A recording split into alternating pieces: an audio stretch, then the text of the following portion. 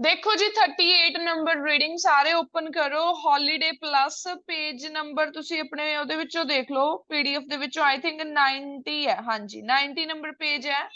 सो ਇਹਦੇ ਵਿੱਚ ਕੀ ਕਿਹਾ ਹੋਇਆ ਉਹਨਾਂ ਨੇ ਤੁਹਾਨੂੰ ਪਹਿਲੇ 3 ਕੁਐਸਚਨਸ ਦਿੱਤੇ ਗਏ ਆ। ਫਸਟ 3 ਕੁਐਸਚਨ ਕਹਿੰਦੇ look at the holidays A B ਔਰ C। A B C ਤੁਹਾਨੂੰ 3 ਹੌਲੀਡੇ ਦਿੱਤੇ ਗਏ ਆ, ਅਲੱਗ-ਅਲੱਗ ਨੇਮ ਨੇ।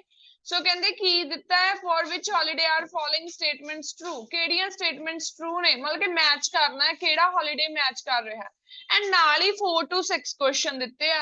4 to 6 ਕੁਐਸਚਨ ਚ ਉਹ ਕਹਿੰਦੇ no more than 3 words। ਹੁਣ ਤੁਸੀਂ ਕਰਤਾ ਇਹਨੂੰ ਲੌਂਗੇ, ਬਟ ਇਹਨੂੰ ਆਪਾਂ ਟਾਈਮ ਸੇਵ ਕਰਕੇ ਕਿਵੇਂ ਕਰ ਸਕਦੇ ਆ। ਹੁਣ ਮੈਨੂੰ ਪਤਾ ਹੈ ਜਦੋਂ ਮੈਂ ਆਪਣੀ ਮੈਚਿੰਗ ਕਰਨੀ ਹੈ, ਮੈਚਿੰਗ ਵਾਲੇ ਕੁਐਸਚਨਸ ਕਰਨੇ ਤਾਂ ਮੈਨੂੰ ਫੁੱਲ ਰੀਡ ਕਰਨਾ ਹੀ ਪੈਣਾ। ਕਿਉਂ ਨਾ ਮੈਂ ਆਪਣੇ 4 to 6 ਕੁਐਸਚਨਸ ਵੀ ਰੀਡ ਕਰ ਲਾਂ। ਪਹਿਲਾਂ ਮੈਂ 4 to 6 ਕੁਐਸਚਨ ਤੇ 1 to 3 ਕੁਐਸਚਨਸ ਨੂੰ ਰੀਡ ਕਰੂੰਗੀ। ਫਸਟ ਕੁਐਸਚਨ ਕਹਿ ਰਿਹਾ this holiday doesn't cater for young children. ਇਹ ਯੰਗ ਚਿਲड्रन्स ਦੇ ਲਈ ਨਹੀਂ ਆ, ਉਹਨਾਂ ਦੀ ਡਿਮਾਂਡ ਨੂੰ ਪੂਰਾ ਨਹੀਂ ਕਰੇਗਾ। ਕੇਟਰ ਦਾ ਮਤਲਬ ਹੁੰਦਾ ਫੁੱਲਫਿਲ ਨਹੀਂ ਕਰੇਗਾ, ਇੱਥੇ ਡਸ ਨਾਟ ਲੱਗ ਗਿਆ, ਇਸ ਕਰਕੇ ਕੇਟਰ ਦਾ ਮਤਲਬ ਵੈਸੇ ਤਾਂ ਰਿਕੁਆਇਰਮੈਂਟਸ ਨੂੰ ਪੂਰਾ ਕਰਨਾ ਹੁੰਦਾ, ਇੱਥੇ ਡਸ ਨਾਟ ਲੱਗਿਆ। ਨੈਕਸਟ ਹੈ this holiday provides a tour at no extra cost. ਕੋਈ ਵੀ ਐਕਸਟਰਾ ਕਾਸਟ ਨਹੀਂ ਹੋਏਗੀ। ਜੇ ਐਕਸਟਰਾ ਕਾਸਟ ਨਹੀਂ ਹੋਗੀ ਜਾਂ ਤਾਂ ਤੁਹਾਨੂੰ ਕਹਿ ਦੇਣਗੇ ਇਨਕਲੂਡਡ ਹੈ, ਜਾਂ ਫਿਰ ਉਹ ਕਹਿ ਦਿੰਦੇ ਆ ਫ੍ਰੀ ਹੈ ਜਾਂ ਨੋ ਚਾਰਜ ਹੈ। ਇਹੀ ਵਰਡਸ ਦੀ ਪੈਰਾਫਰੇਜ਼ਿੰਗ ਹੁੰਦੀ ਹੈ, ਇਸ ਤੋਂ ਬਿਨਾ ਹੋਰ ਕੋਈ ਪੈਰਾਫਰੇਜ਼ਿੰਗ ਨਹੀਂ ਹੁੰਦੀ। ਨੈਕਸਟ ਥਰਡ ਕੁਐਸਚਨ ਹੈ ਕਿ this holiday involves most travel time from the airport. ਇਸ ਹੌਲੀਡੇ ਦੇ ਵਿੱਚ ਕੀ ਹੈ, ਬਹੁਤ ਜ਼ਿਆਦਾ ਟਰੈਵਲ ਟਾਈਮ ਕਹਿੰਦੇ ਕੀ ਹੈ ਇਨਕਲੂਡ ਕੀਤਾ ਗਿਆ। ਹੁਣ ਇਨਕਲੂਡ ਦੇ ਲਈ ਤੁਸੀਂ ਦੇਖਣਾ ਹੈ ਕਿ ਤੁਹਾਨੂੰ ਕੀ ਕੁਝ ਟਾਈਮ ਪੀਰੀਅਡ ਦੇ ਸਕਦੇ ਆ। ਉਹਨਾਂ ਨੇ ਕਿਹਾ ਨਾ ਲੌਂਗ ਲਾਈਕ ਟਰੈਵਲ ਟਾਈਮ ਹੈ, ਮੋਸਟ ਟਰੈਵਲ ਟਾਈਮ ਦੀ ਜਗ੍ਹਾ ਤੁਹਾਨੂੰ ਕੁਝ ਘੰਟੇ ਦੇ ਦਿੱਤੇ ਜਾ ਸਕਦੇ ਆ। ਹੁਣ ਆ ਗਏ 4 to 6 ਕੁਐਸਚਨ। ਫੋਰਥ ਕੁਐਸਚਨ ਕੀ ਹੈ, ਕਹਿੰਦੇ when will one of the holiday locations not be open. ਮਤਲਬ ਕਿ ਕੋਈ ਟਾਈਮ ਪੀਰੀਅਡ ਦੱਸਣਾ ਜਦੋਂ ਇਹ ਹੌਲੀਡੇਜ਼ ਲੋਕੇਸ਼ਨ ਓਪਨ ਨਹੀਂ ਹੋਣਗੀਆਂ। ਉਧਰ ਇੱਧਰ ਓਪਨ ਕਿਹਾ ਹੈ, ਨਾਟ ਵੀ ਓਪਨ ਕਿਹਾ ਤਾਂ ਦੂਸਰੀ ਸਾਈਡ ਕਲੋਜ਼ ਵਰਡ ਮਿਲ ਸਕਦਾ ਹੈ। ਨੈਕਸਟ ਹੈ ਫਿਫਥ ਕੁਐਸਚਨ, ਕਹਿੰਦੇ ਵਿਚ 2 outdoor activities are provided at no extra cost at mountain lodge. So ਕਿਹੜੀਆਂ ਦੋ ਐਕਟੀਵਿਟੀਜ਼ ਨੇ ਜਿਹੜੀਆਂ ਕਹਿੰਦੇ नो एक्स्ट्रा कॉस्ट ਤੇ ਤੁਹਾਨੂੰ ਪ੍ਰੋਵਾਈਡ ਕੀਤੀਆਂ ਜਾਣਗੀਆਂ। ਸੋ नो एक्स्ट्रा कॉस्ट ਦੇ ਲਈ ਅਗੇਨ ਤੁਹਾਨੂੰ ਫ੍ਰੀ ਆਫ ਚਾਰਜ ਕਹਿ ਸਕਦੇ ਆ ਜਾਂ ਇਨਕਲੂਡਡ ਕਹਿ ਸਕਦੇ ਆ ਕਿ ਆਲਰੇਡੀ ਇਨਕਲੂਡਡ ਹੈ। ਆਊਟਡੋਰ ਦੇ ਲਈ ਕੀ ਹੋ ਸਕਦਾ, ਓਪਨ 에ਅਰ ਦੀ ਗੱਲ ਹੋ ਸਕਦੀ ਹੈ। Next last question है 6 कहने what is the fastest way to travel to mountain lodge। so fastest way ਕੀ ਆ, fastest way ਦੇ ਲਈ ਕੋਈ ਲਾਈਕ ਆਏਗਾ ਤਾਂ ਕੋਈ ਟਰਾਂਸਪੋਰਟ, ਬਟ ਹੁਣ ਉਹ ਟਰਾਂਸਪੋਰਟ ਨੂੰ ਉਹਨਾਂ ਨੇ ਕਿੱਦਾਂ ਦਿੱਤਾ ਹੋਇਆ ਉਹ ਆਪਾਂ ਨੂੰ ਦੇਖਣਾ ਪਊਗਾ।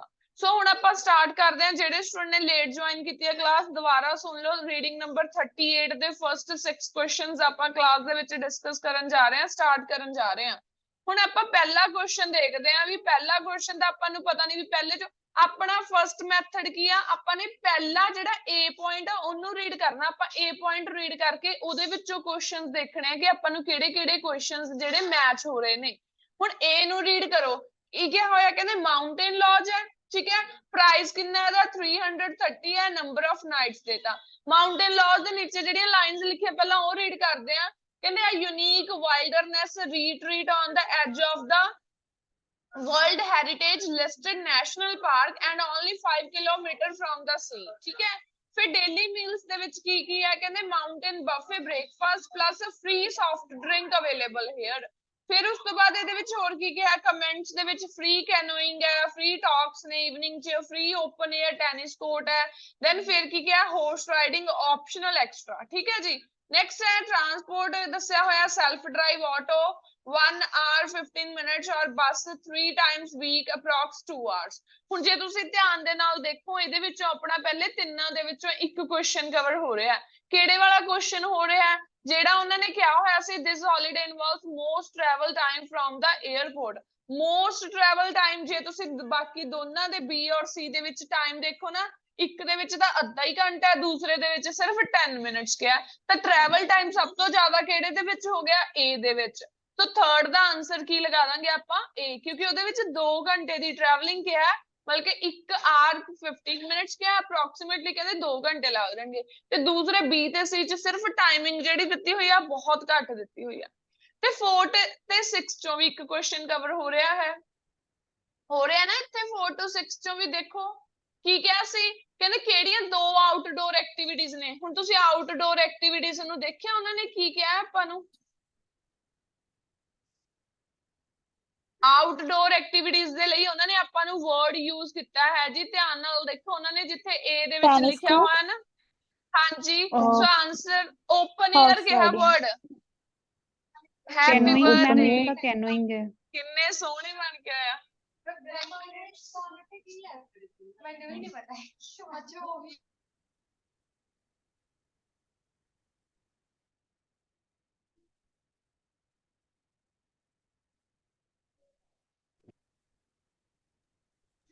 ਸੋ ਠੀਕ ਹੈ ਜੀ, ਉੱਥੇ ਤੁਹਾਨੂੰ ਵਰਡ ਦੇਖੋ ਕੀ ਕਿਹਾ ਹੋਇਆ, ਓਪਨ ਏਅਰ ਕਿਹਾ ਹੋਇਆ। ਠੀਕ ਹੈ, ਓਪਨ ਏਅਰ ਮਤਲਬ ਕਿ ਕੀ ਹੋ ਗਈ, ਆਊਟਡੋਰ ਐਕਟੀਵਿਟੀ ਹੋ ਗਈ। ਸੋ ਆਪਣਾ ਆਂਸਰ ਕੀ ਆ ਜਾਊਗਾ ਜੀ, ਇੱਕ ਫ੍ਰੀ ਕੀ ਦਿੱਤਾ ਜਾ ਰਿਹਾ ਹੈ, ਕੈਨੋਇੰਗ। ਦੂਸਰਾ ਫ੍ਰੀ ਕੀ ਦਿੱਤਾ ਗਿਆ ਤੁਹਾਨੂੰ, ਟੈਨਿਸ। ਸੋ ਆਂਸਰ ਕੀ ਆ ਜਾਊਗਾ, ਕੈਨੋਇੰਗ ਕੌਮਾ ਟੈਨਿਸ, ਜਾਂ ਫਿਰ ਟੈਨਿਸ ਕੌਮਾ ਕੈਨੋਇੰਗ। ਇਹੀ ਦੋ ਫ੍ਰੀ ਡੋਰ ਆਪਾਂ ਨੂੰ ਦਿੱਤੀਆਂ ਹੋਈਆਂ ਨੇ ਐਕਟੀਵਿਟੀਜ਼। ਸੋ ਇਹੀ ਆਪਣਾ ਆਂਸਰ ਆ ਜਾਏਗਾ ਜੀ। ਮੈਮ ਇੱਥੇ ਆਪਾਂ ਐਂਡ ਵਰਡ ਵੀ ਯੂਜ਼ ਕਰ ਸਕਦੇ ਹਾਂ, ਜਿਵੇਂ 3 ਵਰਡਸ ਇੱਥੇ ਹਾਂ ਐਂਡ ਵੀ ਯੂਜ਼ ਕਰ ਸਕਦੇ ਹੋ, ਕੌਮਾ ਪਾ ਕੇ ਵੀ ਲਗਾ ਸਕਦੇ। ਮੈਮ ਇਹਦੇ ਜਿਹੜਾ ਹਾਰਸ ਰਾਈਡਿੰਗ ਆ, ਇਹ ਵੀ ਤਾਂ ਆਊਟਡੋਰ ਹੀ ਹੋਈ। ਉਹਨਾਂ ਨੇ ਐਕਸਟਰਾ ਕਿਹਾ ਨਾ ਬੱਚੇ, ਆਪਸ਼ਨਲ ਹੈ ਪਲੱਸ ਐਕਸਟਰਾ। ਐਕਸਟਰਾ ਦਾ ਮਤਲਬ ਇਹ ਚ ਕੁਛ ਨਾ ਕੁਛ ਪੇ ਕਰਨਾ ਪਊਗਾ ਤੁਹਾਨੂੰ। ਓਕੇ, ਐਂਡ ਫ੍ਰੀ ਟਾਕਸ ਮਤਲਬ ਆਪਾਂ ਨੂੰ ਇਹ ਹੈ ਕਿ ਉਹ ਮਤਲਬ ਸ਼ੋਰ ਹੀ ਨਹੀਂ ਵੀ ਇਨਸਾਈਡ ਆ ਜਾਂ ਆਊਟਸਾਈਡ ਆ। ਆਊਟਸਾਈਡ ਆ, ਹਾਂਜੀ। ਸੋ ਜਿਹੜੀ ਆਪਾਂ ਨੂੰ ਫ੍ਰੀ ਦੇ ਦਿੱਤੀ, ਇੱਕ ਤਾਂ ਟੈਨਿਸ ਕੋਰਟ ਹੈ, ਇੱਕ ਫ੍ਰੀ ਕੈਨੋਇੰਗ ਹੈ। ਇਹ ਦੋ ਦੂਸਰੀਆਂ ਆਪਸ਼ਨਸ ਤਾਂ ਨਹੀਂ ਆਈਆਂ ਕਿਉਂਕਿ ਆਪਾਂ ਆਊਟਡੋਰ ਐਕਟੀਵਿਟੀਜ਼ ਤਾਂ ਕਿਤੇ ਵੀ ਹੋ, ਈਵਨਿੰਗ ਦੇ ਵਿੱਚ ਟਾਕ ਤਾਂ ਐਕਟੀਵਿਟੀ ਚ ਨਹੀਂ ਨਾ ਆਇਆ ਕੋਈ ਵੀ। ਐਕਟੀਵਿਟੀਜ਼ ਦੇ ਵਿੱਚ ਜਾਂ ਤਾਂ ਕੈਨੋਇੰਗ ਆਉਂਦਾ, ਜਾਂ ਟੈਨਿਸ ਆਉਂਦਾ, ਜਾਂ ਫਿਰ ਹਾਰਸ ਰਾਈਡਿੰਗ ਆਉਂਦਾ। ਤਿੰਨ ਚੋਂ ਹੀ ਆਉਂਦੇ, ਟਾਕ ਤਾਂ ਨਹੀਂ, ਕੋਈ ਐਕਟੀਵਿਟੀ ਕਵਰ ਹੀ ਨਹੀਂ ਕਰਦੇ ਆਪਾਂ। ਤਿੰਨਿਆਂ ਚੋਂ ਵਿੱਚੋਂ ਹਾਰਸ ਰਾਈਡਿੰਗ ਉਹਨੇ ਕਹਿ ਹੀ ਦਿੱਤਾ, ਕਹਿੰਦੇ ਉਹ ਕੀ ਹੈ, ਐਕਸਟਰਾ ਹੈ। ਸੋ ਇਸ ਕਰਕੇ ਜਿਹੜਾ ਆਪਣਾ ਆਂਸਰ ਲੱਗ ਗਿਆ ਦੋਨੋਂ, ਕੈਨੋਇੰਗ ਕੌਮਾ ਟੈਨਿਸ। ਹੁਣ ਤੁਸੀਂ ਬੀ ਪੈਰਾਗ੍ਰਾਫ ਤੇ ਮੂਵ ਕਰੋ, ਮਤਲਬ ਕਿ ਜੋ ਬੀ ਦਿੱਤਾ ਹੋਇਆ ਬੀ ਨੂੰ ਰੀਡ ਕਰੋ ਧਿਆਨ ਨਾਲ। ਉਹ ਚੋਂ ਪਹਿਲਾਂ ਆਪਾਂ ਫਸਟ ਥਰਡ ਚੋਂ ਤਿੰਨ ਚੋਂ ਚੂਜ਼ ਕਰਦੇ ਹਾਂ ਵੀ ਕਿਹਦੀ ਗੱਲ ਹੋਈ ਆ। ਸੋ ਉਹਨਾਂ ਨੇ ਕੀ ਕਿਹਾ ਹੈ, sorry, a true coral island right on the great barrier reef, swim straight from the beach. ਫਿਰ ਕਾਸਟ ਦੱਸਦੀ ਹੈ ਜੀ ਇੰਨੀ ਹੈ, ਨੰਬਰ ਆਫ ਨਾਈਟਸ 4 ਨੇ, hot breakfast plus beach picnic lunch plus set 4-course dinner, refurbishment resort will close for May। ਇਹ question cover ਹੋ ਗਿਆ ਆਪਣਾ ਇੱਕ ਇੱਥੇ। ਜਿਹੜਾ ਉਹਨਾਂ ਨੇ ਕਿਹਾ ਸੀ ਨਾਟ ਓਪਨ, ਇੱਥੇ ਕਹਿੰਦੇ ਕਲੋਜ਼ ਕਦੋਂ ਹੋਊਗਾ, ਮੇ ਦੇ ਲਈ। ਕਹਿੰਦੇ free mini bus trip around island, half an hour by mini bus. ਹੁਣ ਪਹਿਲਾਂ ਤਾਂ ਸਭ ਤੋਂ ਪਹਿਲਾਂ ਆਪਣਾ ਕਿਹੜਾ ਕੁਐਸਚਨ ਕਵਰ ਹੋਇਆ, ਕੁਐਸਚਨ ਨੰਬਰ 4। ਕਹਿੰਦੇ when will one of the holiday locations not be open।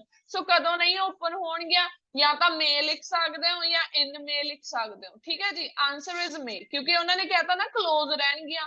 ਤੇ ਇੱਕ ਹੁਣ ਆਪਣਾ ਹੋਰ ਕੁਐਸਚਨ ਵੀ ਕਵਰ ਹੋਇਆ, ਕਿਹੜਾ ਹੋਇਆ, ਜਿੱਤੇ ਲਿਖਿਆ ਹੋਇਆ ਕਹਿੰਦੇ this holiday provides a tour at no extra cost. ਇਹ ਕਿਵੇਂ ਪਤਾ ਲੱਗਿਆ, ਕਿਉਂਕਿ ਉਹਨਾਂ ਨੇ ਆਪਾਂ ਨੂੰ ਲਿਖਿਆ ਫ੍ਰੀ ਮਿਨੀ ਬੱਸ ਟ੍ਰਿਪ ਹੈ। ਸੋ ਆਪਾਂ ਟੂਰ ਹੀ ਦੇਖਣਾ ਸੀਗਾ। ਸੋ ਟੂਰ ਦੀ ਗੱਲ ਕਿੱਥੇ ਹੋਈ ਹੋਈ ਆ, ਉਹਨਾਂ ਨੇ ਕਹਿਤਾ ਵੀ ਕੋਈ ਵੀ ਐਕਸਟਰਾ ਕਾਸਟ ਤੁਹਾਨੂੰ ਨਹੀਂ ਦੇਣੀ ਪਊਗੀ। ਸੋ ਜਿਹੜੀ ਫ੍ਰੀ ਮਿਨੀ ਬੱਸ ਦਾ ਮਤਲਬ ਇਹ ਆ ਵੀ ਜਿਹੜੀ ਇਹ ਬੱਸ ਆ ਤੁਹਾਨੂੰ ਫ੍ਰੀ ਦੇ ਵਿੱਚ ਹੋਏਗੀ, ਕੋਈ ਤੁਹਾਨੂੰ ਐਕਸਟਰਾ ਕਾਸਟ ਨਹੀਂ ਲੱਗੇਗੀ।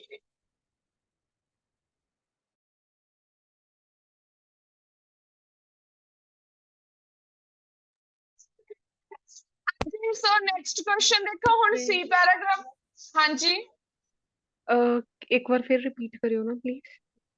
ਬੀ ਕੁਐਸਚਨ, ਸੈਕੰਡ ਕੁਐਸਚਨ ਨਹੀਂ ਸਮਝ ਆਇਆ। 5 ਦੱਸਿਆ ਲਾਸਟ ਹੁਣ, ਜਿਹੜਾ at no extra cost at mountain lodge। ਨਹੀਂ, ਇੱਕ ਤਾਂ ਮੈਂ ਸੈਕੰਡ ਕੁਐਸਚਨ ਕਵਰ ਕੀਤਾ, ਇੱਕ ਮੈਂ ਕੁਐਸਚਨ ਨੰਬਰ ਕੀਤਾ ਜੀ ਕਵਰ ਇਹਦੇ ਵਿੱਚੋਂ 4 provides a tour at no extra cost because of free minibus trip ਹਾਂਜੀ around ਫ੍ਰੀ, the ਹਾਂਜੀ ਸਰ। ਠੀਕ ਹੈ ਜੀ, ਸੋ ਨੈਕਸਟ ਇੱਕ 2 ਦੇਖੋ। ਕੀਤਾ, ਹੋਰ ਆਪਾਂ ਇੱਕ ਬਸ 4 ਕੀਤਾ ਨਾ ਹਲੇ। ਹਾਂ ਸੈਕੰਡ ਤੇ 4 ਕੀਤਾ। ਠੀਕ ਹੈ ਜੀ, ਠੀਕ ਹੈ। ਹੁਣ ਆਪਾਂ ਦੇਖੋ ਜੀ ਨੈਕਸਟ ਦੇਖਦੇ ਹਾਂ। ਓਕੇ,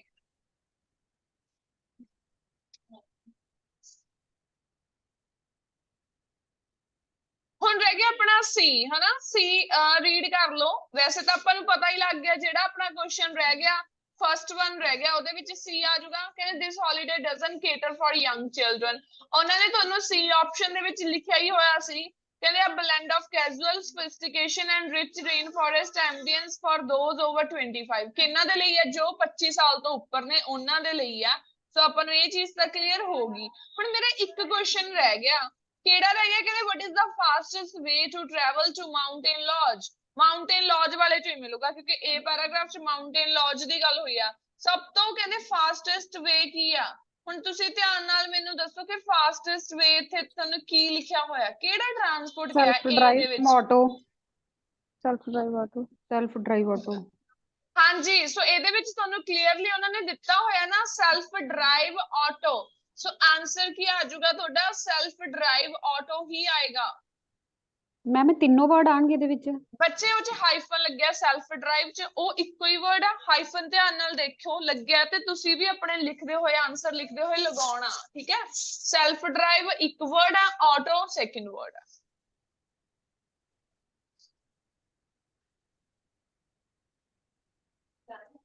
क्लियर है जी? फर्स्ट 6 क्वेश्चन किसी भी बच्चे का कोई भी डाउट है तो दसो। नेक्स्ट मूव करिए। नेक्स्ट देखो हुण अपने क्वेश्चंस नु मैं करवा रही हूं अज रीडिंग, तो अपने नाल दी नाल डाउट देखो। जदों भी हुण मैचिंग वाले क्वेश्चंस हुंदे आ, तुसीं की करना है, मैचिंग वाले क्वेश्चन दे लई आपां पैराग्राफ लाइन वाइज रीड करना ते आंसर लाइन वाइज नहीं मिलदे हुंदे। हां जी हरप्रीत दसो। 3 ਦਾ ਆਨਸਰ ਕੀ ਸੀਗਾ? 3 ਦਾ ਆਨਸਰ ਸੀਗਾ ਜੀ ਤੁਹਾਡਾ, ਤੁਸੀਂ ਲਗਾਇਆ ਹੈ, ਚੂਜ਼ ਕੀਤਾ ਹੈ A। ਪਹਿਲਾਂ ਹੀ ਹੋ ਗਿਆ ਨਾ? Okay, third actually one ma'am तो आप ਕੀਤਾ ਸੀ, ਇਸ ਲਈ ਹਾਲੇ ਤਾਂ ਮੈਂ ਸੁਣਿਆ ਨਹੀਂ ਸੀਗਾ। ओके, थर्ड वन पहला ही हो गया ना। ए पैराग्राफ जो हो गया वो सब तो ज्यादा टाइम की गल हुई सी 2 घंटे, ते बी ते सी च तो आधे घंटे ते 15 मिनट की गल हुई सी। सो इस करके ओदा आंसर यही हो गया, वो सब तो पहला ही आंसर मिल गया सी थर्ड वाला। सो हुण नेक्स्ट मूव करते हैं जी 7 to 14 क्वेश्चन। देखो 7 to 14 क्वेश्चंस किदां करने ने, ਇਹਦੇ ਲਈ ਤੁਹਾਨੂੰ ਦਿੱਤਾ ਹੋਇਆ ਪੈਰਾਗ੍ਰਾਫ ਸਿਡਨੀ ਟਰੈਵਲ ਕਾਲਜ ਵਾਲਾ। 7 to 14 क्वेश्चन ਦੇ ਵਿੱਚ ਤੁਹਾਨੂੰ 4 ਆਪਸ਼ਨਸ ਦਿੱਤੀਆਂ ਨੇ A B C D। A answer ਕਹਿੰਦੇ ਉਦੋਂ ਲਗਾਉਣਾ ਜਦੋਂ ਗਵਰਨਮੈਂਟ ਅਰੇਂਜਮੈਂਟ ਕਰੇਗੀ, B ਆਨਸਰ ਉਦੋਂ ਲਗਾਉਣਾ ਜਦੋਂ ਮਲਟੀਪਲਾਨ ਪਾਲਿਸੀ ਦੀ ਗੱਲ ਹੋਏਗੀ, C ਜਦੋਂ ਮਲਟੀਪਲਾਨ ਪਾਲਿਸੀ ਕਵਰ ਨਹੀਂ ਕਰੂਗੀ, D ਜਦੋਂ ਸਮ ਸਿਚੁਏਸ਼ਨਸ ਦੇ ਵਿੱਚ ਕਵਰ ਕੀਤਾ ਜਾਊਗਾ। ठीक है जी। सो 4 ऑप्शंस ने, ए उदों जदों गवर्नमेंट, बी उदों जदों मल्टीप्लान, सी जदों मल्टीप्लान नहीं करूगी, एंड डी जदों कुछ सम सिचुएशंस कवर होणगियां। हुण ए भी अगेन आपां क्वेश्चंस रीड कर लैंदे आ, क्योंकि आपां नूं इहदे विच की देखना पਊਗਾ कि कित्थे गवर्नमेंट दी गल हो रही है, कित्थे मल्टीप्लान दी गल हो रही है, ते कुछ सिचुएशंस कित्थे दित्तियां गईयां ने। सो 7th क्वेश्चन देखदे आ, कहंदे आ student travelling overseas suddenly needs hospital treatment। Student travelling ਜਿਹੜੇ ਬੱਚੇ ਓਵਰਸੀਜ਼ ਟਰੈਵਲ ਕਰਦੇ ਆ, ਕਹਿੰਦੇ ਅਚਾਨਕ ਉਹਨਾਂ ਨੂੰ ਕਿਸ ਚੀਜ਼ ਦੀ ਜ਼ਰੂਰਤ ਪੈ ਸਕਦੀ ਆ? ਹਸਪੀਟਲ ਟ੍ਰੀਟਮੈਂਟ ਦੀ। ਸੋ ਹੁਣ ਆਪਾਂ ਨੂੰ ਦੇਖਣਾ ਪਊਗਾ ਕਿ ਇਹਦੀ ਗੱਲ ਕਿੱਥੇ ਹੋਈ ਆ। ਇਸੇ ਤਰ੍ਹਾਂ ਆਪਾਂ ਦੇਖਦੇ ਹਾਂ ਜੀ ਸਟੂਡੈਂਟ ਕੰਸਲਟਸ ਆ ਡਾਕਟਰ ਰਿਗਾਰਡਿੰਗ ਅ ਮਾਈਨਰ ਪ੍ਰੋਬਲਮ ਵਾਈਲ ਅਬਰੋਡ। ਸੋ ਜੇ ਕਹਿੰਦੇ ਕੋਈ ਛੋਟੀ ਜੀ ਪ੍ਰੋਬਲਮ ਹੁੰਦੀ ਹੈ ਜਦੋਂ ਉਹ ਅਬਰੋਡ ਚ ਹੈ, ਤਾਂ ਉਹ ਕੰਸਲਟ ਕਰ ਸਕਦਾ ਡਾਕਟਰ ਦੇ ਨਾਲ। ਦੈਨ ਉਸ ਤੋਂ ਬਾਅਦ ਆਪਾਂ ਦੇਖਦੇ ਹਾਂ ਜੀ ਆਪਣਾ ਕੁਐਸਚਨ ਨੰਬਰ, ਜਿਹਦੇ ਵਿੱਚ ਗੱਲ ਕੀਤੀ ਹੋਈ ਹੈ student a parent goes overseas to bring an injured or sick student to Australia। ਬੱਚੇ ਨੂੰ ਆਪਣੇ ਨੂੰ ਕੀ ਕਰ ਸਕਦੇ ਨੇ? ਲੈ ਕੇ ਆ ਸਕਦੇ ਨੇ ਇੱਥੇ। Next ਹੈ 10th a student is treated overseas for an illness he or she had before leaving Australia। So ਕੋਈ illness ਹੋਣੀ like ਆਸਟ੍ਰੇਲੀਆ ਛੱਡਣ ਤੋਂ ਪਹਿਲਾਂ। ਹੁਣ ਨੈਕਸਟ ਕੁਐਸਚਨ ਰੀਡ ਕਰਦੇ ਆ ਜੀ। ਆਪਣਾ ਕੁਐਸਚਨ ਕੀ ਦਿੱਤਾ ਹੋਇਆ? ਕਹਿੰਦੇ a student who requires medical treatment has lost his or her travel insurance card। ਜਿਹੜਾ ਸਟੂਡੈਂਟ ਹੈ ਜਿਹਨੂੰ ਕਹਿੰਦੇ ਮੈਡੀਕਲ ਦੀ ਜ਼ਰੂਰਤ ਹੈ, ਬਟ ਕੀ ਹੈ ਜੀ ਉਹਦਾ ਜਿਹੜਾ ਟਰੈਵਲ ਇੰਸ਼ੋਰੈਂਸ ਕਾਰਡ ਹੈ ਉਹ ਗੁੰਮ ਚੁੱਕਿਆ, ਲੋਸਟ ਹੋ ਚੁੱਕਿਆ। ਨੈਕਸਟ ਕੁਐਸਚਨ ਦਿੱਤਾ students study books are lost. Students ਦੀਆਂ ਪੜ੍ਹਨ ਵਾਲੀਆਂ ਜਿਹੜੀਆਂ ਸਟੱਡੀ ਬੁੱਕਸ ਨੇ ਉਹ ਕਹਿੰਦੇ ਕੀ ਹੋ ਜਾਣ? ਲੋਸਟ ਹੋ ਚੁੱਕੀਆਂ ਨੇ, ਗੁੰਮ ਹੋ ਚੁੱਕੀਆਂ ਨੇ। ਨੈਕਸਟ ਹੈ ਆ ਸਟੂਡੈਂਟਸ ਲੈਪਟਾਪ ਇਜ਼ ਸਟੋਲਨ। ਚੋਰੀ ਦੀ ਗੱਲ ਹੋਈ ਆ, ਠੀਕ ਹੈ, ਥੈਫਟ ਦੀ ਗੱਲ ਹੋ ਸਕਦੀ ਆ। Next question is student changes his or her mind about plans to study and decides not to take the booked flight। So ਜਦੋਂ ਕਹਿੰਦੇ ਸਟੂਡੈਂਟ ਆਪਣੇ ਮਾਈਂਡ ਨੂੰ ਚੇਂਜ ਕਰ ਲਵੇ ਵੀ ਉਹਨੇ ਆ ਜਿਹੜੀ ਬੁੱਕਡ ਫਲਾਈਟ ਹੈ ਉਸ ਤੇ ਨਹੀਂ ਜਾਣਾ, ਉਹਨੂੰ ਟੇਕ ਨਹੀਂ ਕਰਨੀ। ਠੀਕ ਹੈ ਜੀ। ਸੋ ਇਸ ਦਾ ਧਿਆਨ ਰੱਖਣਾ ਹੈ। ਰੀਡਿੰਗ ਨੰਬਰ 38 7 to 14 ਕੁਐਸਚਨ ਚੱਲ ਰਹੇ ਨੇ, ਜੋ ਲੇਟ ਸਟੂਡੈਂਟ ਜੁਆਇਨ ਹੋਏ ਨੇ ਸੋ ਧਿਆਨ ਨਾਲ ਸੁਣ ਲਓ। Reading number 38 question number 7 to 14। ਸੋ ਹੁਣ ਦੇਖਦੇ ਹਾਂ ਜੀ ਆਪਾਂ ਫਸਟ ਕੁਐਸਚਨ ਦੇਖਦੇ ਹਾਂ। ਜਿਵੇਂ ਹੁਣ ਆਪਾਂ ਨੂੰ ਪਹਿਲਾ ਪੁਆਇੰਟ ਮਿਲਿਆ ਹੋਇਆ ਹੈ ਮੈਡੀਕਲ ਦਾ, ਆਪਾਂ ਮੈਡੀਕਲ ਨੂੰ ਹੀ ਰੀਡ ਕਰਦੇ ਹਾਂ। ਦੇਖੋ ਮੈਡੀਕਲ ਦੇ ਵਿੱਚ ਕੀ ਗੱਲ ਹੋਈ ਆ, ਧਿਆਨ ਨਾਲ। ਮੈਡੀਕਲ ਦੀ ਪਹਿਲੀ ਲਾਈਨ ਕਹਿ ਰਹੀ ਹੈ, ਕਹਿੰਦੇ Australia has reciprocal medical arrangements with the governments of the 8 nations you will be visiting. This arrangements will cover all emergency hospital treatment. ਸੋ ਇਹਨਾਂ ਨੇ ਕੀ ਕਿਹਾ, ਸਾਰੇ ਹੀ ਐਮਰਜੈਂਸੀ ਟ੍ਰੀਟਮੈਂਟ ਨੂੰ ਕਵਰ ਕਰੇਗੀ। ਜੇ ਤੁਸੀਂ ਕੁਐਸਚਨ ਧਿਆਨ ਨਾਲ ਦੇਖੋ 7th ਹੀ ਰੀਡ ਕੀਤਾ ਸੀ, ਉਹਦੇ ਵਿੱਚ ਕੀ ਗੱਲ ਕੀਤੀ ਸੀ, ਕਹਿੰਦੇ ਸਡਨਲੀ ਨੀਡਸ ਹਸਪੀਟਲ ਟ੍ਰੀਟਮੈਂਟ, ਜਦੋਂ ਸਡਨਲੀ ਹੀ ਜ਼ਰੂਰਤ ਪੈ ਜਾਵੇ ਸੋ ਇਹਨੂੰ ਕੌਣ ਕਵਰ ਕਰੇਗਾ, ਗਵਰਨਮੈਂਟ। ਫਿਰ ਦੈਨ 7th ਦਾ ਆਨਸਰ ਕੀ ਲਗਾਓਗੇ ਜੀ, A1 ਇਹੀ ਆਏਗਾ ਨਾ, ਹਾਂਜੀ, covered by government arrangement, so answer is A। ਹੁਣ ਇਸੇ ਤਰ੍ਹਾਂ ਆਪਾਂ ਰੀਡ ਕਰਦੇ ਹਾਂ ਅੱਗੇ ਮੈਡੀਕਲ ਦੀ ਅਗਲੀ ਹੀ ਲਾਈਨ ਜਿੱਥੇ ਲਿਖਿਆ ਹੋਇਆ ਹਾਊਐਵਰ, ਕਹਿੰਦੇ students will have to take out insurance such as multi-plan to cover the cost of all visit to doctor and other non-emergency medical situations। ਹੁਣ ਇੱਥੋਂ ਇੱਕ ਆਪਣਾ ਕੁਐਸਚਨ ਕਵਰ ਹੋਇਆ, ਨਾਨ ਐਮਰਜੈਂਸੀ ਦਾ ਮਤਲਬ ਵੀ ਕੋਈ ਮਾਈਨਰ ਜੀ ਪ੍ਰੋਬਲਮ ਹੋਊਗੀ। ਜੇ ਮਾਈਨਰ ਜੀ ਪ੍ਰੋਬਲਮ ਹੋਊਗੀ ਦੈਨ ਕੌਣ ਕਵਰ ਕਰ ਰਿਹਾ ਹੈ, ਮਲਟੀ ਪਲਾਨ ਪਾਲਿਸੀ। ਸੋ ਮਲਟੀ ਪਲਾਨ ਪਾਲਿਸੀ ਦੇ ਲਈ ਫਿਰ ਆਪਾਂ 8th ਦਾ ਆਨਸਰ ਕੀ ਚੂਜ਼ ਕਰਾਂਗੇ ਜੀ, B। ਇਹ ਮੋਸਟਲੀ ਸੀਕੁਐਂਸ ਵਾਈਜ਼ ਹੀ ਮਿਲ ਜਾਂਦੇ ਹੁੰਦੇ ਆ। ਸੋ ਆਨਸਰ ਕੀ ਆ ਗਿਆ 8th ਦਾ B, ਕਿਉਂਕਿ multi plan policy minor problem ਹੋਗੀ, non emergency medical situation.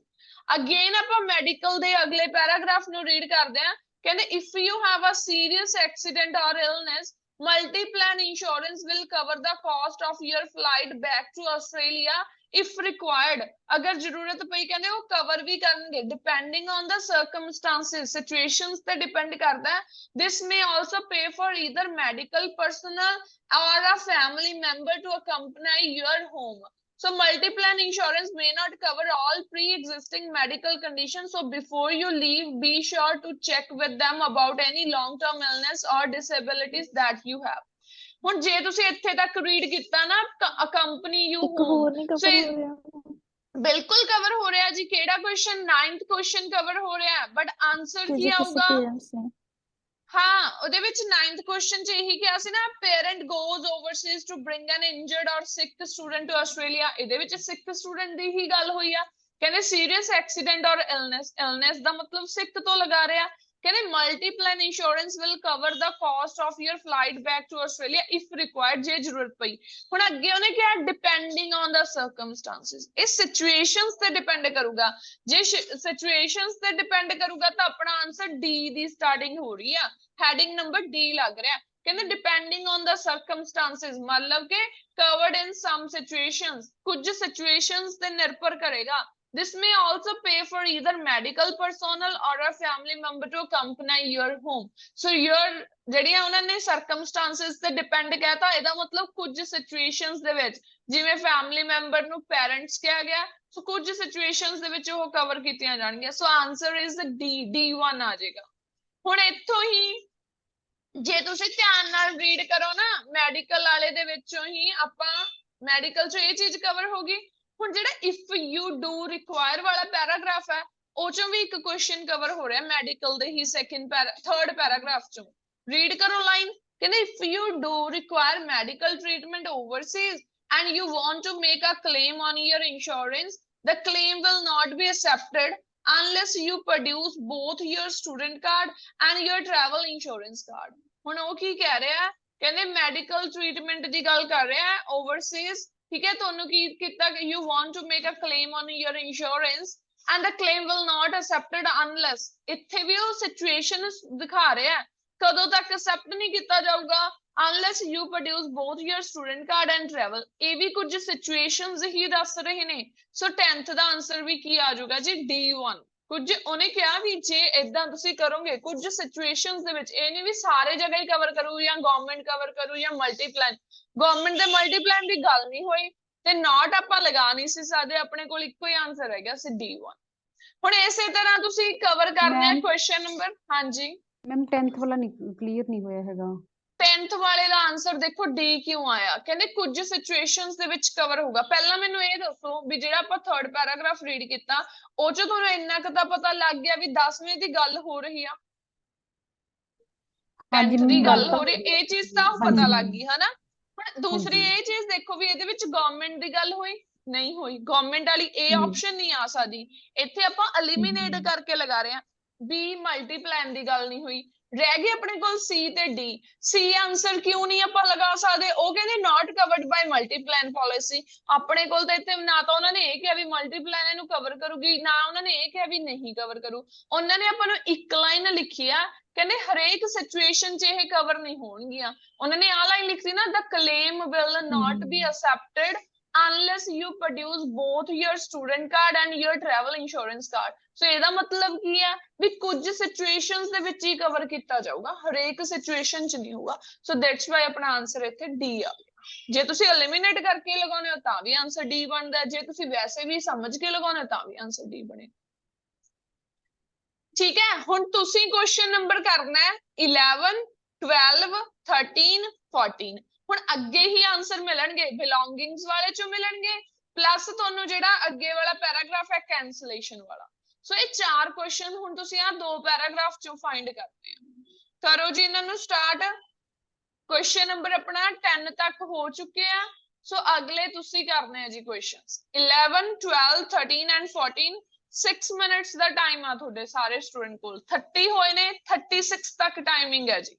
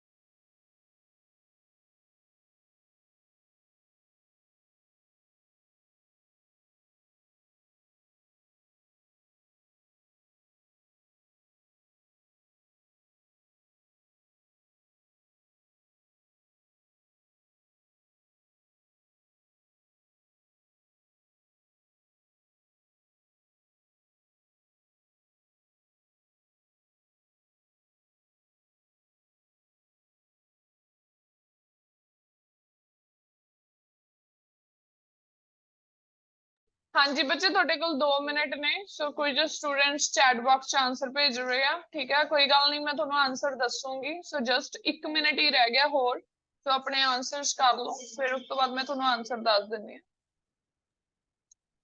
Hello ਹਾਂਜੀ ਗੌਰਵ ਮੈਡਮ ਇੱਕ ਡਾਊਟ ਹੈ ਜੀ ਤੇ ਹਾਂਜੀ ਇਹਦੇ ਵਿੱਚ ਜਿਹੜੇ ਉਹਨਾਂ ਨੇ A B C D option ਦਿੱਤੇ ਹੋਏ ਨੇ 4 ਹਾਂਜੀ ਤੇ ਬਟ ਇਹਦੇ ਵਿੱਚ ਜਿਹੜੇ ਪਹਿਰੇ ਨੇ ਉਹ 3 ਨੇ ਜਿੱਦਾਂ ਮੈਡੀਕਲ ਹੋ ਗਿਆ ਬਿਲੋਂਗਿੰਗ ਹੋ ਗਿਆ ਹਾਂਜੀ ਆਪਾਂ ਉਹਦੇ ਵਿੱਚੋਂ ਨਹੀਂ ਨਾ ਆਨਸਰ ਲਗਾਉਣਾ ਹੁਣ ਆਪਣਾ ਤਾਂ ਇੱਕ ਪੈਰਾਗ੍ਰਾਫ 'ਚ ਕਿੰਨੇ ਕੁਐਸਚਨ ਕਵਰ ਹੋ ਗਏ ਤਾਂ ਵੱਧ ਵੀ ਕਵਰ ਹੋ ਸਕਦੇ ਆ ਉਹ ਤਾਂ ਤੁਸੀਂ ਇਹ ਚੀਜ਼ ਦੇਖੋ ਕਿਉਂਕਿ ਜਿਹੜਾ ਤੁਹਾਡਾ ਬਿਲੋਂਗਿੰਗ ਵਾਲਾ ਪੈਰਾਗ੍ਰਾਫ ਹੈ ਨਾ ਬਿਲੋਂਗਿੰਗ ਵਾਲੇ ਪੈਰਾਗ੍ਰਾਫ ਚੋਂ ਤੁਹਾਡੇ ਕਵਰ ਹੋ ਜਾਣਗੇ ਜਿਹੜਾ ਨਹੀਂ ਕਵਰ ਹੋ ਰਿਹਾ ਹੋਊਗਾ ਉਹਦੇ ਲਈ ਤੁਹਾਡੇ ਕੋਲ ਡੀ ਆਨਸਰ ਹੈ ਤੇ ਸੀ ਵੀ ਤਾਂ ਹੈਗਾ ਫਿਰ ਉਹ ਸੀ ਆ ਜਾਊਗਾ ਜਿਹੜਾ ਕੋਈ ਕਵਰ ਨਹੀਂ ਕਰ ਰਿਹਾ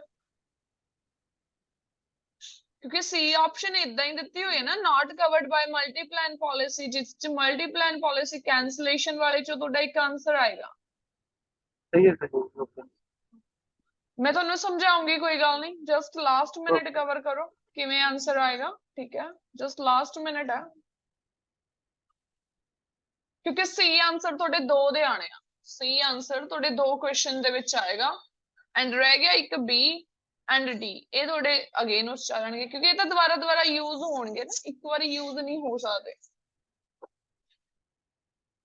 ਓਕੇ ਜੀ ਆਨਸਰ ਚੈੱਕ ਕਰ ਲੈਣੇ ਆ ਠੀਕ ਹੈ ਸੋ ਜਿਹੜੇ ਤੁਹਾਡੇ ਡਾਊਟਸ ਹੋਏ ਫਿਰ ਤੁਸੀਂ ਪੁੱਛੋ ਸਟੂਡੈਂਟ ਨੇ 11 ਦਾ ਸੀ ਭੇਜਿਆ ਸੀ answer is correct 11th question ਕੀ ਹੈ ਕਹਿੰਦੇ ਆ student who requires medical treatment has lost his or her travel insurance card belonging ਵਾਲੇ ਪੈਰਾਗ੍ਰਾਫ ਚ ਆ ਜਾਓ ਉਹਨੇ ਕੀ ਲਿਖਿਆ ਸੀ ਕਹਿੰਦੇ this covers any loss or theft ਦਾ ਮਤਲਬ ਕੀ ਹੋ ਗਿਆ ਜੀ ਉਹਨਾਂ ਦਾ ਕੋਈ ਚੀਜ਼ ਲਾਸ ਹੋ ਗਈ ਹੋਵੇ ਜਾਂ ਕਹਿੰਦੇ ਚੋਰੀ ਹੋ ਗਈ ਹੋਵੇ of your everyday belonging ਹੁਣ everyday belongings ਦੇ ਵਿੱਚ ਉਹਨੇ ਅੱਗੇ ਐਗਜ਼ਾਮਪਲ ਦਿੱਤੀ ਸੀ ਫॉर ਐਗਜ਼ਾਮਪਲ ਕਹਿੰਦੇ ਇੰਸ਼ੋਰੈਂਸ ਕੀ ਕਵਰ ਕਰੂਗੀ present value of item that are stolen provided that you have purchased receipts for every item if no receipts no payments can be made replacement value of your briefcase or backpack and study books next ਸੀਗਾ portable computers and CD players if you specifically list them as item in the policy so ਆਪਾਂ ਨੂੰ ਇਹਦੇ ਵਿੱਚ ਕਿਤੇ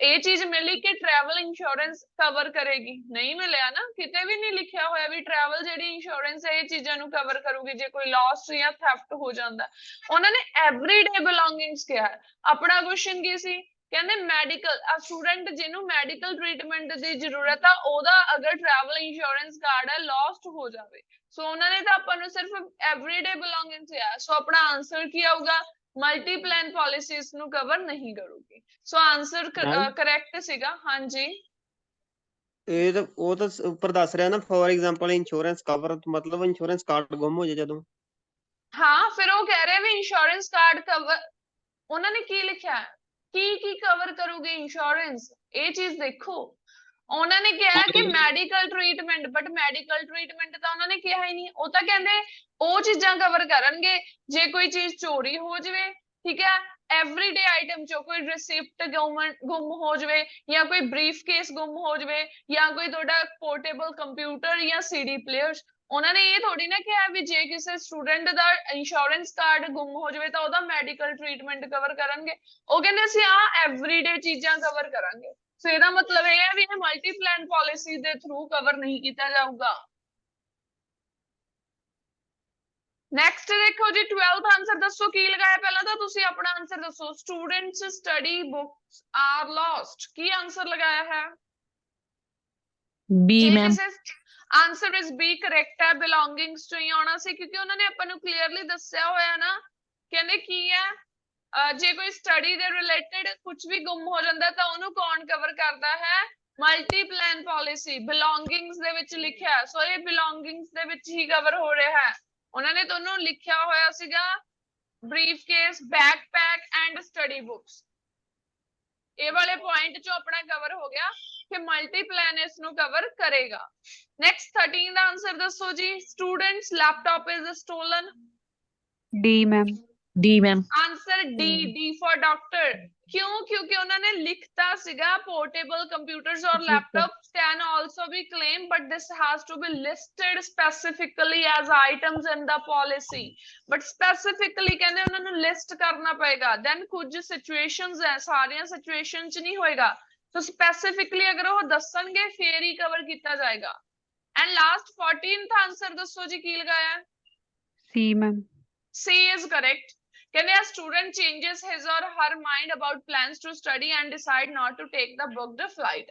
so ਇਹ cancellation ਵਾਲੇ paragraph ਚ ਸੀ ਜਿੱਥੇ ਉਹਨਾਂ ਨੇ ਲਿਖਿਆ ਹੋਇਆ ਸੀ ਕਹਿੰਦੇ this insurance covers any non-refundable deposit and other costs you have paid if you have to cancel due to unforeseen or unforeseeable circumstances outside your control। ਜੋ ਤੁਹਾਡੇ ਕੰਟਰੋਲ ਤੋਂ ਬਾਹਰ ਹੋ ਜਾਣ।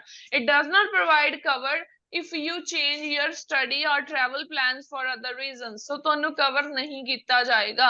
not cover ਲਿਖਿਆ ਸੀ, so not cover ਦਾ ਮਤਲਬ ਇਹੀ ਸੀ not covered by the multi plan policy। ਜੇ ਤੁਹਾਡਾ mind change ਹੋ ਜਾਂਦਾ ਹੈ ਵੀ ਤੁਸੀਂ ਆਹ ਚੀਜ਼ ਨਹੀਂ ਕਰਨੀ other reasons ਦੇ ਕਾਰਨ ਤਾਂ ਤੁਹਾਨੂੰ cover ਨਹੀਂ ਕੀਤਾ ਜਾਊ। so answer is C। ਸਾਰੇ ਹੀ sequence wise question ਮਿਲ ਗਏ ਸੀ ਤੁਹਾਨੂੰ। ये डी है कि question number 10 10th answer ਹਾਂਜੀ answer is covered C 10th। Ma'am D नहीं है? 10th is C है जी C sorry D है जी 10th answer is D for doctor। Okay okay ਹਾਂਜੀ ਸੋ ਹੁਣ ਆਪਾਂ next questions ਤੇ move ਕਰਦੇ ਹਾਂ। next questions ਦੇਖਦੇ ਹਾਂ। ਸੋ ਦੇਖੋ ਜੀ ਅਗਲੇ ਵਾਲੇ question type ਕਿਹੜੀ ਦਿੱਤੀ ਹੋਈ ਆ ਤੁਹਾਨੂੰ। next question type ਹੈਗੀ ਹੈ ਤੁਹਾਡੇ ਕੋਲ 15 to 20 no more than 2 words ਦੇ ਵਿੱਚ। ਇਹ ਹੈਗਾ ਕਿੰਚੀ software security guidelines for staff। good morning।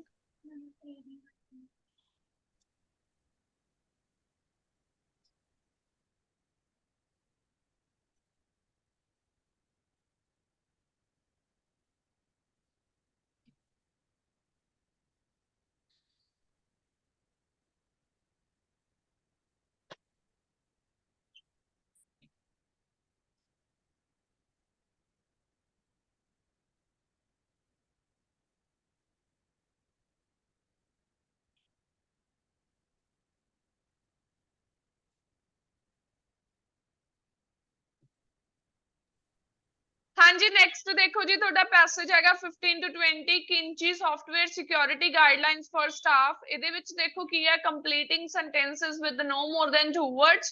ਸੋ ਤੁਸੀਂ ਫਿਲਅਪਸ ਨੂੰ ਫਿਲ ਕਰਨਾ। ਫਿਲਅਪਸ ਦੇ ਲਈ ਵੀ ਕੀ ਹੁੰਦਾ ਸੇਮ ਤੁਹਾਨੂੰ ਲਾਈਨ ਵਾਈਜ਼ ਆਨਸਰ ਹੀ ਮਿਲਣਗੇ। ਪਹਿਲੀ ਫਿਲਅਪ ਨੂੰ ਰੀਡ ਕਰੋ ਕਹਿੰਦੇ if you see anything suspicious ਕੁਝ ਵੀ ਦੇਖਣ ਨੂੰ ਮਿਲਦਾ ਹੈ ਜੋ ਤੁਸੀਂ used to ਨਹੀਂ ਹੈਗੇ ਕੁਝ ਅਲੱਗ ਦੇਖਣ ਨੂੰ ਮਿਲੇ ਕਹਿੰਦੇ you should report it to a dash employee। ਸੋ ਤੁਹਾਨੂੰ ਕਿਹੜੇ EMPLOYEE ਨੂੰ ਕਹਿੰਦੇ ਰਿਪੋਰਟ ਕਰਨਾ ਚਾਹੀਦਾ ਹੈ। ਸੋ EMPLOYEE ਦੀ ਜਗ੍ਹਾ ਤੁਹਾਨੂੰ ਕੀ ਹੋ ਸਕਦਾ ਹੈ ਸਟਾਫ ਦੀ ਗੱਲ ਕਰ ਸਕਦੇ ਆ member of staff the worker ਦੀ ਗੱਲ ਹੋ ਸਕਦੀ ਹੈ। ਇਨਫੋਰਮ ਰਿਪੋਰਟ ਦੀ ਜਗ੍ਹਾ ਤੇ ਇਨਫੋਰਮ ਵਰਡ ਮਿਲ ਸਕਦਾ ਹੈ।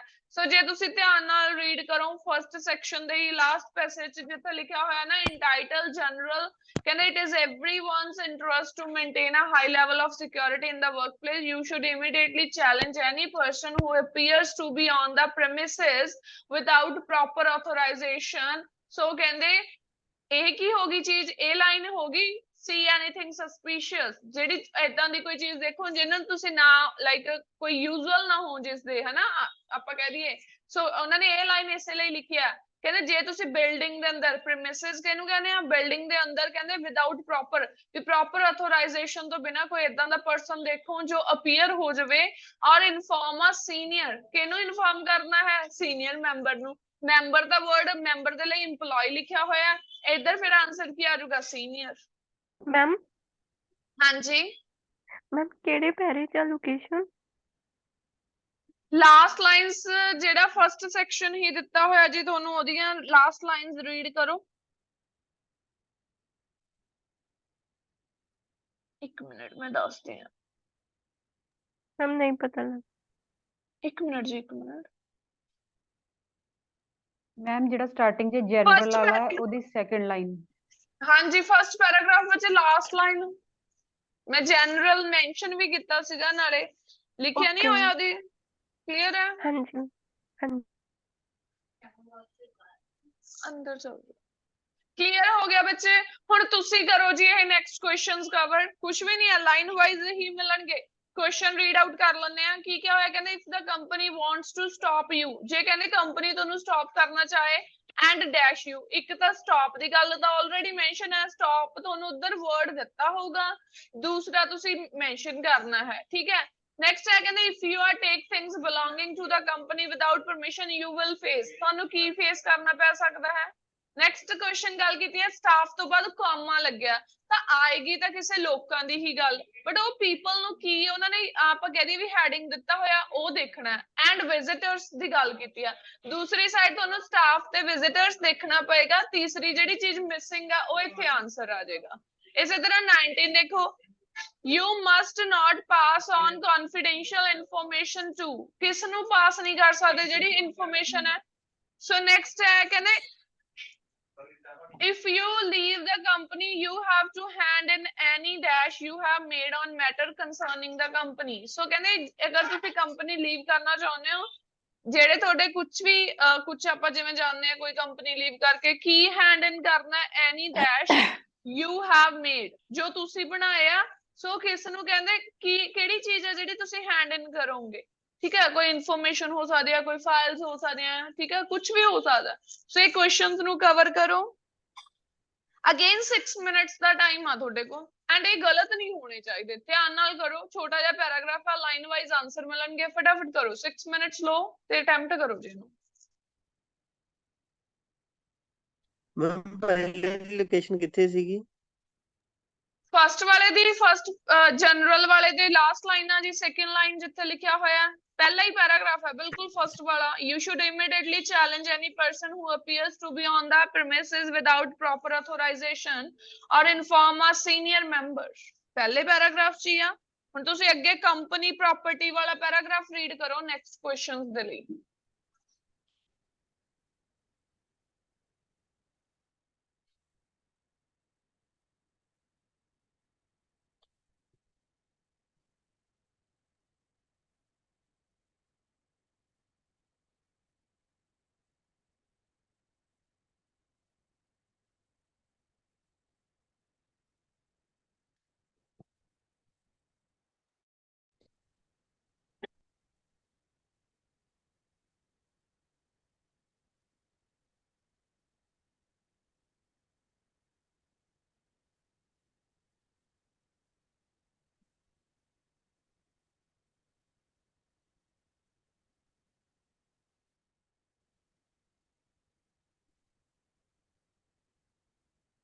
मैम कर लियो।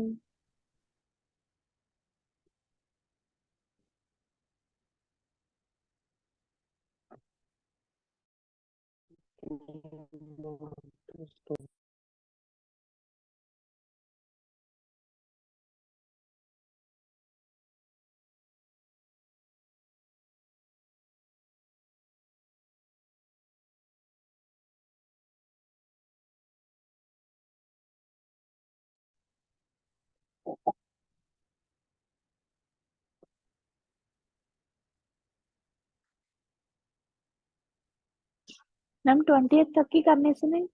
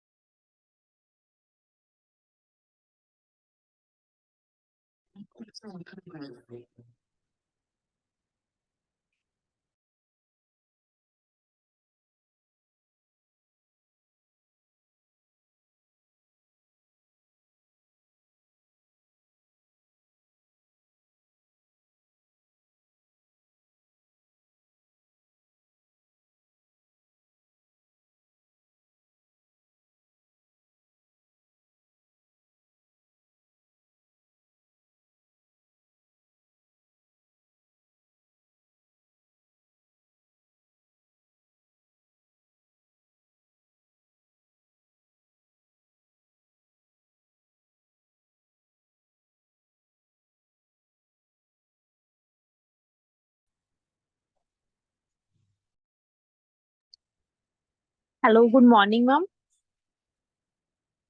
ਹਾਂਜੀ ਗੁੱਡ ਮਾਰਨਿੰਗ। ਮੈਮ ਐਕਚੁਅਲੀ ਮੈਂ ਨਾ ਕੰਮ ਤੇ ਸੀ, ਦੈਟਸ ਵਾਈ ਮੇਰੀ ਅੱਜ ਫਸਟ ਕਲਾਸ ਆ ਦੇ ਵਿੱਚ ਜੁਆਇਨ ਨਹੀਂ ਹੋਈ ਸ਼ੁਰੂ ਤੋਂ। ਕੋਈ ਗੱਲ ਨਹੀਂ ਜੀ, ਤੁਹਾਨੂੰ ਪੂਰਾ ਰਿਕਾਰਡ ਮਿਲ ਜਾਏਗਾ। ਓਕੇ ਤੁਸੀਂ ਮੈਮ, ਜੀਟੀ ਠੀਕ ਆ। ਸਟੂਡੈਂਟ ਹੋ ਕਿ ਅਕੈਡਮਿਕ ਸਟੂਡੈਂਟ ਜੀਟੀ ਹੋ? ਮੈਂ ਹਾਂਜੀ ਮੈਮ ਜੀਟੀ ਆ। ਕੋਈ ਗੱਲ ਨਹੀਂ, ਤੁਹਾਡੇ ਨਾਲ ਪੀਡੀਐਫ ਵੀ ਸ਼ੇਅਰ ਹੋ ਜਾਣਗੇ ਅਮਨ, ਠੀਕ ਹੈ, ਤੇ ਪਲੱਸ ਤੁਹਾਨੂੰ ਫੁੱਲ ਰਿਕਾਰਡ ਮਿਲ ਜਾਊਗਾ। ਅੱਜ ਦੀ ਕਲਾਸ 9 ਤੋਂ ਹੀ ਰਿਕਾਰਡ ਹੋ ਰਹੀ ਹੈ ਜੀ ਇਹ, ਠੀਕ ਹੈ ਜੀ। ਓਕੇ ਮੈਮ, ਪਹਿਲਾ ਰੀਡਿੰਗ ਮੋਡਿਊਲ ਕਿਹੜਾ ਨੰਬਰ ਕਰਵਾਇਆ ਤੁਸੀਂ?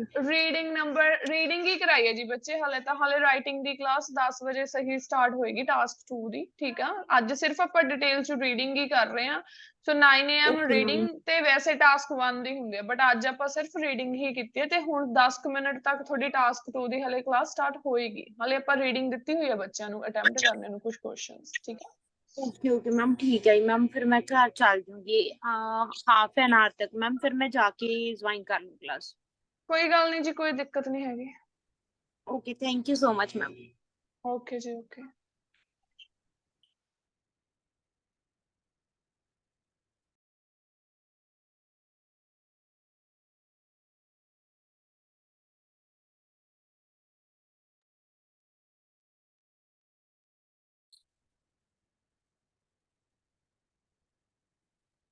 ਹਾਂਜੀ ਮਨਦੀਪ, ਆਨਸਰ ਦੱਸੋ ਜੀ, ਕੀ ਲਗਾਇਆ ਨੈਕਸਟ ਫਿਲਅਪ ਦਾ? ਇੱਕ ਤਾਂ ਹੋ ਹੀ ਗਈ ਸੀ ਆਪਣੀ ਫਿਲਅਪ। ਨੈਕਸਟ ਆਨਸਰ ਦੱਸੋ, 16 ਦਾ ਕੀ ਲਗਾਇਆ ਜੀ?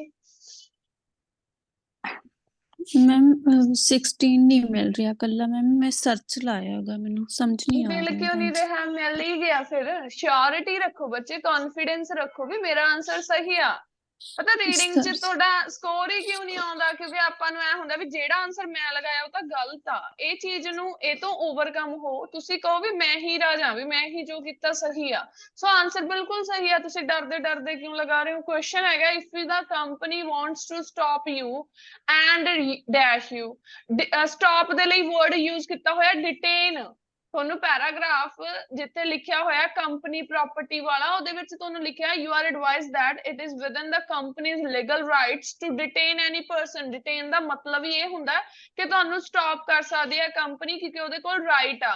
ਦੈਨ ਉਸ ਤੋਂ ਅਗਲੀ ਲਾਈਨ 'ਚ ਉਹਨੇ ਲਿਖਿਆ ਹੋਇਆ ਸੀਗਾ the company reserve the right to search staff member। ਤੇ ਹੋਰ ਕੀ ਕਰ ਸਕਦੀ ਹੈ? ਸਟਾਪ ਵੀ ਕਰ ਸਕਦੀ ਹੈ ਤੇ ਸਰਚ ਵੀ ਕਰ ਸਕਦੀ ਹੈ।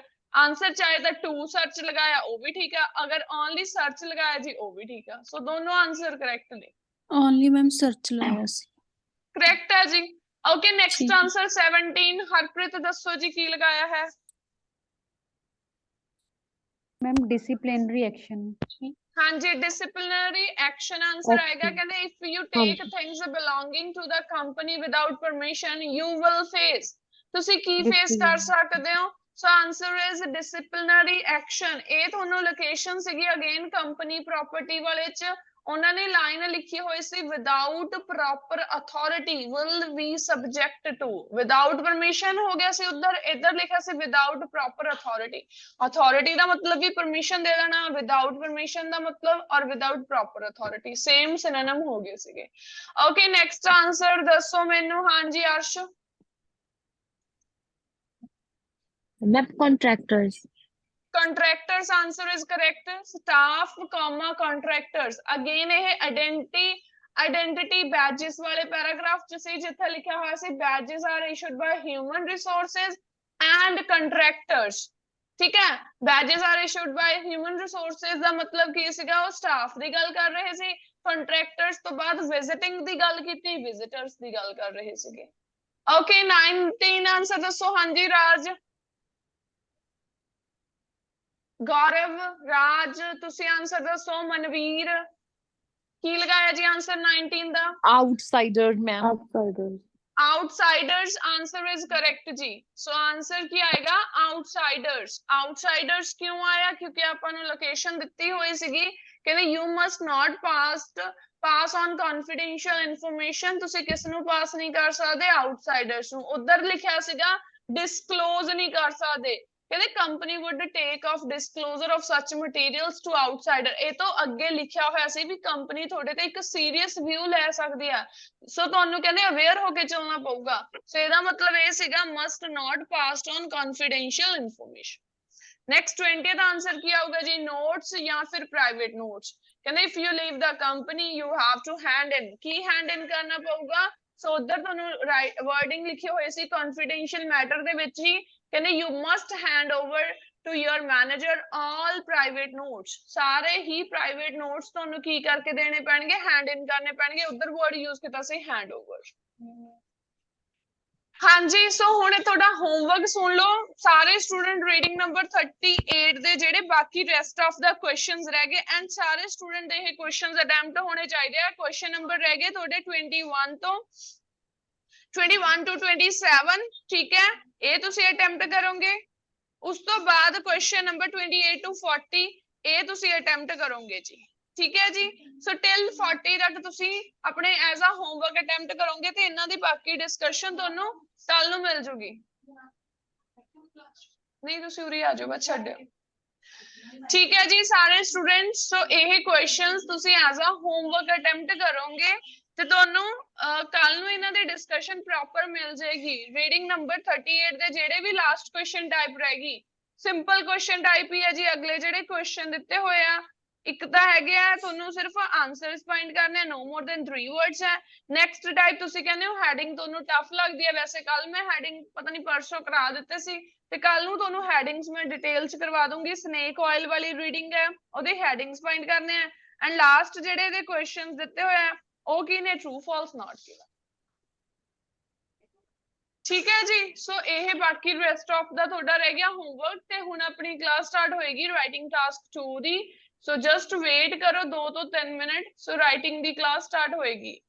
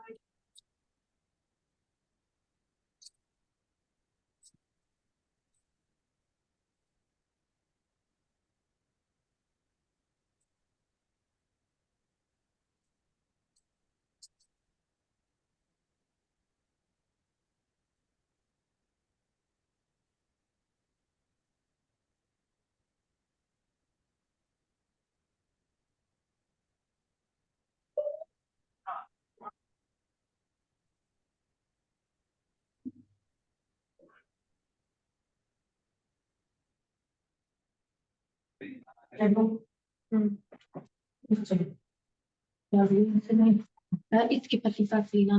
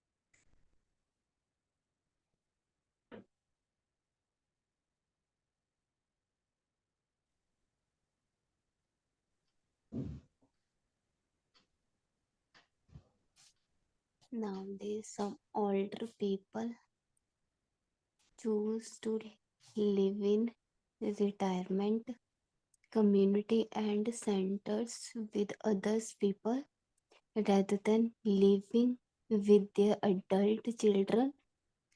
Is this a positive or negative development? Be careful today. Today's post discussions. Today's your turn. Okay.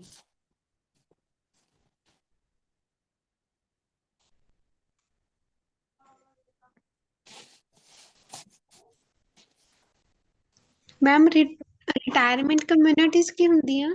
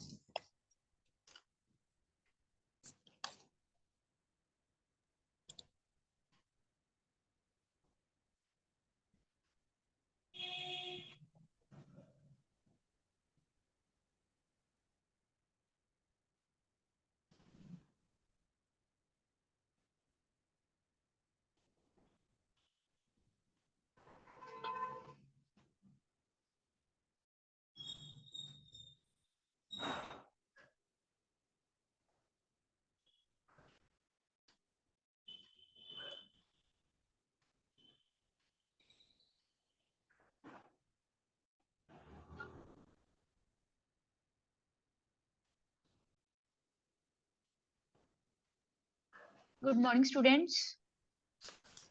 Good good morning, morning ma'am. Okay, very good morning ji.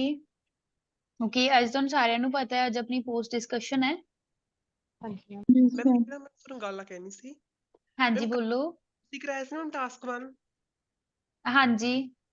Ma'am ਤੁਹਾਨੂੰ ਮੈਂ ਕਿਹਾ ਸੀ ਨਾ ਇੱਕ ਵਾਰ ਮੈਂ ਆਪਦਾ ਲਿਖ ਕੇ ਭੇਜੂੰਗਾ ਤੇ ਮੈਮ ਤੁਹਾਨੂੰ ਮੈਂ ਲਿਖ ਕੇ ਭੇਜਿਆਗਾ ਇੱਕ Okay, ਵਾਰ okay. ਹਾਂਜੀ ਆਪਦੇ ਵੱਲੋਂ ਮਤਲਬ ਕਿ ਲਿਖਿਆ ਸੀਗਾ ਮਤਲਬ ਕਿ ਜਿਹੜੇ ਹੋਰ ਸੀਗੇ ਮੇਰੇ ਕੋਲ ਮਤਲਬ ਕਿ ਹੋਵੇ ਜੇ ਤੁਸੀਂ ਠੀਕ ਹੈ. Okay, task 1 ਹੀ ਭੇਜਿਆ. ਹਾਂਜੀ ਟਾਸਕ 1 ਨਹੀਂ ਭੇਜਿਆ ਹਾਂਜੀ ਮਤਲਬ ਕਿ ਠੀਕ ਹੈ. ਹੋਰ ਚੱਕਿਆ ਸੀ ਪਹਿਲਾਂ ਉਹ Okay ਜੀ. परसों ना रूम मैम ने कहा है कि ਤੁਸੀਂ ਆਪ ਖੁਦ ਲਿਖ ਕੇ ਭੇਜਣਾ ਆ ਰਾਈਟਿੰਗ ਟੈਸਟ 2 ਪਰ ਮੈਮ ਉਹ ਚੈੱਕ ਹੋ ਕੇ ਨਹੀਂ ਮਿਲਿਆ ਹਲੇ ਤੱਕ।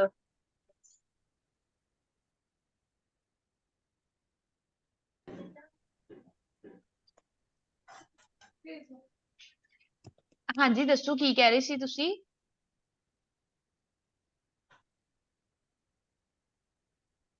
ਓਕੇ ਹਾਂਜੀ ਦੇਖੋ ਪਹਿਲਾਂ ਟਾਸਕ 1 ਮੈਂ ਤੁਹਾਨੂੰ ਕੀ 2 ਦੀ ਡਿਸਕਸ਼ਨ ਦੇਵਾਂਗੀ ਸਿਰਫ ਉਸ ਤੋਂ ਬਾਅਦ ਤੁਸੀਂ ਖੁਦ ਲਿਖੋਗੇ ਕਿ ਇਹ nowadays some older people choose to live in retirement communities and centers ਕਹਿੰਦੇ nowadays ਜਿਹੜੇ older people ਆ ਕੀ ਚੀਜ਼ ਚੂਜ਼ ਕਰਦੇ ਨੇ ਰਹਿਣਾ retirement community ਤੇ centers ਵਿੱਚ retirement communities ਕੀ ਹੁੰਦੀਆਂ ਨੇ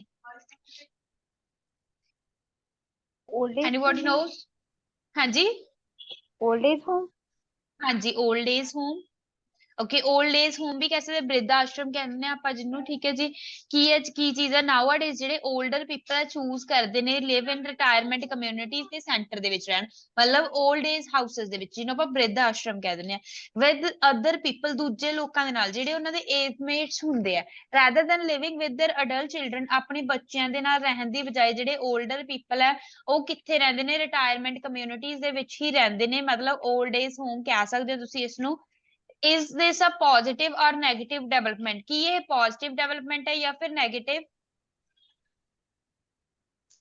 मैम नेगेटिव ਦੇਖੋ both ਨਹੀਂ ਜਾਵਾਂਗੇ ਆਪਾਂ ਇੱਕ ਸਾਈਡ ਹੀ ਜਾਓਗੇ ਜਦ ਤੁਸੀਂ ਸਾਰੇ ਆਈਡੀਆਜ਼ ਪੋਜ਼ਿਟਿਵ ਦੇ ਦਿਓਗੇ ਜਾਂ ਸਾਰੇ 네ਗੇਟਿਵ ਦੇ ਦਿਓਗੇ ma'am negative development negative okay ਉਹ ਤੁਹਾਡੇ ਪੁਆਇੰਟਸ ਹੋਣਗੇ ਜਿਹਨੇ 네ਗੇਟਿਵ ਚ ਜਾਣਾ 네ਗੇਟਿਵ ਜਾ ਸਕਦੇ ਹੋ ਜਿਹਨੇ ਪੋਜ਼ਿਟਿਵ ਚ ਜਾਣਾ ਪੋਜ਼ਿਟਿਵ ਚ ਅਗਰ ਤੁਹਾਡੇ ਕੋਲ ਪੋਜ਼ਿਟਿਵ ਦੇ ਜ਼ਿਆਦਾ ਪੁਆਇੰਟਸ ਹੈ ਦੈਨ ਤੁਸੀਂ ਸਾਰਾ ਪੋਜ਼ਿਟਿਵ ਚ ਜਾਓਗੇ ਅਗਰ 네ਗੇਟਿਵ ਚ ਦੈਨ 네ਗੇਟਿਵ ਚ ਚਲੋ ਇੱਕ ਵਾਰ ਆਈਡੀਆਜ਼ ਦੱਸੋ ਆਪਣੇ ਆਪਣੇ ਜਿਹਦੇ ਕੋਲ 네ਗੇਟਿਵ ਆ ਉਹ 네ਗੇਟਿਵ ਆਈਡੀਆਜ਼ ਦੱਸੋ ਜਿਹਦੇ ਕੋਲ ਪੋਜ਼ਿਟਿਵ ਆ ਉਹ ਪੋਜ਼ਿਟਿਵ ਆਈਡੀਆਜ਼ ਦੱਸੋ ਮੈਮ ਪੋਜ਼ਿਟਿਵ ਦੇ ਵਿੱਚ ਐਕਸਰੀ ਆ ਉਹਦੇ ਇੱਕੋ ਪੁਆਇੰਟ ਇਹ ਹੋ ਸਕਦਾ ਕਿ ਉਹ ਸੈਲਫ ਇੰਡੀਪੈਂਡੈਂਟ ਹੋ ਸਕਦੇ ਨੇ ਆਪਣੇ ਆਪ ਉੱਤੇ ਆਪਣਾ ਕਰਨਗੇ ਸਾਰਾ मैम ਕੁਝ नेगेटिव ਦੇ ਵਿੱਚ ਇਦਾਂ ਹੋ ਸਕਦਾ ਵੀ ਉਹਨਾਂ ਦੇ ਫੈਮਿਲੀ ਤੋਂ ਦੂਰ ਹੋਣਗੇ ਮੈਮ ਉਹਨਾਂ ਨੂੰ ਹਾਂਜੀ ਬੌਂਡ ਟੁੱਟ ਜਾਊਗਾ ਪ੍ਰੋਬਲਮਸ ਆ ਜਾਣਗੇ ਉਹਨਾਂ ਨੂੰ ਨਾ ਮੈਮ ਉਹ ਬਰਡਨ ਹਾਂ ਫੀਲ ਕਰਨਗੇ ਜੇ ਉਹ ਫੈਮਿਲੀ ਦੇ ਨਾਲ ਰਹਿਣਗੇ ਤੇ ਉਹ ਮੈਮ ਜਿਹੜੇ ਆਪਦੇ ਏਜ ਬੱਚੇ ਮੇਟਸ ਹੋਣਗੇ ਦੇ ਨਾਲ ਮਿਲਣਗੇ ਜੀ ਮੈਮ ਜਿਹੜੇ ਇੱਕ ਅਡਲਟਸ ਮੈਮ ਉਹਨਾਂ ਤੇ ਹੋਣਗੇ ਫਾਈਨੈਂਸ਼ੀਅਲ ਬਰਡਨ ਹੈ ਜਿਹੜਾ ਜ਼ਿਆਦਾ ਹੋਏਗਾ ਫਿਰ ਕਿਉਂਕਿ ਨਹੀਂ ਤਾਂ ਉਹਨਾਂ ਦੇ ਅਡਲਟਸ ਨੇ ਜਿਹੜੇ ਉਹਨਾਂ ਨੂੰ ਕਮਾਉਣ ਦੇ ਵੀ ਪੈਸੇ ਮਤਲਬ ਖਾਣ ਜੋਗੇ ਪੈਸੇ ਦੇ ਦੇਣਗੇ ਹਾਂਜੀ ਓਕੇ ਮੈਮ ਜਿਹੜੇ ਅਡਲਟਸ ਆ ਮੈਮ ਜੀ ਉਹਨਾਂ ਦੇ ਪੇਰੈਂਟਸ ਹੀ ਮਤਲਬ ਕਿ ਮੈਮ ਕਮਿਊਨਿਟੀ ਹਾਊਸ ਦੇ ਵਿੱਚ ਸੈਂਟਰ ਦੇ ਵਿੱਚ ਚਲੇ ਜਾਣਗੇ ਵਿਰਧ ਆਸ਼ਰਮ ਦੇ ਵਿੱਚ ਮੈਮ ਅਡਲਟਸ ਮੈਮ ਕੋਈ ਗਾਈਡ ਕਰਨ ਵਾਲਾ ਨਾ ਹੋਊਗਾ ਬੇਸਿਕਲੀ ਮੈਮ ਆਪਾਂ ਕੋਈ ਵੀ ਘਰੇ ਡਿਸੀਜਨ ਲੈਣੇ moral ਪਹਿਲਾਂ value ਨਹੀਂ ਮੈਮ ਆਪਦੇ ਸਿੱਖ ਐਲਡਰਸ ਪਾਉਣਗੇ ਤੋਂ ਪੁੱਛਦੇ ਆ ਫਿਰ ਆਪਾਂ ਕਰਦੇ ਆ ਹਾਂ ਮੈਮ ਕਿ ਗਾਈਡੈਂਸ ਨਹੀਂ ਹੋਊਗੀ ਮੈਮ ਹਾਂ ਪੋਜ਼ਿਟਿਵ ਉਹਨਾਂ ਚ ਕੋਲ ਵੀ ਦੋ ਪੁਆਇੰਟ ਹੋ ਸਕਦੇ ਆ ਜਿਵੇਂ ਕਿ ਹਾਂਜੀ ਇੱਕ ਤਾਂ ਜਿਹੜੇ ਨਰਸਿੰਗ ਹੋਮ ਰਿਟਾਇਰਮੈਂਟ ਕਮਿਊਨਿਟੀਜ਼ ਹੁੰਦੀਆਂ ਉਹਨਾਂ ਦੇ ਵਿੱਚ ਮਤਲਬ ਬਹੁਤ ਜ਼ਿਆਦਾ ਪ੍ਰੋਫੈਸ਼ਨਲ ਵਰਕਰ ਹੁੰਦੇ ਨੇ ਜਿਹੜੇ ਉਹਨਾਂ ਦੀ ਕੇਅਰ ਕਰਨ ਲਈ ਹੁੰਦੇ ਨੇ ਇੱਕ ਤਾਂ ਉਹਨਾਂ ਨੂੰ ਪ੍ਰੋਪਰ ਕੇਅਰ ਮਿਲ ਜੂਗੀ ਸੈਕੰਡ ਥਿੰਗ ਕਿ ਜਿਹੜੇ ਲੋਕੀ ਬੁੱਢੇ ਹੋਣਗੇ ਉਹਨਾਂ ਨੂੰ ਸੇਮ ਏਜ ਦੇ ਲਾਈਕ ਆਪਦੇ ਮੇਟਸ ਮਿਲ ਜਾਣਗੇ ਕਿ ਸੋਸ਼ਲਾਈਜ਼ ਹੋਣ ਲਈ ਆਪਣੇ ਹਨਾ ਤਾਂ ਇਹ ਵੀ ਹੋ ਸਕਦਾ ਮੈਮ ਇਹ ਵੀ ਓਕੇ ਤਾਂ ਲਿਖ ਸਕਦੇ ਆ ਕਿ ਬਹੁਤ ਜਾਣੇ ਪੈਰੈਂਟਸ ਨੇ ਬਹੁਤ ਵਰਕ ਕਰਦੇ ਨੇ ਉਹਨਾਂ ਦੇ ਬੱਚਿਆਂ ਨੂੰ ਉਹਨਾਂ ਦੇ ਗ੍ਰੈਂਡ ਪੈਰੈਂਟਸ ਟਰੀਟ ਕਰ ਸਕਦੇ ਨੇ ਘਰੇ ਉਹਨਾਂ ਦੀ ਦੇਖਭਾਲ ਕਰ ਸਕਦੇ ਨੇ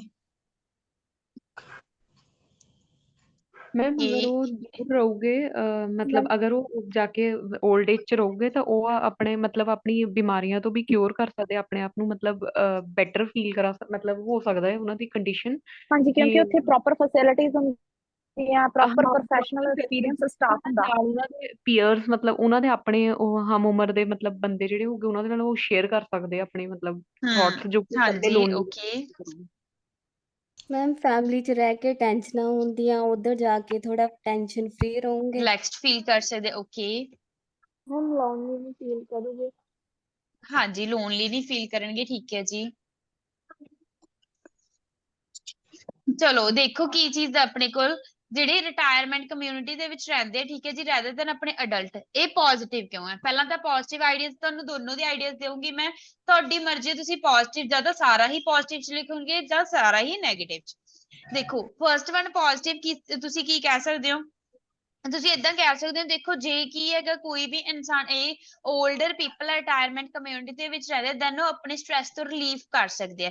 ਕਿੱਦਾਂ ਛੁਟਕਾਰਾ ਪਾਉਣਗੇ ਉਹ ਆਪਣੇ ਸਟ੍ਰੈਸ ਤੋਂ, ਕਿਉਂਕਿ 올ਡ ਏਜ ਜਿਹੜੇ ਉਹ ਰਹਿੰਦੇ ਆ ਜਦੋਂ ਲਿਵ ਨੂੰ ਰਿਸਾਈਡ ਵੀ ਕਹਿ ਸਕਦੇ ਹੋ, ਠੀਕ ਹੈ ਜੀ, ਨਰਸਿੰਗ ਕਮਿਊਨਿਟੀਜ਼ ਕਹਿ ਸਕਦੇ ਹੋ, ਰਿਟਾਇਰਮੈਂਟ ਕਮਿਊਨਿਟੀ ਦੇ ਵਿੱਚ ਰਹਿੰਦੇ ਦੈਨ ਉਹ ਈਜ਼ੀਲੀ ਸ਼ੇਅਰ ਕਰ ਸਕਦੇ ਆਪਣੇ ਏਜਮੇਟ ਦੇ ਨਾਲ, ਕਿਉਂਕਿ ਉੱਥੇ ਹਮੇਸ਼ਾ ਹੀ ਉਹਨਾਂ ਦੇ ਏਜਮੇਟਸ ਹੀ ਰਹਿੰਦੇ ਆ, ਉਹ ਕਦੇ ਵੀ ਲੋਨਲੀ ਨਹੀਂ ਫੀਲ ਕਰਦੇ ਹੈਗੇ। ਜਦ ਕਿ ਉਹਨਾਂ ਦੇ ਜਿਹੜੇ ਬੱਚਿਆਂ ਦਾ ਇੰਨਾ ਜ਼ਿਆਦਾ ਹੈਕਟਿਕ ਸਕੇਜੂਲ ਆ, ਉਹਨਾਂ ਕੋਲ ਇਨਫ ਟਾਈਮ ਨਹੀਂ ਹੈਗਾ ਆਪਣੇ ਪੇਰੈਂਟਸ ਨਾਲ ਟਾਈਮ ਸਪੈਂਡ ਕਰ ਸਕਣ, ਤੇ ਉਹ ਘਰੇ ਕੀ ਹੈ ਲੋਨਲੀ ਫੀਲ ਕਰਦੇ ਆ। ਅਗਰ ਉਹ ਕੀ ਹੈ ਇਹਨੂੰ ਤੁਸੀਂ ਕੰਪੇਅਰ ਕਰ ਦੋਗੇ, ਅਗਰ ਉਹ ਰਿਟਾਇਰਮੈਂਟ ਕਮਿਊਨਿਟੀ ਜਾਂ ਸੈਂਟਰ ਦੇ ਵਿੱਚ ਰਹਿੰਦੇ ਤਾਂ ਉਹ ਅਲੋਨ ਫੀਲ ਨਹੀਂ ਕਰਦੇ ਹੈਗੇ, ਤਾਂ ਉਹ ਬੈਟਰ ਫੀਲ ਕਰਦੇ, ਜ਼ਿਆਦਾ ਰਿਲੈਕਸਡ ਤੇ ਜ਼ਿਆਦਾ ਐਨਰਜੈਟਿਕ ਫੀਲ ਕਰਦੇ ਆ।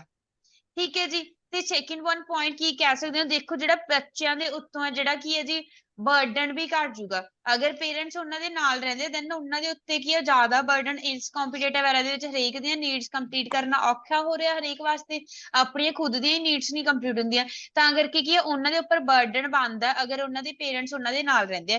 ਤੇ ਦੂਸਰਾ ਕੀ ਯੰਗਸਟਰਸ ਉਹ ਜ਼ਿਆਦਾ ਇੰਡੀਪੈਂਡੈਂਟ ਬਣ ਸਕਣਗੇ ਜੇ ਉਹਨਾਂ ਦੇ ਪੇਰੈਂਟਸ ਉਹਨਾਂ ਦੇ ਨਾਲ ਨਹੀਂ ਰਹਿਣਗੇ, ਕਿਉਂਕਿ ਉਹ ਆਪਣੇ ਆਈਡੀਆਸ ਲਈ ਆਪਣੇ ਪੇਰੈਂਟਸ ਤੇ ਰਿਲਾਈ ਕਰਦੇ ਆ, ਉਹਨਾਂ ਦੀਆਂ ਓਪੀਨੀਅਨਸ ਤੇ ਰਿਲਾਈ ਕਰਦੇ ਆ, ਤੇ ਉਹਨਾਂ ਦੀ ਹੀ ਥਿੰਕਿੰਗ ਪਾਵਰ ਨੂੰ ਲੈ ਕੇ ਅੱਗੇ ਚੱਲਦੇ ਆ।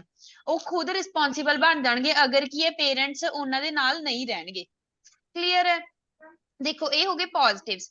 ਅਗਰ ਨੈਗੇਟਿਵਸ ਵੀ ਇਸੇ ਨੂੰ ਹੀ ਬਣਾ ਸਕਦੇ ਹੋ, ਨੈਗੇਟਿਵ ਇਹਨੂੰ ਕਿੱਦਾਂ ਕਹਿ ਦੋਗੇ, ਦੇਖੋ ਫਰਸਟ ਵਨ ਨੈਗੇਟਿਵ ਕੀ ਹੋ ਜਾਊਗਾ, ਜਿਹੜੇ ਬੱਚਿਆਂ ਲਈ ਇੱਕ ਸਹੀ ਗਾਈਡ ਨਹੀਂ ਹੋਊਗਾ, ਕਿਉਂਕਿ ਪੇਰੈਂਟਸ ਹੁੰਦੇ ਨੇ ਆਲਵੇਸ ਰੋਲ ਮਾਡਲ ਹੁੰਦੇ ਆ ਬੱਚਿਆਂ ਦੇ, ਠੀਕ ਹੈ, ਪੇਰੈਂਟਸ ਦੇ ਫੁੱਟ ਸਟੈਪਸ ਨੂੰ ਹੀ ਬੱਚੇ ਫੋਲੋ ਕਰਦੇ ਆ। ਦੈਨ ਦੇਖੋ ਜਦੋਂ ਪੇਰੈਂਟਸ ਉਹਨਾਂ ਦੇ ਨਾਲ ਨਹੀਂ ਹੋਣਗੇ ਦੈਨ ਉਹਨਾਂ ਦੀ ਕੋਈ ਵੀ ਅਗਰ ਕੋਈ ਵੀ ਐਮਰਜੈਂਸੀ ਹੈ ਕੋਈ ਵੀ ਪ੍ਰੋਬਲਮ ਆ ਉਹ ਸਿਚੁਏਸ਼ਨ ਦੇ ਵਿੱਚ ਉਹਨਾਂ ਕੋਲ ਗਾਈਡ ਕਰਨ ਵਾਲਾ ਕੋਈ ਵੀ ਨਹੀਂ ਹੋਊਗਾ, ਠੀਕ ਹੈ, ਉਹਨਾਂ ਨੂੰ ਪ੍ਰੋਪਰ ਗਾਈਡੈਂਸ ਨਹੀਂ ਮਿਲੂਗੀ। ਮੈਮ ਫਿਰ ਕੰਟਰਾਡਿਕਟ ਨਹੀਂ ਹੋ ਜਾਊਗਾ? ਨਹੀਂ ਨਹੀਂ ਬੱਚੇ ਕੰਟਰਾਡਿਕਸ਼ਨ ਇਹ ਦੇਖੋ, ਇਹ ਤਾਂ ਆਪਾਂ ਇੱਕ ਸਾਈਡ ਥੋੜੀ ਜਾਣਾ ਹੈ, ਆਪਾਂ ਇੱਕ ਸਾਈਡ ਹੀ ਜਾਣਾ, ਦੋਨੋਂ ਸਾਈਡ ਥੋੜੀ ਜਾਣਾ, ਫੇਰ ਹੀ ਕੰਟਰਾਡਿਕਸ਼ਨ ਹੋਊਗੇ ਨਾ। ਇਹਦੇ ਪੁਆਇੰਟਸ ਉਹੀ ਹੁੰਦਾ, ਉਹੀ ਪੋਜ਼ਿਟਿਵ ਬਣ ਜਾਂਦੇ ਉਹੀ ਨੈਗੇਟਿਵ ਬਣ ਜਾਂਦੇ ਜਾ ਕੇ। ਉਹ ਇਹ ਨਹੀਂ ਵੀ ਤੁਸੀਂ ਇੱਕ ਪੋਜ਼ਿਟਿਵ ਲਿਖ ਦੋਗੇ ਇੱਕ ਨੈਗੇਟਿਵ, ਇਹ ਤਾਂ ਆਪਾਂ ਲਿਖਣਾ ਹੀ ਨਹੀਂ, ਸਿਰਫ ਓਨਲੀ ਇੱਕ ਸਾਈਡ ਹੀ ਜਾਓਗੇ, ਜਾਂ ਪੋਜ਼ਿਟਿਵ ਜਾਂ negative. Okay hello ma'am. Ma'am, ਹਾਂਜੀ एक बार रिपीट करूंगी प्लीज? ਨੈਗੇਟਿਵ ਵਾਲਾ ਬੱਚੇ हाँ जी, पॉजिटिव वाला भी सेकंड पॉइंट करियो ना एक बार। ਪੋਜ਼ਿਟਿਵ ਦਾ ਸੈਕਿੰਡ ਪੁਆਇੰਟ ਤੁਹਾਨੂੰ ਇਹ ਦਿੱਤਾ ਸੀਗਾ, ਅਗਰ ਫਰਸਟ ਵਨ ਪੁਆਇੰਟ ਇਹ ਸੀਗਾ ਵੀ ਉਹ ਜ਼ਿਆਦਾ ਕੀ ਰਿਲੈਕਸ ਫੀਲ ਕਰਨਗੇ, ਸਟ੍ਰੈਸ ਤੋਂ ਰਿਲੀਫ ਕਰਨਗੇ, ਠੀਕ ਹੈ ਜੀ, ਤੇ ਉਹ ਕੀ ਕਿਉਂਕਿ ਉਹਨਾਂ ਦੇ ਏਜਮੇਟਸ ਨਾਲ ਉਹ ਆਪਣੀਆਂ ਗੱਲਾਂ ਬਾਤਾਂ ਸ਼ੇਅਰ ਕਰ ਸਕਦੇ ਆ।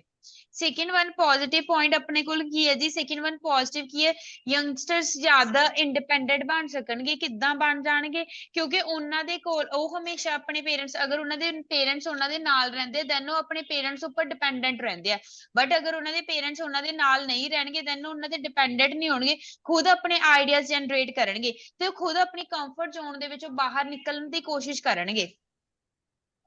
Okay okay. ਠੀਕ ਹੈ ਜੀ। ਅਗਰ ਤੁਸੀਂ 올ਡਰ ਪੀਪਲ ਲਈ ਹੋਰ ਇਹਦਾ ਫਾਇਦਾ ਕੀ ਕਹਿ ਸਕਦੇ ਹੋ, ਬੱਚੇ ਡਰਾਇੰਗ ਨਾ ਕਰੋ ਜੀ, ਸਿਮਰਨ ਸੈਣੀ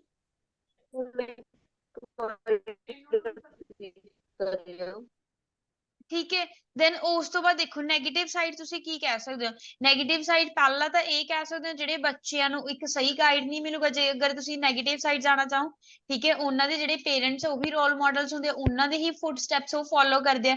ਅਗਰ ਉਹਨਾਂ ਦੇ ਨਾਲ ਕੀ ਐਲਡਰਲੀ ਪੀਪਲ ਉਹਨਾਂ ਦੇ ਨਾਲ ਨਹੀਂ ਰਹਿੰਦੇ ਹੈਗੇ ਦੈਨ ਉਹਨਾਂ ਨੂੰ ਕਿਸੇ ਵੀ ਡਿਫਿਕਲਟ ਸਿਚੁਏਸ਼ਨ ਦੇ ਵਿੱਚ ਕਈ ਵਾਰ ਏਦਾਂ ਦੀਆਂ ਪ੍ਰੋਬਲਮਸ ਹੁੰਦੀਆਂ ਜਿਹਦਾ ਆਪਾਂ ਕੀ ਆਪਣੇ ਹਮੇਸ਼ਾ ਦਾਦਾ ਦਾਦੀ ਜਾਂ ਪੇਰੈਂਟਸ ਆਪਣੇ ਕੋਈ ਵੀ ਆਪਣਾ ਸੋਲੂਸ਼ਨ ਮੰਗਦੇ ਆ, ਬਟ ਆਪਣੇ ਕੋਲ ਉਸ ਸਿਚੁਏਸ਼ਨ ਦੇ ਵਿੱਚ ਕੋਈ ਸੋਲੂਸ਼ਨ ਨਹੀਂ ਹੋਊਗਾ, ਠੀਕ ਹੈ। ਤੇ ਦੈਨ ਹੋਰ ਨੈਗੇਟਿਵ ਪੁਆਇੰਟਸ ਤੁਸੀਂ ਕੀ ਦੇ ਸਕਦੇ ਹੋ, ਤੁਸੀਂ ਨੈਗੇਟਿਵ ਪੁਆਇੰਟ ਇਹ ਦੇ ਸਕਦੇ ਹੋ ਜਿਹੜੇ ਕੀ ਹੈਗੇ ਪੇਰੈਂਟਸ ਕਈ ਵਾਰ ਆਪਣੇ ਬੱਚਿਆਂ ਤੋਂ ਦੂਰ ਹੋ ਕੇ ਕੀ ਹੈ ਉਹ ਜ਼ਿਆਦਾ ਸਟ੍ਰੈਸ ਫੀਲ ਕਰਦੇ ਤੇ ਹੈਲਥ ਏਲਮੈਂਟਸ ਦੇ ਵੀ ਸ਼ਿਕਾਰ ਹੋ ਸਕਦੇ ਆ। ਉਹੀ ਜਿਹੜੇ ਉਹਦੇ ਕੰਟਰਡਿਕਸ਼ਨ 'ਚ ਚੱਲ ਜਾਣਗੇ, ਜਿਹੜੇ ਪੋਜ਼ਿਟਿਵ ਬਣਨਗੇ ਉਸ ਨੂੰ ਤੁਸੀਂ ਨੈਗੇਟਿਵ ਬਣਾ ਸਕਦੇ ਹੋ ਅਗਰ ਨੈਗੇਟਿਵ ਮੈਂ ਸਾਈਡ ਜਾਣਾ। ਪੁਆਇੰਟ ਦੱਸ ਸਕਦੀ ਹਾਂ ਵੀ ਉਹਨਾਂ ਦਾ ਹਨਾ ਜਿਹੜਾ ਬੌਂਡ ਆ ਫੈਮਿਲੀ ਦੇ ਨਾਲ ਉਹ ਵੀਕ ਹੋ ਜਾਊਗਾ? ਕਿੱਦਾਂ ਬੱਚੇ ਕਿਵੇਂ ਪੇਰੈਂਟਸ ਮਤਲਬ ਨਾਲ ਮੈਂ ਬੌਂਡ ਵੀਕ ਹੋ ਜਾਊ, ਹਾਂਜੀ ਹਾਂਜੀ ਬੌਂਡ ਵੀਕ ਹੋ ਜਾਊਗਾ। ਮੈਮ ਇਹਨੂੰ ਨਹੀਂ ਹੋਰ ਕਹਿ ਸਕਦੇ ਐਕਸਪਲੇਨ ਵੀ ਉਹਨਾਂ ਨੇ ਕਰ ਸਾਰੀ ਸਕਦੇ ਹੋ? ਹਾਂਜੀ ਮੈਮ ਇਹਨੂੰ ਮਤਲਬ ਹੋਰ ਕਿਵੇਂ ਜ਼ਿਆਦਾ ਦੱਸ ਸਕਦੇ ਆ ਵੀ ਬੌਂਡ ਵੀਕ ਹੋ ਤੁਸੀਂ ਜਾਊਗਾ? ਤੁਸੀਂ ਇਹ ਕਹਿ ਦੋਗੇ ਜਦੋਂ ਪੇਰੈਂਟਸ ਤੇ ਬੱਚੇ ਕੀ ਆ, ਇਕੱਠੇ ਨਹੀਂ ਰਹਿਣਗੇ ਦੈਨ ਉਹਨਾਂ ਦਾ ਬੌਂਡ ਹੈ ਜਿਹੜਾ ਵੀਕ ਹੋ ਸਕਦਾ ਹੈ।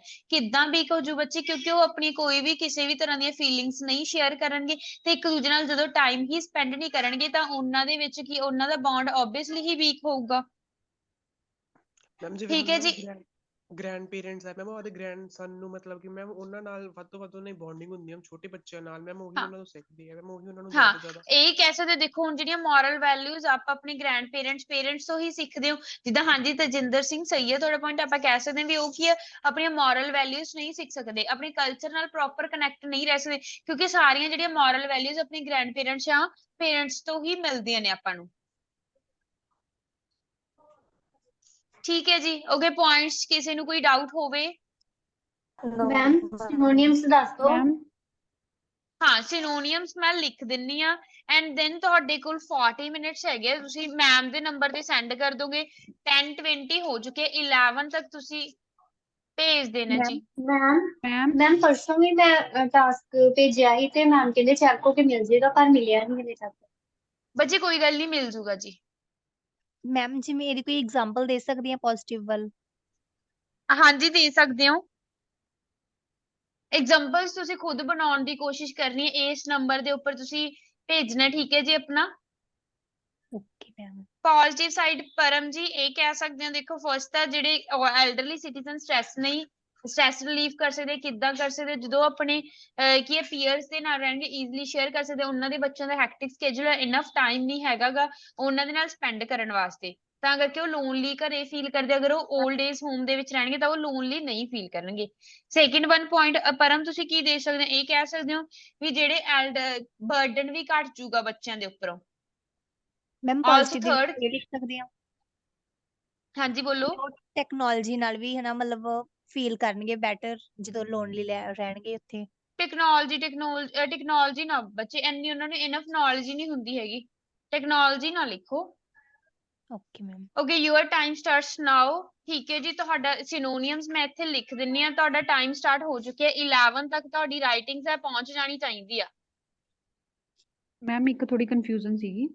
ਹਾਂਜੀ ਬੋਲੋ। ਮੈਂ ਕੁਐਸਚਨ ਦੇ ਵਿੱਚ ਉਹਨਾਂ ਨੇ ਇਹ ਕਿਹਾ ਹੈਗਾ ਕਿ ਉਹ ਖੁਦ ਚੂਜ਼ ਕਰਦੇ ਹੈਗੇ ਆ ਜਾਂ ਮਤਲਬ ਹਾਂਜੀ ਬੱਚੇ ਉਹਨਾਂ ਨੂੰ ਚੂਜ਼ ਕਰਦੇ ਆ ਬੱਚੇ। Some older people choose to live in retirement communities ਚ ਰਹਿਣਾ ਚੂਜ਼ ਪਸੰਦ ਕਰਦੇ, ਪ੍ਰੈਫਰ ਕਰਦੇ ਆ। ਠੀਕ ਹੈ ਜੀ, ਦੈਨ ਸਟਾਰਟ।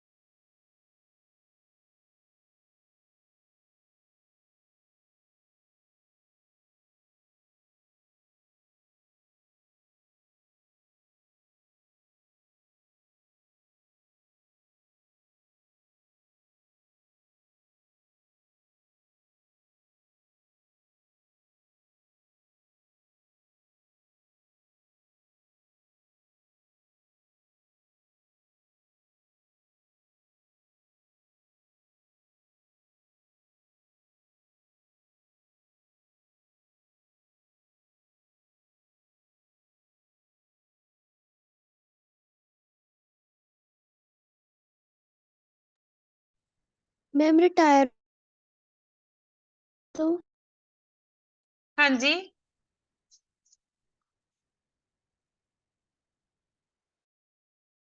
मैम नेगेटिव ਦਾ ਕੀ ਆ ਸੁਣਾਣੀ ਆ डिस्ट्रक्टिव कह सकते बच्चे मैम Positive रिटायरमेंट कम्युनिटीज दा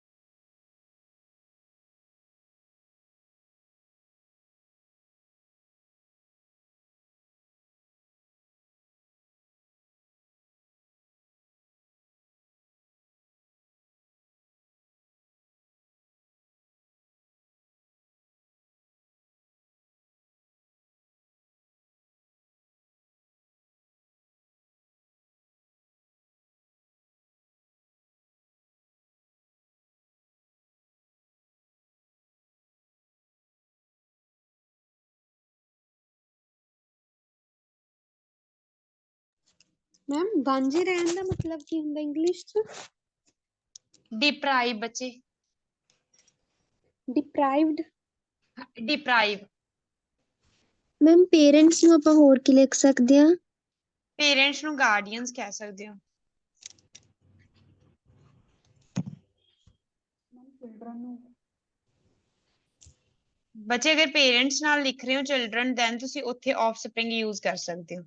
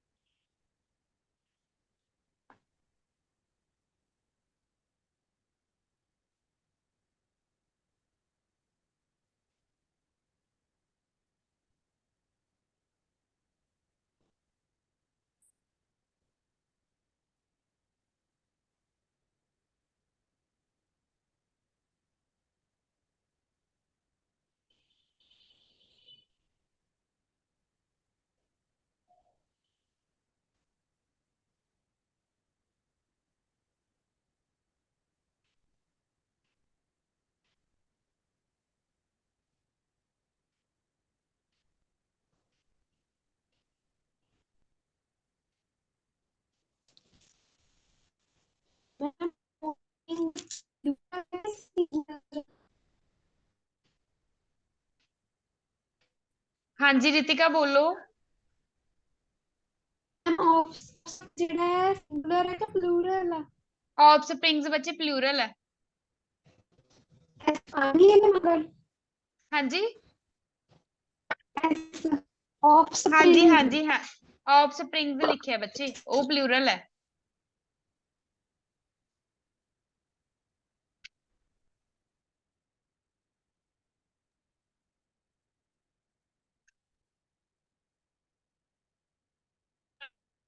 ਮੈਮ ਤੁਹਾਨੂੰ ਇੰਟਰੋ ਭੇਜੀ ਆ, ਪਲੀਜ਼ ਮਾੜੀ ਜਿਹੀ ਦੇਖਿਓ ਸਹੀ ਆ।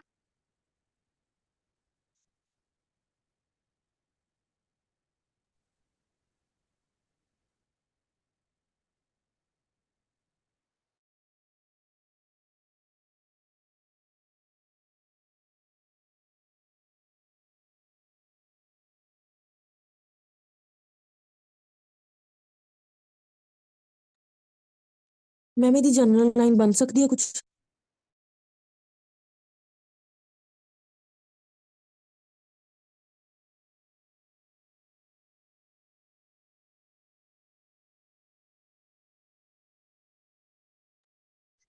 ਬੱਚੇ ਜਰਨਲ ਲਾਈਨ ਤੁਸੀਂ ਲਿਖਣਾ ਚਾਹੋ ਲਿਖ ਸਕਦੇ ਹੋ। Living in old age homes is beneficial for senior citizens ਲਈ ਬੈਨੀਫੀਸ਼ੀਅਲ ਹੈਗੇਗਾ। देयरफॉर करके अगला अपन रीफ्रेजिंग। हेलो हाँ जी ਮੈਮ ਮੈਂ ਲਿਖ ਨਹੀਂ ਸਕਦਾ ਇਸ ਟਾਈਮ। ਮੈਂ ਡਰਾਈਵ ਕਰ ਰਿਹਾ, ਮੈਨੂੰ ਤੁਸੀਂ ਸੈਂਡ ਕਰ ਦਿਓ ਕਿਸ ਦਾ ਲਿਖਿਆ ਹੋਇਆ WhatsApp ਤੇ, ਮੈਂ ਦੇਖ ਲੂ ਥੋੜਾ ਜਿਹਾ ਕਿਦਾਂ ਆਈਡੀਆ ਲੱਗ ਜੂਗਾ। ਮੈਂ ਤੁਹਾਨੂੰ ਆਈਡੀਆ ਸਮਝਾਉਂਗੀ, ਸਾਰਾ ਲਿਖਿਆ ਹੋਇਆ ਦਿਖਾਉਂਗੀ, ਸ਼ੋ ਕਰੂੰਗੀ, ਉਸਦਾ ਸਕਰੀਨਸ਼ਾਟ ਲੈ ਲਿਓ। ਠੀਕ ਹੈ ma'am, okay, thank you.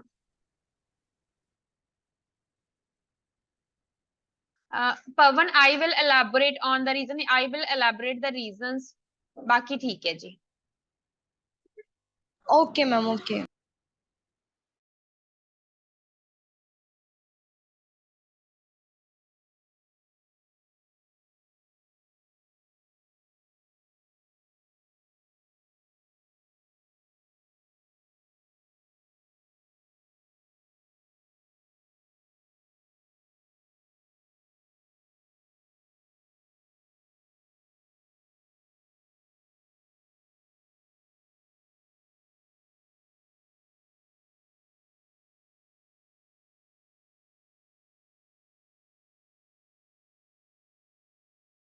Ma'am prominent one reason ਹੁੰਦਾ या वन प्रोमिनेंट रीजन ਹੁੰਦਾ ਆ? The prominent one is। Okay ma'am.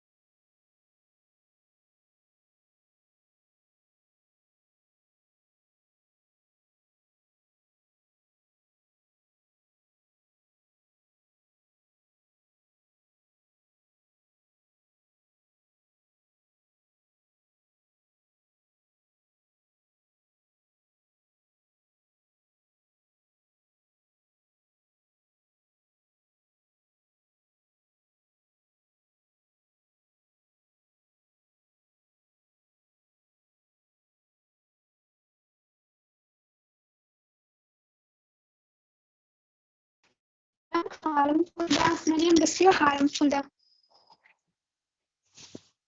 Harmful dangerous ਵੀ ਕਹਿ ਸਕਦੇ ਕੀ ਚੀਜ਼ ਹਾਰਮਫੁਲ ਕੀ ਲਿਖਣਾ ਬੱਚੇ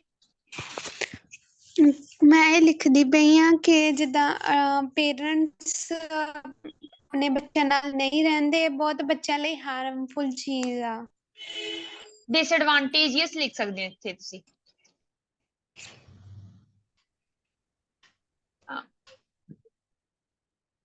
ਓਕੇ ਮਨਦੀਪ ਲਿਖ ਕੇ ਭੇਜ ਦੋ ਬੱਚੇ ਤੁਹਾਡੀ ਚੈੱਕ ਹੋ ਜੂਗੀ ਹਾਂਜੀ ਕੁਲਵਿੰਦਰ ਟਾਈਮ ਸਟਾਰਟ ਹੋ ਚੁੱਕਿਆ ਹੈ 11 ਤੱਕ ਹੈ ਤੁਹਾਡਾ ਟਾਈਮ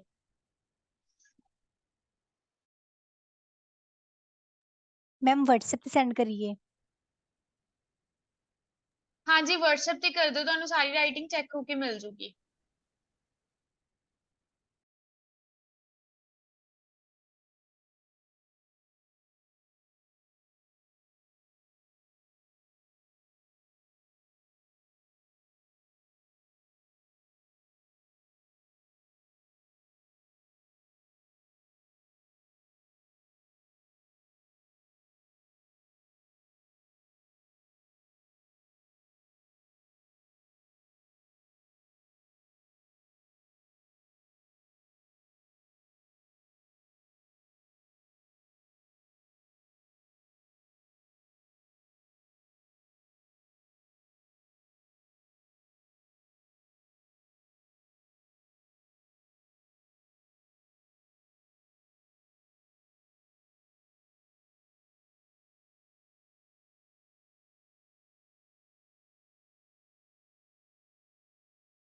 ਮੈਮ ਹਾਂਜੀ ਮੈਮ 100 ਦਾ ਕੀ ਲਿਖ ਸਕਦੇ ਆ ਕਿਸ ਦਾ ਬੱਚੇ ਮੈਮ 100 ਦਾ 100 ਉਹ ਡਿਪੈਂਡ ਕਰਦਾ ਜੀ ਤੁਹਾਡੀ ਲਾਈਨ ਦੇ ਉੱਪਰ ਤੁਸੀਂ ਕੀ ਕਿੱਥੇ ਲਿਖ ਯੂਜ਼ ਕਰ ਰਹੇ ਹੋ that is why ਵੀ ਹੋ ਸਕਦਾ ਉੱਥੇ therefore ਵੀ ਹੋ ਸਕਦਾ ਹੈ ਮੈਮ ਮੈਂ ਲਿਖਣਾ ਆ ਕਿ ਜਦੋਂ ਬਹੁਤ ਸਾਰੇ ਇੰਡੀਵਿਜੂਅਲਸ ਨੇ ਉਹ ਬਿਜ਼ੀ ਰਹਿੰਦੇ ਨੇ ਆਪਦੇ ਵਰਕ 'ਚ ਜਿਹਦਾ ਕਰਕੇ ਉਹ ਵਰਕ ਨਹੀਂ ਟਾਈਮ ਸਪੈਂਡ ਨਹੀਂ ਕਰ ਪਾਉਂਦੇ ਵਿਦ ਦੇਅਰ ਪੈਰੈਂਟਸ ਦੇ ਨਾਲ then ਨਹੀਂ ਆਊਗਾ ਬੱਚੇ ਇੱਥੇ ਆਈ ਥਿੰਕ ਓਕੇ ਮੈਮ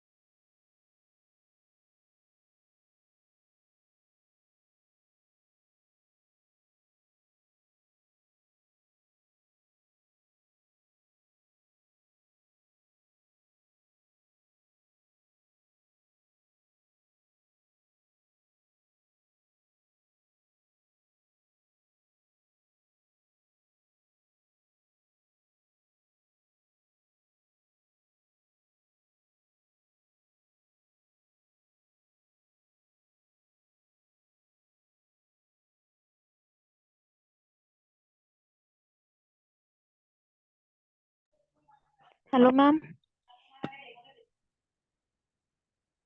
ਹਾਂਜੀ ਬੋਲੋ। ਮੈਮ ਇੱਕ ਤਾਂ ਨੈਗੇਟਿਵ ਪੁਆਇੰਟ 'ਚ ਵੀ ਉਹਨਾਂ ਨੂੰ ਗਾਈਡੈਂਸ ਨਹੀਂ ਮਿਲਦੀ ਪ੍ਰੋਪਰ ਉਹਨਾਂ ਦੇ ਮੋਰਲ ਵੈਲਿਊਜ਼ ਦੀ। ਮੈਮ ਦੂਜਾ ਸੈਕਿੰਡ ਪੁਆਇੰਟ ਕੀ ਲਿਖ ਸਕਦੇ ਹਾਂ? ਬੱਚੇ ਡਿਫਿਕਲਟ ਸਿਚੁਏਸ਼ਨ ਦੇ ਵਿੱਚ ਗਾਈਡ ਨਹੀਂ ਮਿਲਦੀ, ਦੂਸਰਾ ਉਹ ਮੋਰਲ ਵੈਲਿਊਜ਼ ਤੋਂ ਡਿਪਰਾਈਵ ਰਹਿ ਸਕਦੇ ਆ। Okay ma'am.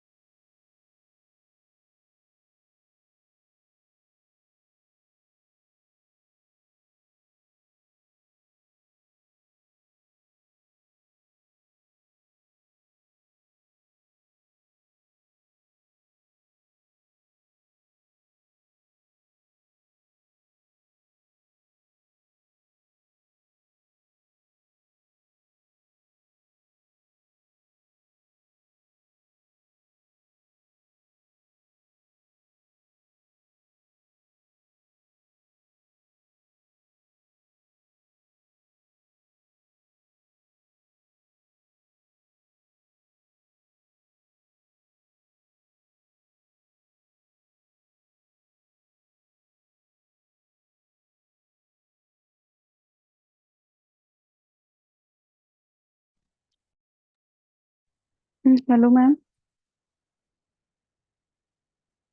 ਹਾਂਜੀ ਬੋਲੋ। ਹਾਂਜੀ ਮੈਮ ਏਦਾਂ ਕਿੱਦਾਂ ਲਿਖ ਸਕਦੇ ਆ ਵੀ ਉਹ ਆਪਣਾ ਜਿਹੜਾ ਰੀਤੀ ਰਿਵਾਜ ਆ ਵੀ ਉਹ ਆਪਣੇ ਅੱਗੇ ਮਤਲਬ ਕੰਟੀਨਿਊ ਕਰ ਰੱਖ ਸਕਦੇ ਆ? ਰੱਖ ਸਕਦੇ ਜਾਂ ਫਿਰ ਨਹੀਂ? ਰੱਖ ਸਕਦੇ ਆ ਜੇ ਉਹਨਾਂ ਨਾਲ ਸਟੇ ਮਤਲਬ ਰਹਿਣਗੇ ਪੇਰੈਂਟਸ ਨਾਲ children. If they live with their parents, then they can stay connected with their rituals. Okay.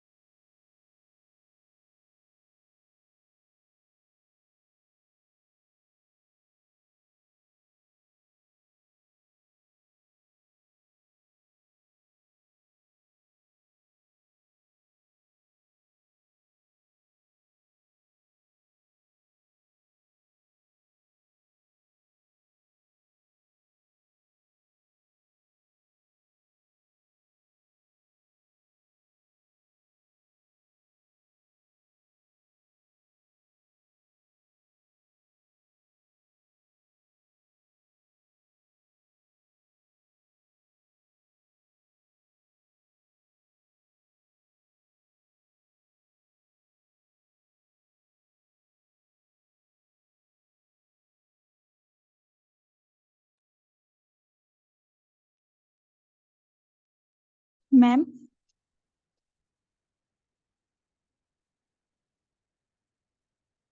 ਹਾਂਜੀ मैम फैसिलिटी ਦਾ सिनोनियम एम्प्टीज ਹੁੰਦਾ ਨਾ ਉਹਦੀ ਸਪੈਲਿੰਗ ਹਾਂਜੀ ਬੋਲ ਦਿਓ। amenities ਹਾਂਜੀ।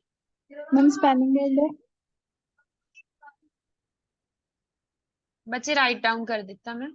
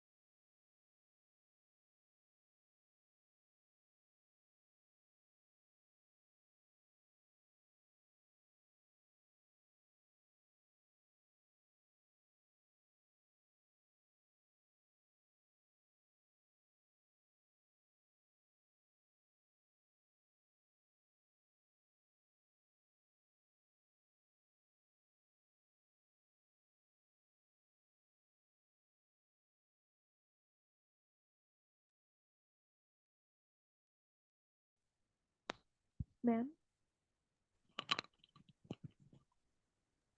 ਹਾਂਜੀ ਮੈਮ ਕਨਕਲੂਜਨ 'ਚ ਆਪਾਂ ਐਵੇਂ ਲਿਖ ਸਕਦੇ ਹਾਂ ਵੀ after analysing the statement it can be said. ਲਿਖ ਸਕਦੇ ਹੋ। Okay ma'am thank you.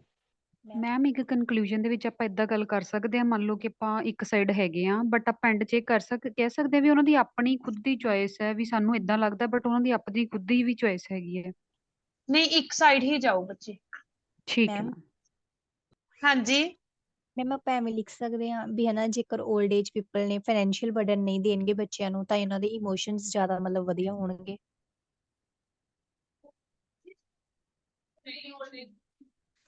ਹਾਂਜੀ ਦੁਬਾਰਾ ਦੱਸਣਾ ਬੱਚੇ।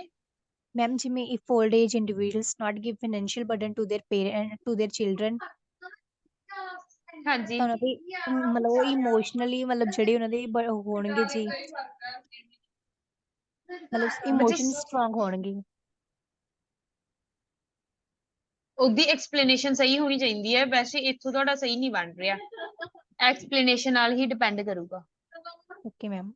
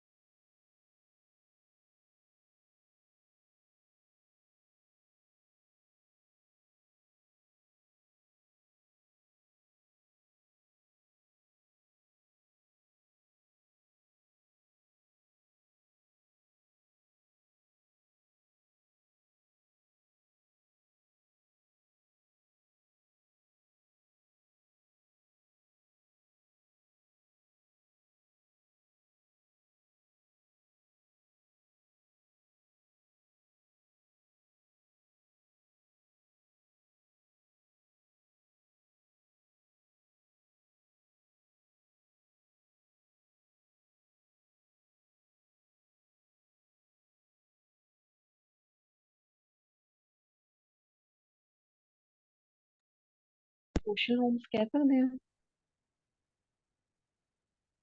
ਹਾਂਜੀ ਬੱਚੇ ਸੋਸ਼ਲ ਹੋਮਸ ਕਹਿ ਸਕਦੇ ਹਾਂ। ਓਸ਼ੀਅਨ ਰੂਮ ਨਹੀਂ ਨਰਸਿੰਗ ਹਾਂਜੀ ਨਰਸਿੰਗ ਕਹਿ ਸਕਦੇ ਹਾਂ, ਹਾਂਜੀ ਨਰਸਿੰਗ ਕਹਿ ਸਕਦੇ ਹਾਂ। ਸੋਸ਼ਲ ਨਹੀਂ ਕਹਿ ਸਕਦੇ। ਸੋਸ਼ਲ ਹਾਂਜੀ ਕਹਿ ਸਕਦੇ ਹੋ। ਕਹਿ ਸਕਦੇ। ਬੱਚੇ ਮੈਨੂੰ ਥੋੜਾ ਕਲੀਅਰ ਵੀ ਨਹੀਂ ਸਮਝ ਆ ਰਿਹਾ, ਇੱਕ ਵਾਰ ਤੁਸੀਂ ਲਿਖ ਦਿਓ। ਓਕੇ ਮੈਂ ਕਿਹਾ ਨਰਸਿੰਗ ਕਮਿਊਨਿਟੀਜ਼ ਨੂੰ ਸੋਸ਼ਲ ਹੋਮਸ ਵੀ ਤਾਂ ਕਹਿ ਹੀ ਸਕਦੇ ਹਾਂ। ਓਕੇ ਸੋਸ਼ਲ ਕਹਿ ਸਕਦੇ ਹਾਂ, ਹਾਂਜੀ ਕਹਿ ਸਕਦੇ ਹਾਂ। ਮੁਸਕਾਨ ਨੋਟਬੁੱਕ ਤੇ ਹੀ ਸੈਂਡ ਕਰਨਾ, ਮੈਮ ਨੂੰ ਭੇਜ ਦਿਓ ਨੰਬਰ।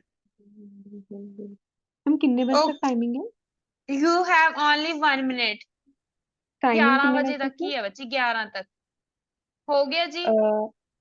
ਪੂਰੇ 11 ਵਜੇ ਤੱਕ ਹੈ? ਹਾਂਜੀ ਹਾਂਜੀ 10:20 ਤੇ ਸਟਾਰਟ ਹੋ ਗਈ ਸੀ ਆਪਣੀ ਰਾਈਟਿੰਗ ਤੁਹਾਡੀ। ਮੈਮ ਕਿੰਨਾ ਟਾਈਮ ਮੈਮ ਰਹਿ ਗਿਆ? ਜੋ ਅਗਰ ਵਿੱਚ ਥੋੜੀ ਬ੍ਰੇਕ ਹੋ ਲਈ ਸੀ, ਥੋੜੀ ਜਿਹੀ ਕੁਝ ਜ਼ਰੂਰੀ ਸੀਗਾ ਤੇ ਬਾਅਦ ਚ ਸੈਂਡ ਕਰ ਸਕਦੇ ਹਾਂ। ਕੋਈ ਗੱਲ ਨਹੀਂ, ਭੇਜ ਦਿਓ ਜੀ ਬਾਅਦ ਚੋਂ। ਮੈਮ 198 ਵਾਲੇ ਨੰਬਰ ਤੇ ਸੈਂਡ ਕਰਨਾ ਮੈਮ ਵਾਲੇ ਤੇ। ਬੱਚੇ ਇਹ ਵਾਲਾ ਜਿਹੜਾ ਨੰਬਰ ਤੁਹਾਨੂੰ ਮੈਂ ਲਿਖ ਰੱਖਿਆ ਨਾ, ਇਸੇ ਤੇ ਭੇਜ।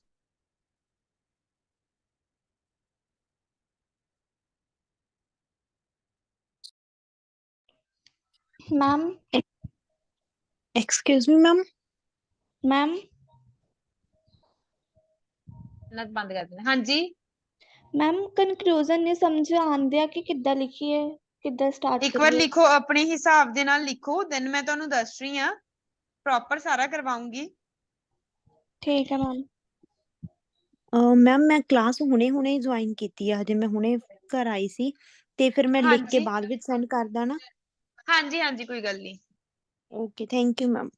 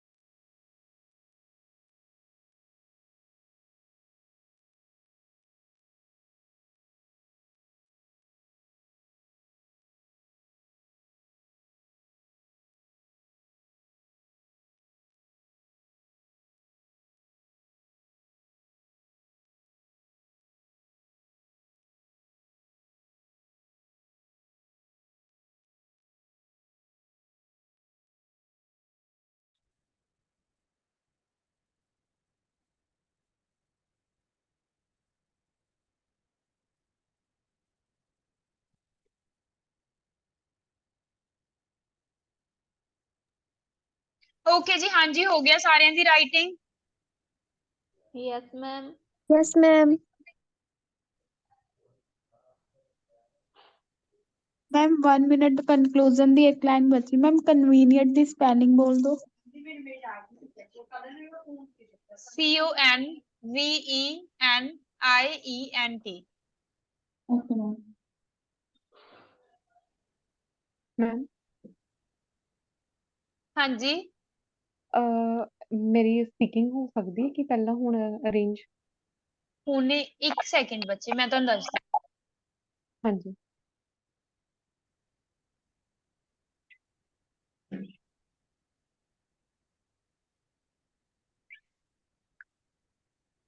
ਹਾਂਜੀ ਹਰਪ੍ਰੀਤ ਬੱਚੇ ਤੁਸੀਂ ਕਾਲ ਕਰ ਲਓ।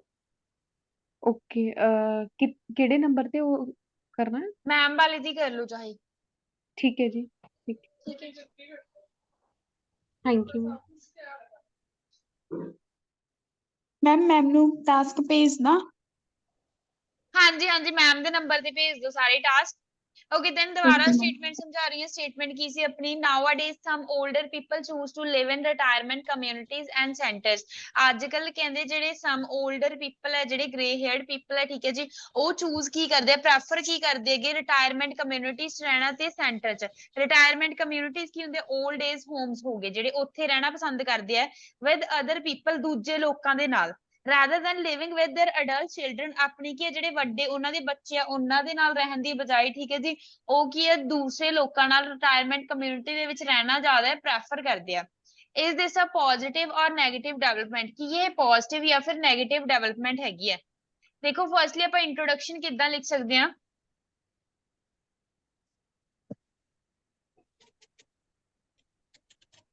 ਦੇਖੋ ਕਹਿ ਸਕਦੇ ਆਪਾਂ living in old age homes is beneficial for senior citizen. ਇਦਾਂ ਵੀ ਲਿਖ ਸਕਦੇ ਹੋ ਤੁਸੀਂ, ਜਿਹੜਾ ਲਿਵਿੰਗ ਰਹਿਣਾ ਕੀ ਹੈਗਾ 올ਡ ਏਜ ਹੋਮ ਦੇ ਵਿੱਚ, ਉਹ ਫਾਇਦੇਮੰਦ ਹੈ ਸੀਨੀਅਰ ਸਿਟੀਜ਼ਨਸ ਲਈ। ਠੀਕ ਹੈ, ਜਾਂ ਤੁਸੀਂ ਇਦਾਂ ਸ਼ੁਰੂ ਕਰ ਸਕਦੇ ਹੋ ਓਇੰਗ ਟੂ ਮਾਡਰਨ ਐਰਾ। ਇਸ ਮਾਡਰਨ ਐਰਾ ਦੇ ਕਰਕੇ ਮੈਜੋਰਿਟੀ ਆਫ ਸੀਨੀਅਰ ਸਿਟੀਜ਼ਨਸ ਕਹਿ ਸਕਦੇ ਹੋ 올ਡਰ ਪੀਪਲ ਨੂੰ ਪ੍ਰੈਫਰ ਟੂ ਰਿਜ਼ਾਈਡ ਹੁੰਦਾ ਜੀ ਲਿਵ ਰਹਿਣਾ ਇਨ ਰਿਟਾਇਰਮੈਂਟ ਹੋਮ ਦੇ ਵਿੱਚ ਰਹਿਣਾ ਪਸੰਦ ਕਰਦੇ ਆ and centres with other individuals means people, ਦੂਸਰੇ ਲੋਕਾਂ ਦੇ ਨਾਲ instead of living with their children instead ਕੀ ਹੈ ਜੀ ਆਪਣੇ ਬੱਚਿਆਂ ਦੇ ਨਾਲ ਰਹਿਣ ਦੀ ਬਜਾਏ I hold the view that this trend have positive effects ਇਸ trend ਦੇ ਠੀਕ ਹੈ ਜੀ positive effects ਹੈਗੇ not only for elders ਇੱਥੇ has ਆਣਾ ਠੀਕ ਹੈ not only for elders ਲਈ ਹੀ ਨਹੀਂ ਹੈਗੇ but also for ਕਿਸ ਲਈ ਹੈ ਜੀ children ਉਹਨਾਂ ਦੇ ਬੱਚਿਆਂ ਦੇ ਲਈ ਵੀ ਕੀ ਹੈ ਫਾਇਦੇਮੰਦ ਹੈਗੇ ਆ and which I will elaborate in the upcoming paragraphs ਆਉਣ ਵਾਲੇ ਪੈਰਾਗ੍ਰਾਫ ਦੇ ਵਿੱਚ ਕੀ ਹੈ ਜੀ ਮੈਂ elaborate ਕਰਨ ਜਾ ਰਹੀ ਹਾਂ clear ਹੈ ਯੈਸ ਮੈਮ ਕਿਸੇ ਨੂੰ ਬੱਚੇ ਇੰਟਰੋਡਕਸ਼ਨ ਦੇ ਵਿੱਚ ਕੋਈ ਕਨਫਿਊਜ਼ਨ ਹੋਵੇ No, ma'am.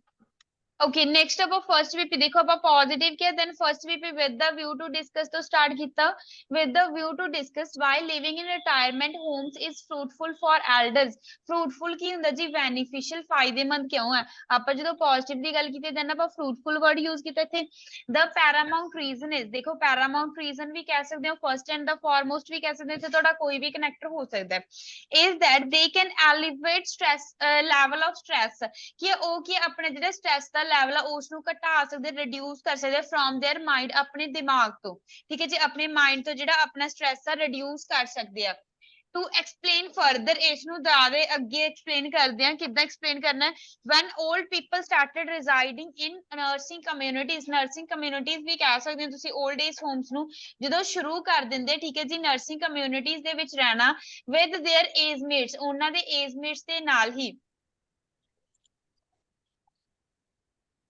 ਇੱਥੇ start ਆਊਗਾ start residing in nursing community ਵਿੱਚ ਸ਼ੁਰੂ ਕਰਦੇ ਆ with their age mates then they can share feelings share ਕਰ ਸਕਦੇ ਹੈਗੇ feelings or emotions ਆਪਣੇ emotions ਵੀ share ਕਰ ਸਕਦੇ ਤੇ feelings we and do many other activities with each other ਤੇ ਉਹ ਇੱਕ ਦੂਜੇ ਨਾਲ ਕੀ ਹੈ ਜੀ activities ਕਰ ਸਕਦੇ ਨੇਗੇ such as ਕੀ ਕਰ ਸਕਦੇ playing cards ਖੇਡਦੇ ਜ਼ਿਆਦਾਤਰ old people ਦੀ habit ਕੀ ਹੁੰਦੀ cards ਖੇਡਣਾ ਪਸੰਦ ਕਰਦੇ ਆ doing walk ਕਰ ਸਕਦੇ ਠੀਕ ਹੈ ਜੀ and so on which is really a difficult task to do with children ਜਿਹੜਾ ਕੀ ਹੈ ਕਹਿੰਦੇ difficult task ਹੁੰਦਾ ਔਖਾ ਕੰਮ ਹੁੰਦਾ ਉਹਨਾਂ ਦੇ ਬੱਚਿਆਂ ਦੇ ਨਾਲ ਕਰਨਾ ਠੀਕ ਹੈ as ਕਿਉਂ ਔਖਾ ਹੁੰਦਾ as their offsprings already have hectic schedule offsprings ਆਪਾਂ children ਲਈ use ਕੀਤਾ ਕਿਉਂਕਿ ਉਹਨਾਂ ਦੇ ਜਿਹੜੇ ਬੱਚਿਆਂ ਦਾ already ਕੀ ਹੈ ਜੀ hectic schedule ਹੁੰਦਾ hectic schedule means busy schedule ਹੁੰਦਾ by spending time with other people in old age houses by Ki spend ਕਰਕੇ old age houses ਦੇ ਵਿੱਚ ਆਪਣੇ ਹੋਰ ਲੋਕਾਂ ਦੇ ਨਾਲ older citizens can make themselves feel relaxed as well as energetic ਉਹ ਆਪਣੇ ਆਪ ਨੂੰ energetic ਬਣਾ ਸਕਦੇ ਆ ਤੇ relaxed feel ਕਰ ਸਕਦੇ ਆ for instance ਕੀ ਕਿਹਾ ਆਪਾਂ ਨੇ ਜਿਹਦੇ ਕਿ ਦੋ ਬਰਫ ਦੀ ਫਾਰਮਸ ਆ ਫੀਲ ਐਂਡ ਰਿਲੈਕਸਡ ਜਿਲੇ ਇੱਕ ਬਰਫ ਦੀ ਫਾਰਮ ਤੋਂ ਅਗਲੀ ਬਰਫ ਦੀ ਫਾਰਮ ਆਣੀ ਉਹ ਤੇ ਈਡੀ ਲੱਗਣਾ ਹੁੰਦਾ ਹਾਂਜੀ ਓਕੇ ਦੇਖੋ ਉਸ ਤੋਂ ਬਾਅਦ ਆਪਾਂ ਕੀ ਲਿਖਿਆ ਫॉर ਇੰਸਟੈਂਸ ਇਨ ਪੰਜਾਬ ਦੇ ਵਿੱਚ ਕੀ ਹੈ ਜੀ ਸਿਗਨੀਫੀਕੈਂਟ ਪ੍ਰਪੋਰਸ਼ਨ ਮਤਲਬ ਜ਼ਿਆਦਾਤਰ ਲੋਕ ਹੈ ਠੀਕ ਹੈ of senior citizens they prefer to live in retirement communities ਜਾਂ ਸੈਂਟਰਸ ਕੁਝ ਵੀ ਕਹਿ ਸਕਦੇ ਹੋ ਟੂ ਐਲੀਵੇਟ ਕਹਿ ਸਕਦੇ ਐਲੀਵੇਟ ਆਪਾਂ ਪਹਿਲਾਂ ਯੂਜ਼ ਕਰਦਾ ਤੇ ਇਸ ਲਈ ਤੁਸੀਂ ਕੀ ਯੂਜ਼ ਕਰ ਲਓਗੇ ਟੂ ਰਿਡਿਊਸ ਡਿਪਰੈਸ਼ਨ ਆਪਣੀ ਡਿਪਰੈਸ਼ਨ ਨੂੰ ਘਟਾਉਣ ਦੇ ਲਈ ਉੱਥੇ ਰਹਿਣਾ ਪ੍ਰੈਫਰ ਕਰਦੇ ਆ देयरफॉर ਤਾਂ ਕਰਕੇ ਆਪਾਂ ਰਿਜ਼ਲਟ ਕੀ ਕੱਢਿਆ ਜੀ it is quite beneficial for old multitudes to feel stress free feel ਕਰਨ ਦੇ ਲਈ ਜੀ ਕੀ ਆ ਉਹਨਾਂ ਦੇ ਵਾਸਤੇ ਬੈਨੀਫੀਸ਼ੀਅਲ ਹੈ 올ਡ ਏਜ ਹਾਊਸਸ ਦੇ ਵਿੱਚ ਰਹਿਣਾ ਕਲੀਅਰ ਹੈ ਬੱਚੇ first VP yes ma'am ma'am just ਇੱਕ ਕੁਐਸਚਨ ਹੈ ਆਪਾਂ ਆਫਸਪ੍ਰਿੰਗਸ ਜਿਹੜਾ ਯੂਜ਼ ਕਰਦੇ ਆ ਵਰਡ ਉਹ ਆਪਾਂ ਮਤਲਬ ਕਿਸੇ ਵੀ ਏਜ ਦੇ ਬੱਚਿਆਂ ਦੇ ਲਈ ਕਰ ਸਕਦੇ ਹਾਂ ਜਾਂ ਆਪਾਂ ਬਹੁਤ ਨਿੱਕੇ ਬੱਚਿਆਂ ਲਈ ਕਰਦੇ ਹਾਂ ਕਰ ਸਕਦੇ ਹਾਂ ਬੱਚੇ ਓਕੇ ਠੀਕ ਹੈ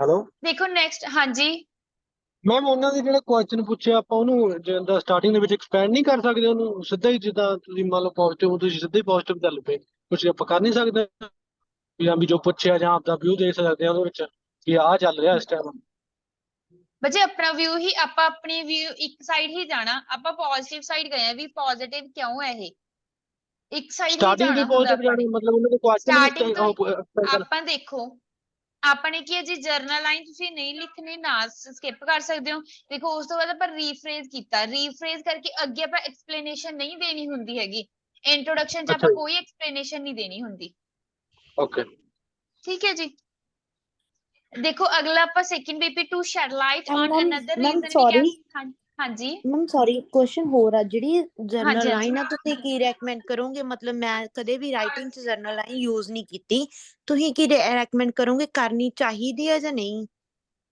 ਬੱਚੇ ਆਪਸ਼ਨਲ ਹੈ ਅਗਰ ਤਾਂ ਤੁਹਾਡੇ ਕੋਲੋਂ ਬਣ ਰਹੀ ਹੈ ਜਰਨਲ ਲਾਈਨ ਤੁਹਾਨੂੰ ਲੱਗ ਰਿਹਾ ਵਧੀਆ ਹੈਗੀ ਦੈਨ ਤੁਸੀਂ ਯੂਜ਼ ਕਰ ਦਿਓ ਅਗਰ ਤੁਹਾਡੇ ਕੋਲ ਜਰਨਲ ਲਾਈਨ ਨਹੀਂ ਬਣ ਰਹੀ ਗਲਤ ਲਿਖਣ ਦਾ ਕੋਈ ਫਾਇਦਾ ਨਹੀਂ ਫਿਰ ਲਿਖੋ ਨਾ ਕਿਉਂਕਿ ਉਹਦਾ ਕਿਹੜਾ ਆਪਾਂ ਨੂੰ ਕੋਈ ਜ਼ਿਆਦਾ ਸਕੋਰ ਮਿਲਣਾ ਓਕੇ ਮੈਮ ਮੇਰੀ ਰਿਕੁਆਇਰਮੈਂਟ ਹੈਗੀ ਆ 7.5 ਸੋ ਮੈਮ ਮੈਨੂੰ ਕੀ ਕਰਨਾ ਚਾਹੀਦਾ ਓਕੇ ਤੁਸੀਂ ਜੀਰੰਟ ਤੋਂ ਸਟਾਰਟ ਕਰੋ ਅਗਰ ਤੁਹਾਡੀ ਜਿੱਦਾਂ ਆਪਾਂ ਲਿਵਿੰਗ ਨਾਲ ਬਣਾਇਆ ਅਗਰ ਜੀਰੰਟ ਨਾਲ ਸਟਾਰਟ ਕਰਦੇ ਹੋ ਜਰਨਲ ਲਾਈਨ ਉਹ ਜ਼ਿਆਦਾ ਬੈਟਰ ਹੁੰਦੀ ਹੈ ਅਗਰ ਤੁਹਾਡੀ ਜੀਰੰਟ ਨਾਲ ਨਹੀਂ ਬਣ ਰਹੀ ਫਿਰ ਤੁਸੀਂ ਲਿਖੋ ਨਾ ਜਰਨਲ ਲਾਈਨ ਮੈਂ ਤੁਹਾਨੂੰ ਪਹਿਲਾਂ ਵੀ ਕਹਿੰਦੀ ਹੁੰਦੀ ਵੀ ਜਰਨਲ ਲਾਈਨ ਆਪਣੀ ਜਿਹੜੀ ਆਪਸ਼ਨ 'ਚ ਚਲੀ ਜਾਂਦੀ ਆ ਉਹ ਤੁਹਾਡੀ ਮਰਜ਼ੀ ਹੁੰਦੀ ਹੈ ਲਿਖਣਾ ਜਾਂ ਨਹੀਂ ਲਿਖਣਾ ਓਕੇ ਮੈਮ ਥੈਂਕ ਯੂ ਠੀਕ ਹੈ ਜੀ ਓਕੇ ਦੈਨ ਦੇਖੋ ਅਗਲਾ BP ਆਪਾਂ to shed light on another reason ਕਹਿਤਾ ਠੀਕ ਹੈ ਅਨਦਰ ਰੀਜ਼ਨ ਕਿਸ ਦਾ ਦਿੱਤਾ how retirement of older people in nursing homes is beneficial for their offspring ਦੇਖੋ ਆਪਾਂ ਇੰਟਰੋ ਥੀਸਿਸ ਇਹ ਕਿ ਅਸੀਂ ਵੀ ਇਕੱਲੇ ਐਲਡਰ ਵਾਸਤੇ ਹੀ ਬੈਨੀਫੀਸ਼ੀਅਲ ਬਟ ਆਲਸੋ ਉਹਨਾਂ ਦੇ ਬੱਚਿਆਂ ਵਾਸਤੇ ਵੀ ਹੁਣ ਆਪਾਂ ਪਹਿਲੇ ਹੀ ਦੱਸਤਾ ਵੀ ਐਲਡਰ ਵਾਸਤੇ ਕਿਵੇਂ ਬੈਨੀਫੀਸ਼ੀਅਲ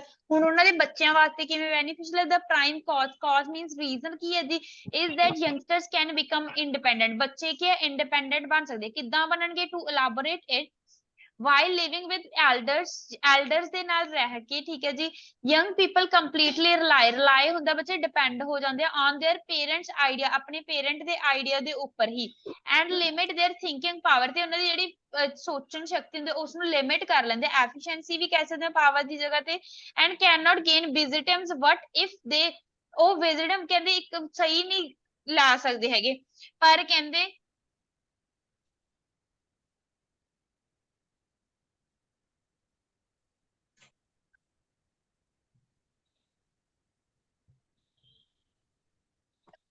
ਦੇਖੋ ਆਪਾਂ ਕੀ ਲਿਖਿਆ however if they live alone ਜੇ ਉਹ ਇਕੱਲੇ ਰਹਿੰਦੇ ਆ ਪਰ ਠੀਕ ਹੈ ਜੀ they might come out from their comfort zone ਆਪਣੀ comfort zone ਦੇ ਵਿੱਚੋਂ ਬਾਹਰ ਨਿਕਲ ਸਕਦੇ ਆ and take decisions for themselves ਤੇ ਆਪਣੇ ਵਾਸਤੇ ਖੁਦ decisions ਲੈ ਸਕਦੇ ਆ and they also have owns ਬੱਚੇ ਹੁੰਦਾ responsibility owns ਇਹਦੇ ਨਾਲ ਹੀ ਲਿਖ ਦਿੰਨੀ ਆ ਇਹਦਾ ਮਤਲਬ ਹੁੰਦਾ ਜੀ responsibility ਦਾ vocabulary word ਹੈ ਇਹ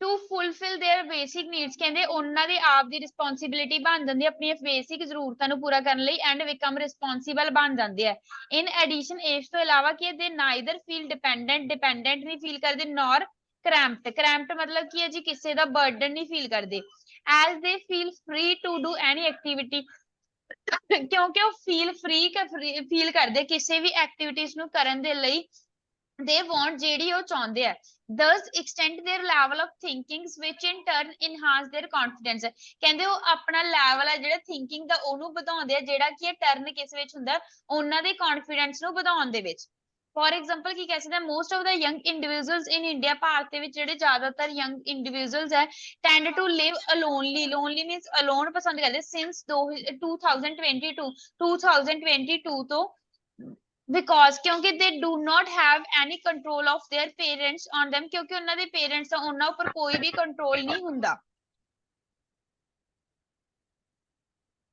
ਕਲੀਅਰ ਹੈ ਯੈਸ ਮੈਮ ਓਕੇ ਉਸ ਤੋਂ ਬਾਅਦ ਦੇਖੋ ਜੀ ਆਪਣਾ conclusion in conclusion it is quite evident that ਇੱਕ ਬੱਚੇ ਮੈਂ ਆਨਲਾਈਨ ਰਾਈਟਿੰਗ ਚੈੱਕ ਕੀਤੀ ਦੇਖੋ ਬਹੁਤ ਬੱਚੇ ਦੈਟ ਤੋਂ ਬਾਅਦ ਕੌਮਾ ਯੂਜ਼ ਕਰਦੇ ਦੈਟ ਤੋਂ ਬਾਅਦ ਕੌਮਾ ਨਹੀਂ ਯੂਜ਼ ਕਰਨਾ ਤੁਸੀਂ ਠੀਕ ਹੈ ਜੀ in conclusion it is quite evident that in these days ਕਹਿੰਦੇ ਇਹ ਚੰਗੀ ਤਰ੍ਹਾਂ ਕਲੀਅਰ ਹੈ ਇਹਨਾਂ ਦਿਨਾਂ ਦੇ ਵਿੱਚ survival of grey haired people ਆਪਾਂ ਕਿਸ ਨੂੰ ਕਹਿੰਦੇ ਹਾਂ senior citizens in old age homes is fruitful for them old age home ਦੇ ਵਿੱਚ ਜਿਹੜਾ ਸਰਵਾਈਵ ਕਰਨਾ ਉਹਨਾਂ ਵਾਸਤੇ ਵਧੀਆ ਹੈਗਾ as well as their offspring ਉਹਨਾਂ ਦੇ ਬੱਚਿਆਂ ਲਈ because they can feel stress free and their children might feel independent by dint of it by dint of means because of ਇਸ ਦੇ ਕਾਰਨ ਉਹਨਾਂ ਦੇ ਬੱਚੇ ਕੀ ਹੈ ਜੀ ਇੰਡੀਪੈਂਡੈਂਟ ਫੀਲ ਕਰ ਸਕਦੇ ਆ ਠੀਕ ਹੈ ਤੇ ਉਹ ਸਟ੍ਰੈਸ ਫ੍ਰੀ ਰਹਿ ਸਕਦੇ ਆ ਕਨਕਲੂਜਨ ਦੇ ਵਿੱਚ ਬੱਚੇ ਆਪਾਂ ਉਹੀ ਲਿਖਣਾ ਹੁੰਦਾ ਜਿਹੜੇ ਪੁਆਇੰਟ ਆਪਾਂ ਐਲੈਬੋਰੇਟ ਕਰਤੇ ਕਨਕਲੂਜਨ ਚ ਆਪਾਂ ਹੋਰ ਕੁਝ ਵੀ ਅਲੱਗ ਤੋਂ ਨਹੀਂ ਲਿਖਣਾ ਹੁੰਦਾ ਮੈਮ ਇੱਕ BP ਵਿੱਚ ਸਿਰਫ ਇੱਕ ਆਈਡੀਆ ਲਿਖਣਾ ਹੁੰਦਾ ਹਾਂਜੀ ਬੱਚੇ ਇੱਕ ਆਈਡੀਆ ਪਲੱਸ ਐਕਸਪਲੇਨੇਸ਼ਨ ਪਲੱਸ ਉਹਦੀ ਐਗਜ਼ਾਮਪਲ ਫਿਰ ਉਹਦਾ ਰਿਜ਼ਲਟ ਆ ਜਾਂਦਾ ਠੀਕ ਮੈਮ ਹੈ, ਕਈ ਕਿਉਂਕਿ ਇੱਕ ਨਾਲ ਹੀ ਆਪਣਾ ਵਧੀਆ ਹੋ ਜਾਂਦਾ। ਹਾਂਜੀ ਕਈ ਸੈਂਟਰਸ ਤੇ ਬੋਲਦੇ ਦੋ ਆਈਡੀਆ ਹੋਣੇ ਰਿਜ਼ਲਟ ਚਾਹੀਦੇ। ਬੱਚੇ ਦੋ ਆਈਡੀਆਜ਼, ਅਗਰ ਤੁਸੀਂ ਦੋਨੋਂ ਵੀਪੀਜ਼ ਦੇ ਵਿੱਚ ਦੇਖੋ, ਆਪਾਂ ਪੋਜ਼ਿਟਿਵ ਸਾਈਡ ਚੱਲਦੇ ਆ, ਦੋ ਆਈਡੀਆਜ਼, 4 ਆਈਡੀਆਜ਼ ਚਾਹੀਦੇ ਆਪਣੇ ਕੋਲ। ਜੇ ਆਪਣੇ ਕੋਲ 4 ਆਈਡੀਆਜ਼ ਨੂੰ ਆਪਾਂ ਥੋੜਾ ਐਲੈਬੋਰੇਟ ਕਰਾਂਗੇ, ਉਹਦਾ ਤਾਂ ਕੋਈ ਫਾਇਦਾ ਨਹੀਂ ਹੈਗਾ। ਠੀਕ ਹੈ, ਕਿਉਂਕਿ ਐਗਜ਼ਾਮੀਨਰ ਦੇ ਫਿਰ ਮਨ ਚ ਹਾਊ ਦਾ ਕੁਐਸਚਨ ਰਹਿ ਜਾਊਗਾ। ਆਪਾਂ ਹਾਊ ਕਲੀਅਰ ਕਰਨੀ ਹੈ ਸਾਰੀ, ਵੀ ਆਪਣਾ ਕੀ ਹੈ ਪ੍ਰੋਪਰ ਕਲੀਅਰ ਹੋਣਾ ਚਾਹੀਦਾ ਹੈ। ਤਾਂ ਕਰਕੇ ਇੱਕ ਆਈਡੀਆ ਦਿਓ ਤੁਸੀਂ, ਪਲੱਸ ਉਹਦੀ ਐਕਸਪਲੇਨੇਸ਼ਨ ਵਧੀਆ ਦਿਓ, ਪਲੱਸ ਉਹਦੀ ਐਗਜ਼ਾਮਪਲ ਪਾਓ ਐਂਡ ਉਹਦਾ ਰਿਜ਼ਲਟ। ਅਗਰ ਤੁਸੀਂ ਐਗਜ਼ਾਮਪਲ ਨਹੀਂ ਦੇ ਰਹੇ ਦੈਨ ਤੁਸੀਂ 2 ਆਈਡੀਆਜ਼ ਦੇ ਸਕਦੇ ਹੋ, ਬਟ ਐਗਜ਼ਾਮਪਲ ਹੈ ਜਿਹੜੀ ਜ਼ਿਆਦਾ ਵਧੀਆ ਲੱਗਦੀ ਹੈ। Okay excuse me ma'am. ਹਾਂਜੀ ਮੈਮ ਆਪਾਂ ਐਗਜ਼ਾਮਪਲ ਤੋਂ ਪਹਿਲਾਂ ਵੀ ਦੇ ਸਕਦੇ ਹਾਂ ਆਪਣਾ ਜਿਹੜਾ ਰਿਜ਼ਲਟ ਆ? ਹਾਂ, ਉਹ ਤੁਹਾਡੀ ਮਰਜ਼ੀ ਹੈ। Okay ma'am okay. ਠੀਕ ਹੈ, ਹੋਰ ਕਿਸੇ ਨੂੰ ਕੋਈ ਡਾਊਟ ਹੋਵੇ ਬੱਚੇ? ਮੈਮ ਇੱਕ ਆਪਾਂ ਜਿੱਦਾਂ ਮੰਨ ਲਓ ਕਿ ਫਸਟ ਬੀਪੀ ਕੰਪਲੀਟ ਕਰ ਲਿਆ, ਸੈਕੰਡ ਦੇ ਵਿੱਚ ਆਪਾਂ ਲੱਗਦਾ 2 ਪੁਆਇੰਟ ਦੇਣਾ ਚਾਹੁੰਦੇ, ਆਪਾਂ ਇਕੱਠੇ ਦੇ ਸਕਦੇ ਹਾਂ ਉੱਥੇ ਜਾਂ ਨਹੀਂ ਦੇਣਾ ਹੈਗਾ? ਦੇ ਸਕਦੇ ਹੋ, ਉਹ ਡਿਪੈਂਡ ਕਰਦਾ ਸਿਚੁਏਸ਼ਨ ਤੇ। ਸਕਰੀਨਸ਼ਾਟ ਲੈਣਾ ਸੀਗਾ ਮਾੜਾ ਜਿਹਾ ਮੈਮ ਕਰ। ਮੈਮ ਇੱਕ ਅਗਰ ਆਪਾਂ ਨੂੰ ਜੇ ਲੱਗਦਾ ਹੈਗਾ ਕਿ ਆਪਣੇ ਕੋਲ ਨੈਗੇਟਿਵ ਦੇ ਪੁਆਇੰਟ ਹੈਗੇ ਆ, ਫਿਰ ਆਪਾਂ ਉਹ ਵੀ ਉਧਰ ਚਾਹੇ ਚਲੇ ਜਾਈਏ, ਉਹ ਤਾਂ ਕੋਈ ਇਸ਼ੂ ਨਹੀਂ ਹੈਗਾ ਕਿ ਉਹ ਤਾਂ ਆਪਾਂ ਕੋਈ ਜ਼ਰੂਰ। ਇਸ਼ੂ ਨਹੀਂ, ਬਸ ਬੱਚੇ ਤੁਸੀਂ ਇੱਕ ਸਾਈਡ ਹੀ ਜਾਓਗੇ, ਕਿਸੇ ਮਰਜ਼ੀ ਸਾਈਡ ਜਾਓ। ਉਹ ਤੁਸੀਂ ਪਹਿਲਾਂ ਹਮੇਸ਼ਾ ਕਿ ਆਪਣੇ ਆਈਡੀਆ ਸੋਚਣੇ ਹੁੰਦੇ ਆ, ਜਦੋਂ ਤੁਸੀਂ ਆਈਡੀਆ ਸੋਚ ਲਏ ਉਸ ਤੋਂ ਬਾਅਦ ਤੁਸੀਂ ਸ਼ੁਰੂ ਕਰਨਾ ਹੁੰਦਾ ਕਰਨਾ। ਜਿਹੜੀ ਮੈਮ ਤੁਹਾਨੂੰ ਸਟਰੋਂਗ ਸਾਈਡ ਲੱਗਦੀ ਹੈ ਉਧਰਲੀ ਹੀ ਕਰਨੀ ਹੈ, ਜਾਣਾ ਤੁਸੀਂ। ਠੀਕ ਹੈ ਜੀ, ਓਕੇ ਸਕਰੀਨਸ਼ਾਟ ਲੈ ਲਓ ਬੱਚੇ ਪਹਿਲਾਂ ਫਰਸਟ ਪੇਜ ਦਾ। Yes ma'am. ਹੋ मैम ਗਿਆ ਜੀ? स्क्रीन कर दो। Yes ma'am ma'am. ਹਾਂਜੀ ਮੈਮ ਜਿੱਦਾਂ ਮੈਂ BP2 ਲਿਖਿਆ ਆ, ਉਹਦੇ 'ਚ ਮੈਂ ਇੱਕ ਹੀ ਪੁਆਇੰਟ ਦਿੱਤਾ ਤੇ ਐਗਜ਼ਾਮਪਲ ਨਹੀਂ ਦਿੱਤੀ, ਵੱਡਾ ਹੋ ਗਿਆ ਸੀਗਾ, ਤੇ ਕੋਈ ਇਸ਼ੂ ਤੇ ਨਹੀਂ ਹੈ ਕਿ ਗਲਤ ਹੋ ਜਾਏ? ਨਹੀਂ ਕੋਈ ਇਸ਼ੂ ਨਹੀਂ ਹੈਗਾ, ਇਹਦਾ ਕੋਈ ਇਸ਼ੂ ਨਹੀਂ ਹੈਗਾ। ਠੀਕ ਆ। ਹੋ ਗਿਆ ਬੱਚੇ ਸਕਰੀਨਸ਼ਾਟ? Yes ma'am. ਹਾਂਜੀ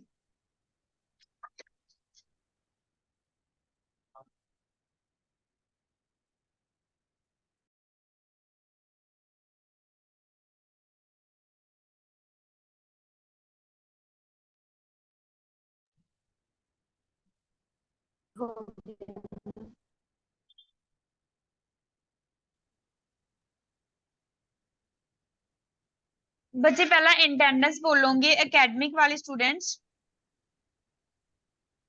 Raman Ludhiana, Raman Ludhiana.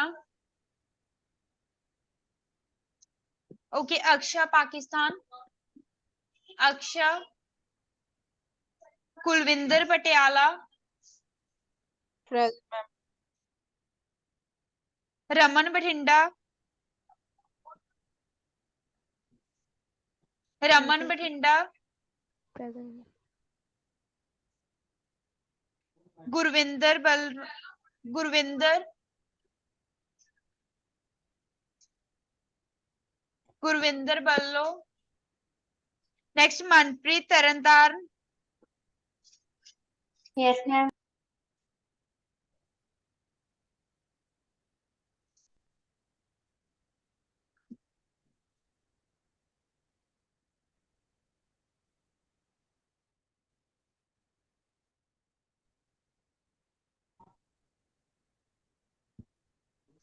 Manpreet Australia. Yes ma'am. Okay Rupinder SBS Nagar. Yes ma'am. मुस्कान,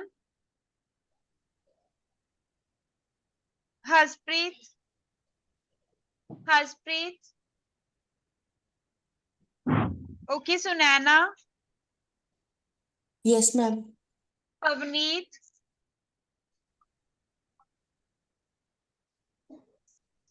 Pavneet, Simran Saini. Present ma'am. Okay next Manpreet Moga, Manpreet Moga. Kuldeep GT, Kuldeep GT. Ma'am Gurmanpreet Moga वा। गुरमनप्रीत मोगा बच्चे। हाँ जी।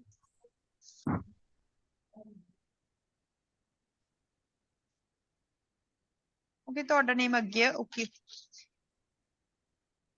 Okay then Gagan Uttar Pradesh present ma'am Harman Harman Bishnaur Harinder Kaur yes Harinder Manpreet Patiala Manpreet Patiala Harpreet Kaur GT Harpreet Kaur present ma'am okay next जी Beera Rani yes ma'am Gagan Sirsa Gagan Sirsa Avtansh next Jaspreet Sangrur Jasprit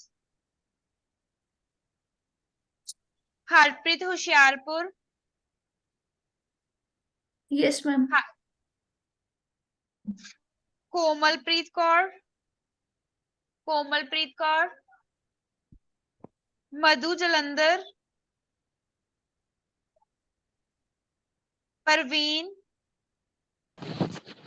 yes ma'am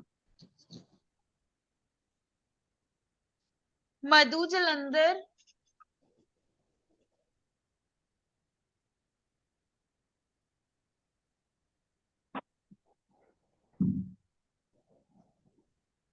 okay Mandeep Kaur Canada GT वाले students Mandeep Canada मेरे academic वाले बोले नहीं ना शायद हाँ जी रितिका होगी बच्चे ਤੁਹਾਡੀ ओके मैम ਮੇਰੀ ਨਹੀਂ ਹੋਈ ਨੂਰ ਗਿੱਲ ਬੱਚੇ ਤੁਹਾਡੀ ਨੇਮ ਬੋਲ ਰਹੀ ਆ ਜਿਨ੍ਹਾਂ ਦੀ ਨਹੀਂ ਹੋਈ ਉਹਨਾਂ ਦੇ ਬਾਅਦ ਚ ਮੈਂ ਲਿਖੂੰਗੀ okay Rajwinder Kaur yes ma'am Harpreet Sharma Harpreet Sharma Bavneet Bavneet Ludhiana Mandeep Kaur Sangrur Mandeep Kaur Sangrur Lapreet Kaur present ma'am Harnoor Kaur present ma'am Gurkirat Kaur present ma'am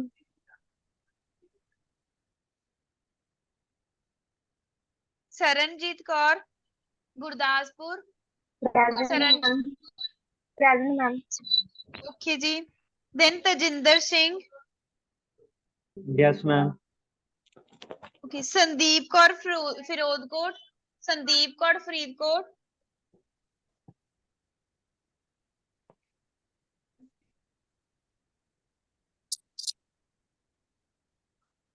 ਹਾਂਜੀ ਸਟੂਡੈਂਟਸ ਕਿਸੇ ਦੇ ਕੋਈ ਡਾਊਟ ਹੋਵੇ ਇੱਕ ਅਟੈਂਡੈਂਸ ਨਾ ਲੱਗੀ ਹੋਵੇ ma'am Mandeep Kaur Moga GT ma'am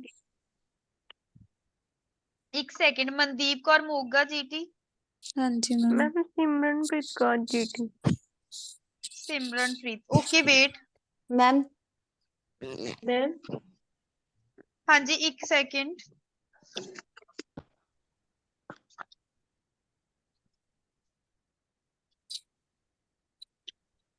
ਹਾਂਜੀ ਬੋਲੋ ma'am Tanya Kashyap Nangal dam Tanya okay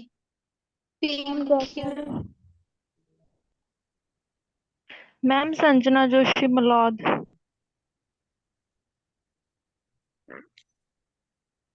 ma'am Aman Bajwa Brampton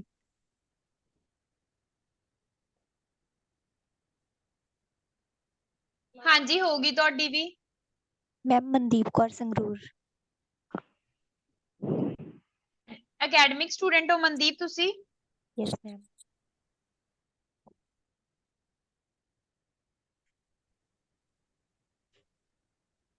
hello ਹਾਂਜੀ ਹੋਰ ਕਿਸੇ ਦੀ ਅਟੈਂਡੈਂਸ ਰਹਿੰਦੀ ਹੋਵੇ मैम संजना जोशी मलौद ਹਾਂਜੀ ਹੋਗੀ ਬੱਚੇ ਤੁਹਾਡੀ आस्था पटेल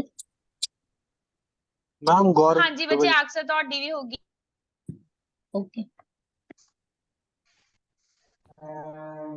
ਓਕੇ ਜੀਟੀ ਵਾਲਿਆਂ ਦੀ ਹੋਗੀ ਜੀ मैम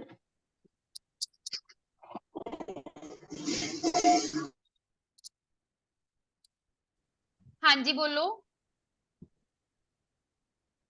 ਅਟੈਂਡੈਂस ਹੋਗੀ। ਹਾਂਜੀ ਹੋ ਗਈ Pinky. Okay Okay, then ma'am. 2 minutes wait ਕਰੋ, ਆਪਾਂ ਲਿਸਨਿੰਗ ਸ਼ੁਰੂ ਕਰਦੇ ਹਾਂ।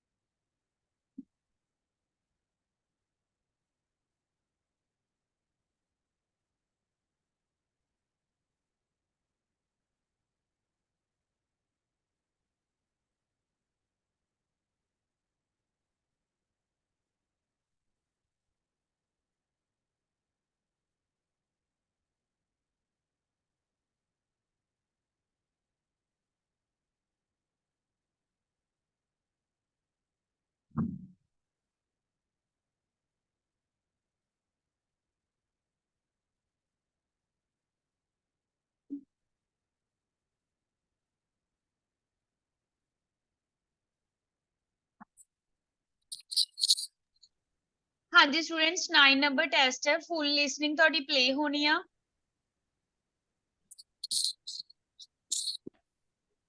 ਮੈਮ ਹਾਂਜੀ ਮੈਮ ਜਿਹੜਾ ਪੀਡੀਐਫ ਲਿਸਨਿੰਗ ਦਾ ਭੇਜਿਆ ਮੈਮ, ਜੇ ਖੁਦ ਆਪ ਕਰਨਾ ਹੋਵੇ ਮੈਮ ਫਿਰ ਕਿੱਥੋਂ ਕਰਾਂਗੇ?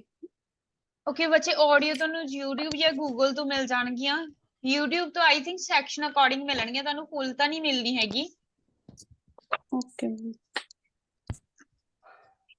ਮੈਮ ਜੋ ਮੈਮ ਇੱਕ ਮੋਡਿਊਲ ਇੱਦਾਂ ਕਹਿਣਾ ਸੀਗਾ ਵੀ ਮੈਂ ਗਰੁੱਪ ਦੇ ਵਿੱਚ ਐਡ ਹੋ ਸਕਦੀ ਹਾਂ, ਕਿਉਂਕਿ ਮੇਰੀ ਜਿਸ ਦਿਨ ਮਾਰਨਿੰਗ ਡਿਊਟੀ ਹੁੰਦੀ ਹੈ ਨਾ, ਮੈਂ ਕਲਾਸ ਨਹੀਂ ਅਟੈਂਡ ਹੁੰਦੀ ਉਸ ਦਿਨ। ਫਿਰ ਕੋਈ ਵੀ ਇਨਫੋਰਮੇਸ਼ਨ ਹੁੰਦੀ ਹੈ ਮੈਮ, ਮੈਂ ਗਰੁੱਪ ਦੇ ਵਿੱਚੋਂ ਲੈ ਸਕਦੀ ਹਾਂ ਫਿਰ।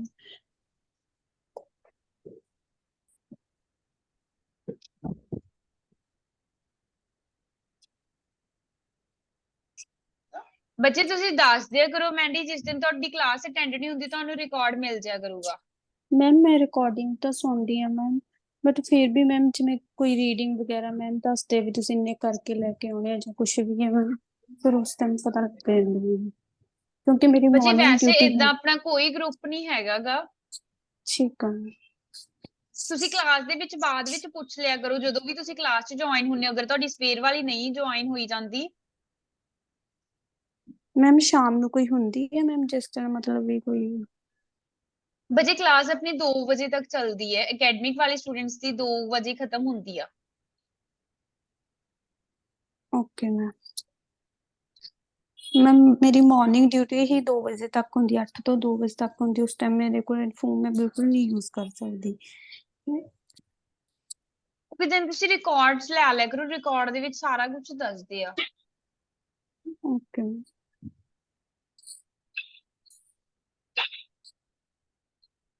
ਹੈਲੋ ਹਾਂਜੀ ਮੈਮ। ਤੇ ਮੈਮ ਉਸ ਦਿਨ ਮੇਰੀ ਹੈਲੋ ਸਪੀਕਿੰਗ ਵੀ ਨਹੀਂ ਹੁੰਦੀ ਮੈਮ, ਮੈਂ ਜਦੋਂ ਦਾ ਮਤਲਬ ਜੁਆਇਨ ਕੀਤਾ ਮੇਰੀ ਸਪੀਕਿੰਗ ਵੀ ਨਹੀਂ ਹੋਏਗੀ। ਸਪੀਕਿੰਗ ਦੇ ਵਿੱਚ ਤੁਹਾਨੂੰ ਟਾਈਮ ਮਿਲ ਜੂਗਾ ਜੀ, ਮਿਲ ਰਹੇ ਆ ਬਸ ਤੁਹਾਨੂੰ ਅੱਜ ਸਾਰਿਆਂ ਨੂੰ ਮੈਸੇਜ ਮਿਲ ਜਾਣਗੇ ਜਿਨ੍ਹਾਂ ਨੂੰ ਨਹੀਂ ਹੈਲੋ ਟਾਈਮ ਮੈਮ। ਮਿਲਿਆ।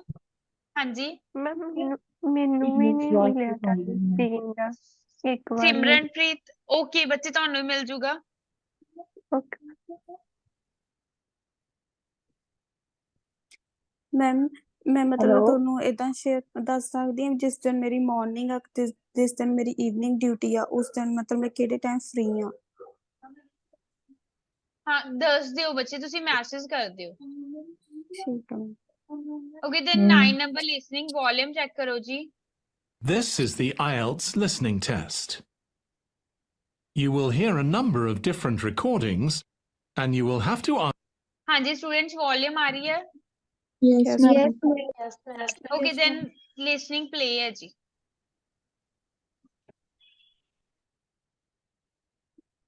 This is the IELTS listening test. You will hear a number of different recordings and you will have to answer questions on what you hear. There will be time for you to read the instructions and questions, and you will have a chance to check your work. All the recordings will be played once only. The test is in 4 parts. At the end of the test, you will be given 10 minutes to transfer your answers to the answer sheet. Now turn to part 1. You are going to listen to a conversation between 2 friends who are discussing the organisation of a party. As you listen, answer the questions. Write no more than 3 words for each answer. First, you have some time to look at questions 1 to 5.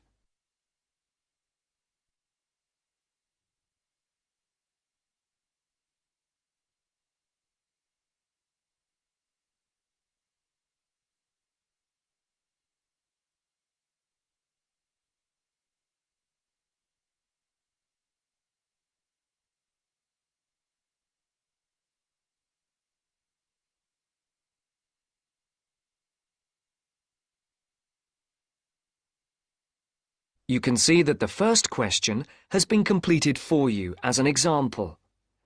The part of the conversation relating to this example will now be played for you. Hi, Matt. Right on time. Have you been waiting long? 5 minutes. The buses were held up on the high street. Otherwise, I would have been early. Yeah, there's something wrong with them today. You can see that Caroline has been waiting for 5 minutes. Now the test will begin. You should answer the questions as you listen, because you will not hear the recording a second time. Listen carefully and answer questions 1 to 5. Hi, Matt. Right on time. Have you been waiting long? 5 minutes. The buses were held up on the high street. Otherwise, I would have been early. Yeah, there's something wrong with them today. Yes, I think so. OK, what shall we do? Shall we go and have a coffee? Yeah, that would be nice. There's that place on the corner over there. It does really nice coffee and cakes and things, and at this time it's usually very quiet, so we'll be able to talk. OK, let's go there then. So, when's the party going to be? Well, it has to be at the end of September, before we all leave for university. We've plenty of time then. We don't go for another 5 weeks, do we? Well, we haven't really got that much time, if you think about it. There are only a couple of weeks at the beginning of September when all of us are around. Oh, yes, I forgot. Nazrin, Phil and Nikki and all that lot have gone off on holiday. And I'm away for 2 weeks from tomorrow. So, what does that leave us then? As far as I know, we're all here between the 19th and the 30th of September. Will Sandra be around then? I know that she has a whole string of family birthdays at that time, and she might not be available. Well, let's make a note of that, and we can contact her about it. OK. Shall we settle for the 21st of September then? What day is the 21st? It's a Saturday. Is that OK? That's fine. Before the conversation continues, look at questions 6 to 10.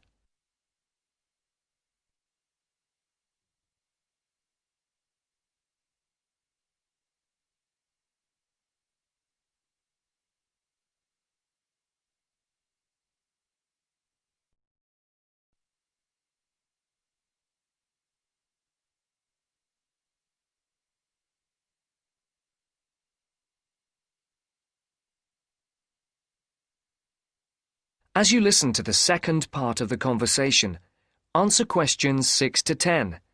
For these questions, there are 3 alternatives, A, B, and C.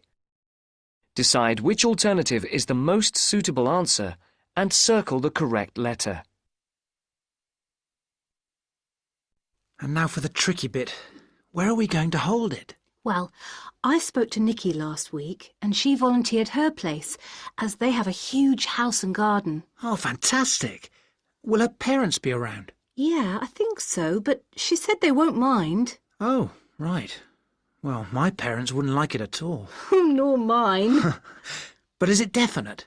Yes. When I spoke to her, she said it was definitely on. I'll just have to confirm the dates with her. We thought it would be one weekend in September, so I'll just have to make sure that that one is okay.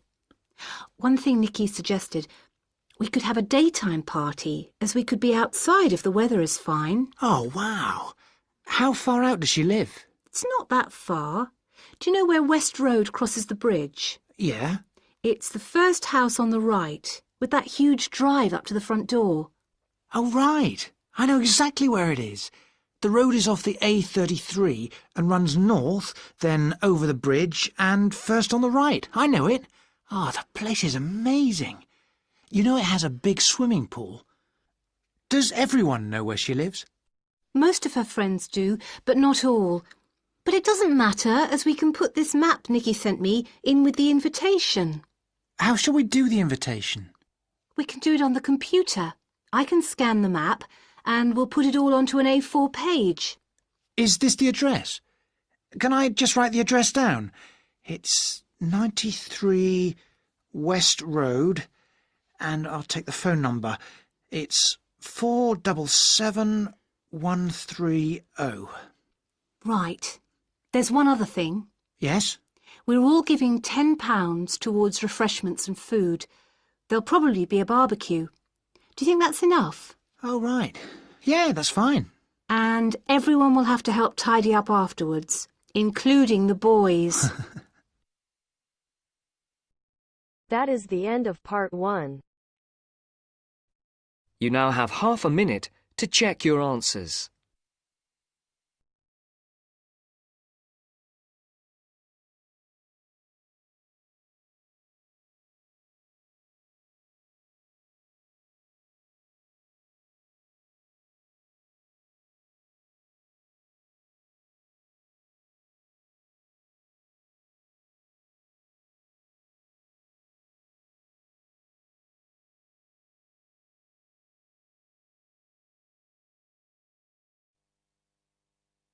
Now turns to part 2.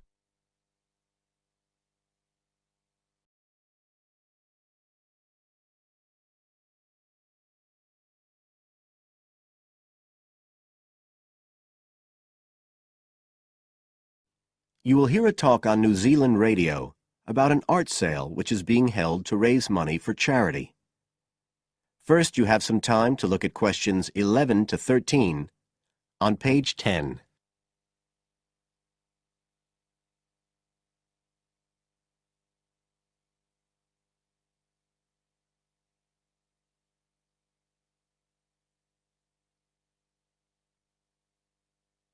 Now listen carefully and answer questions 11 to 13. One of the most anticipated art events in Christchurch is the charity art sale organised this year by Neil Curtis. Neil, tell us all about it. Well, Diane, this looks like being the biggest art sale yet. And the best thing about it is that the money raised will all go to charity. So what you probably want to know first is where it is. Well, the pictures will be on view all this week, most of them at the Star Gallery in the shopping mall. But we have so many pictures this year that we're also showing some in the cafe next door. So do drop in and see them any day between 9 and 5. Now, if you're interested in buying rather than just looking, and we hope a lot of you will be, the actual sale will take place on Thursday evening, with sales starting at 7:30. Refreshments will be available before the sale, starting at 6:30. We've got about 50 works by local artists showing a huge range of styles and media, and in a minute I'll tell you about some of them. You're probably also interested in what's going to happen to your money once you've handed it over. Well, all proceeds will go to support children who are disabled, both here in New Zealand and also in other countries. So you can find an original painting, support local talent, and help these children all at the same time. Before you hear the rest of the talk, you have some time to look at questions 14 to 20 on page 11.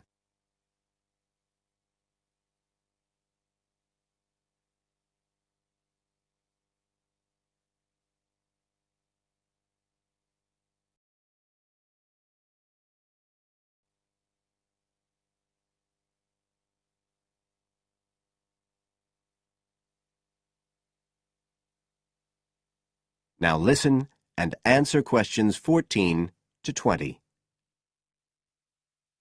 Now, let me tell you a bit about some of the artists who have kindly agreed to donate their pictures to the charity art sale.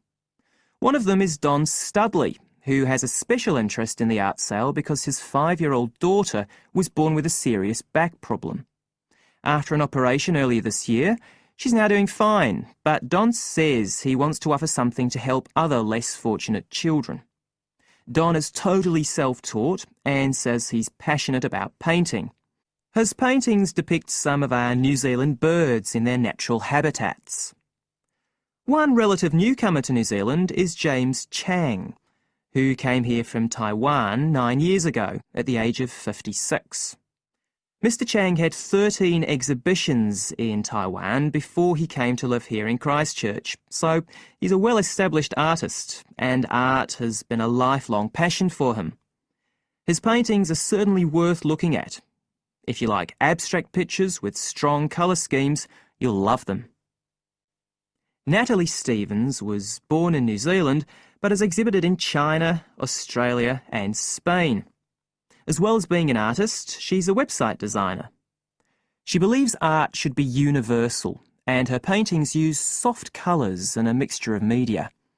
Most of her pictures are portraits, so watch out, some of them may even be friends of yours. And then we have Christine Shin from Korea.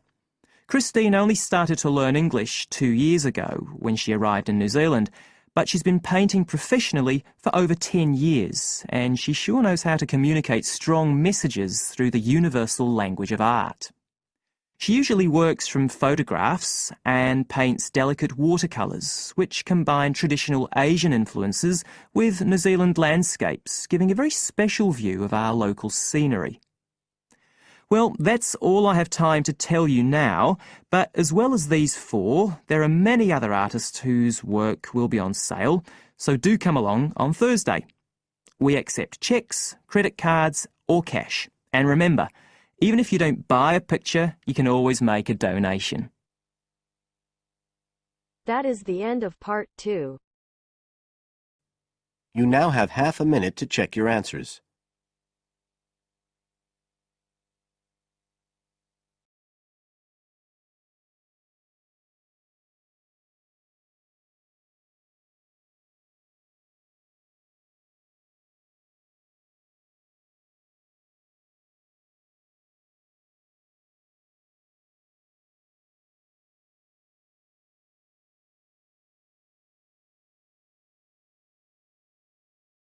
Now turns to part 3.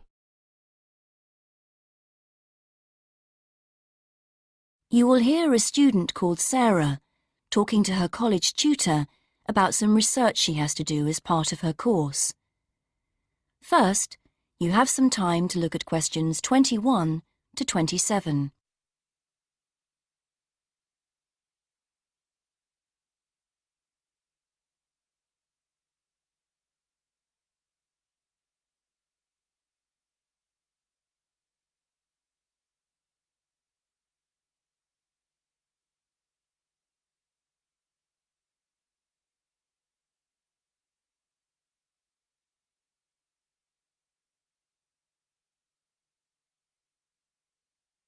Now listen and answer questions 21 to 27.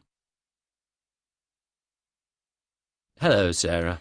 Hi, So, you want to talk about your research project? that's right. I want to find out how many people use the Tourist Information Office and what they think of the service they get.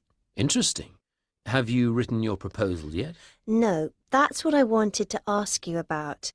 What should I include? Someone said I should make a list of my aims first. Well, I don't know about a list. A statement of aims is the correct term. It's just a quick summary of what you hope to get out of the project. OK, and should I include other documents I've prepared, like the questionnaire? I'm still working on that. I can check that later, but I think it's good to prepare an information sheet for participants. It would help you to think about interview methods. It'd be good to see that soon. Oh, right. And I want the project to have statistical data, not just to be a collection of opinions. That's good. So that should be clear from the proposal too. Great. So what else must I include in the proposal? Or are some things optional?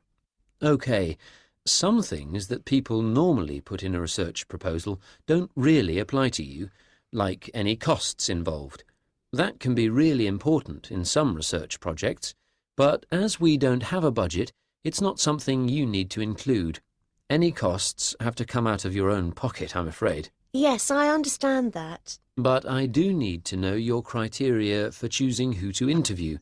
I've got to check that you're using good sampling principles, for example. Sure. And what about the way I'm going to analyse my findings? That's not essential at the proposal stage on this project, but if you've got some ideas, include them, because it could save time later. OK. And do I need to make it clear how the report will be organised? Oh, I'm going to be giving you a template to use, so there's no need to go into that in the proposal. Great, thanks. Before you hear the rest of the conversation, you have some time to look at questions 28 to 30.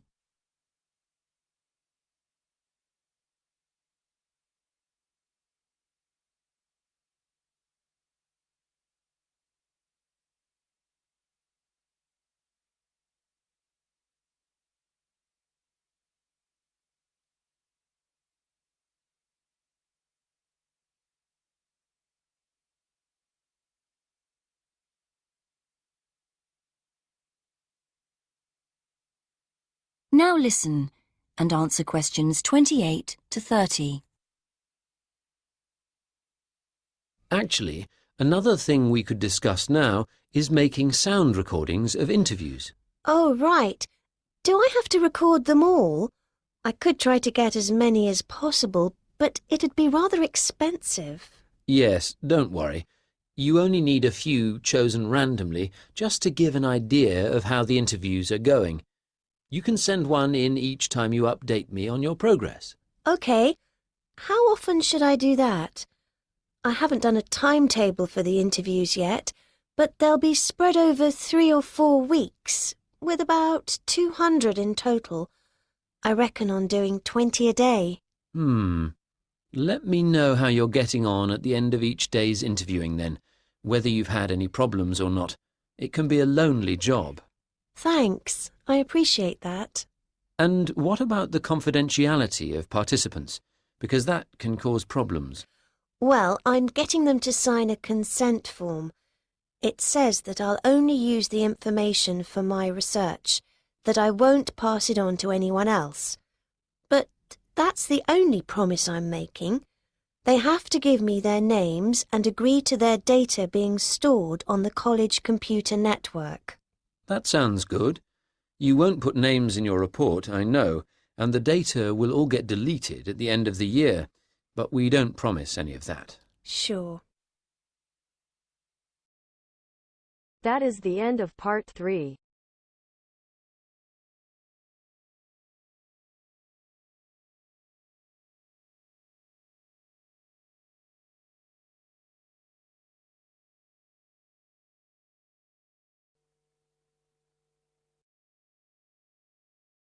Now turns to part 4.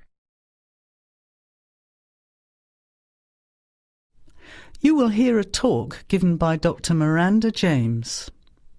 First, you have some time to look at questions 31 to 35.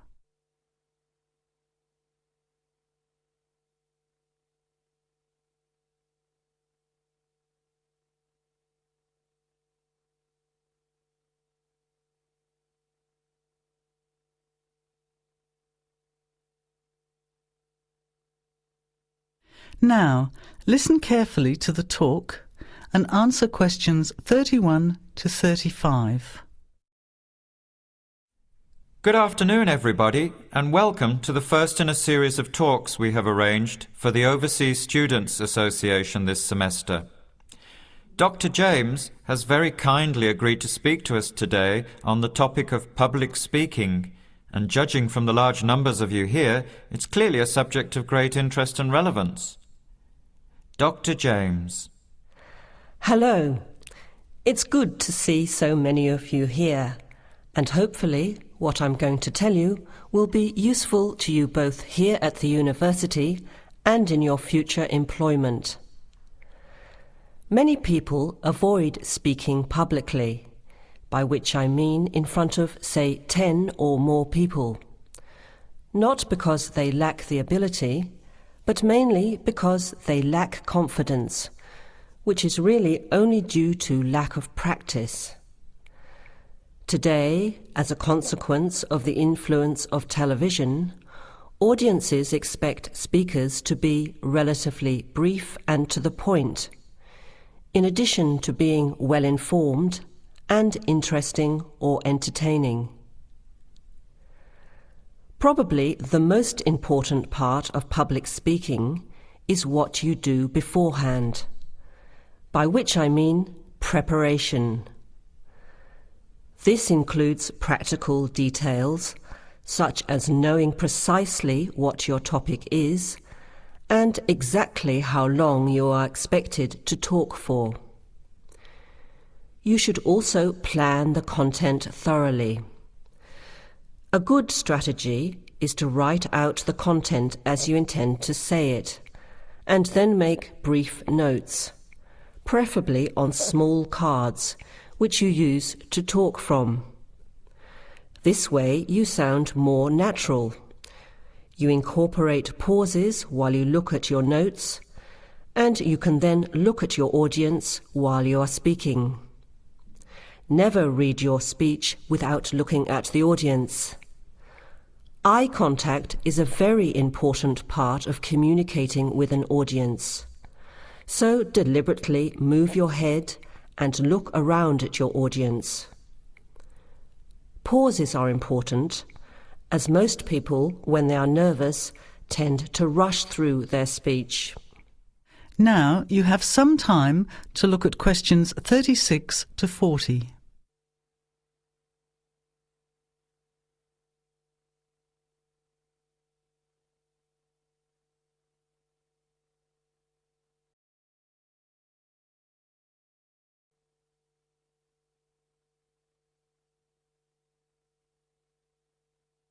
Now listen and answer questions 36 to 40. Practice speaking slowly. This gives you more time to pronounce your words correctly. It's always easier for your audience to listen to someone whose speaking is clear and calmly paced, so that they can understand the ideas being explained. And the bigger the group, the more slowly you should speak. Remember to project your voice, speaking clearly to the person furthest away from you. It's a good idea to rehearse and record yourself. Pay attention to your intonation when you listen to yourself. It's even harder if you're speaking in a second language, I would imagine. But there's nothing worse than listening to a flat, monotonous voice. So try to vary your tone and rhythm. This will add meaning to your words. Lastly, pay attention to both your posture and your gestures. A confident person stands or sits in a small group with their head up, chin out, and shoulders back. Try to avoid scratching or fiddling with your hair or beard, or pens, jewellery, and so on. These movements can distract and irritate your audience. Yet you may be unaware of them yourself. Another reason for rehearsing, preferably with feedback from a friend, or better still, on video. I hope these few tips will make your experience of speaking in public a little easier. Remember, practice makes perfect. That is the end of part 4. You now have half a minute to check your answers.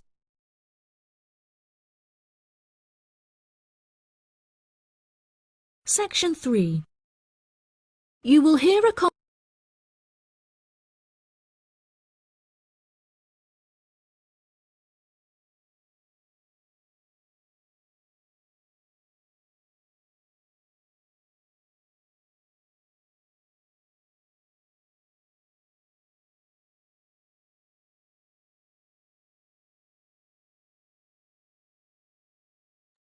हाँ जी students answer check करो अपने अपने ma'am first वाले ते कल्ला coffee नहीं सही आ coffee नहीं बच्चे जिद्दां इस ते ਦਿੱਤੇ ਹੋਏ ਆ ਉਹੀ ਸਹੀ ਹੈ ਜਿਹੜੇ ਆਪਸ਼ਨਸ ਹੈ ਉਹ ਤੁਹਾਨੂੰ ਬ੍ਰੈਕਟ 'ਚ ਦਿੱਤੇ ਹੋਏ ਆ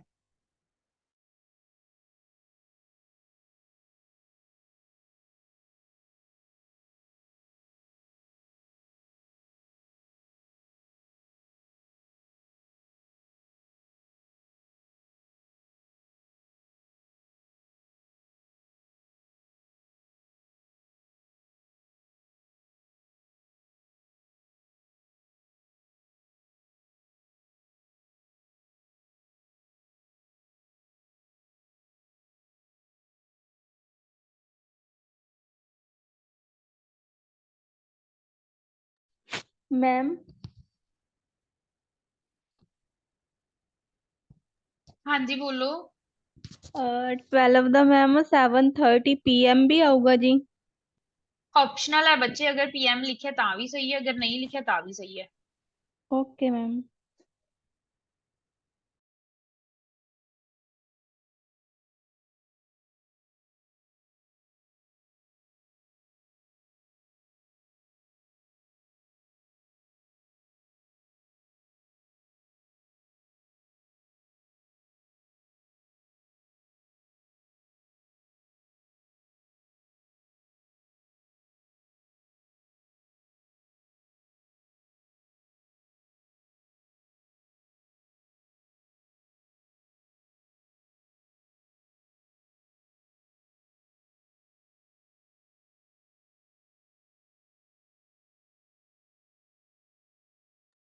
ਮੈਮ ਜਿਹੜਾ 31 ਦਾ ਵਾ ਉੱਥੇ ਕੱਲਾ ਮੋਰ ਵੀ ਆ ਸਕਦਾ नहीं दोनों ही आउणगे जी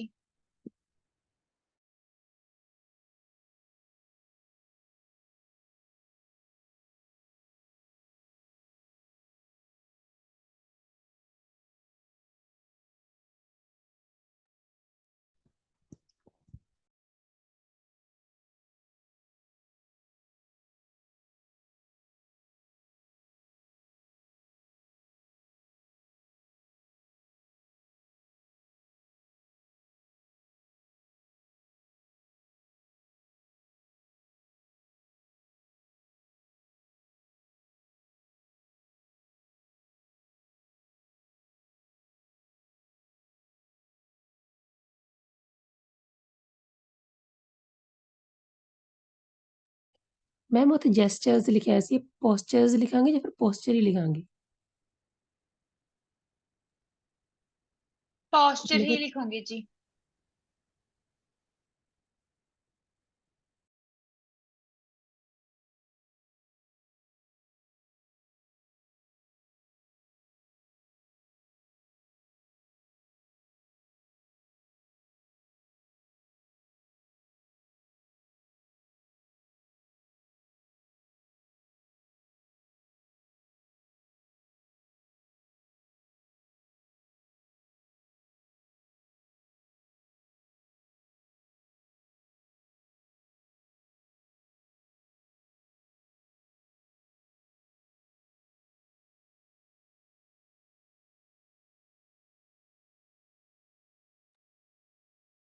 ma'am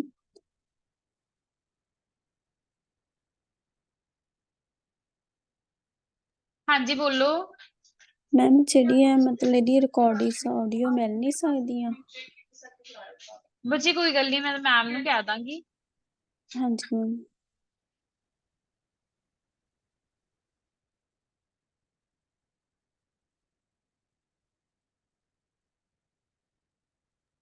Okay, Jasmine, 33, Pinky, 31, Rupinder, 28, Kulvinder, 27, Avtansh, 24, Gagandeep, 27, Veera Rani, 24, okay.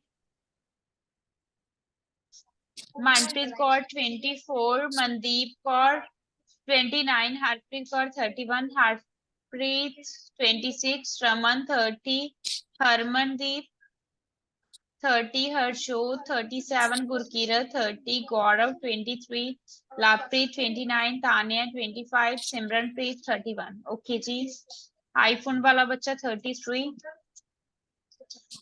Rajvinder 27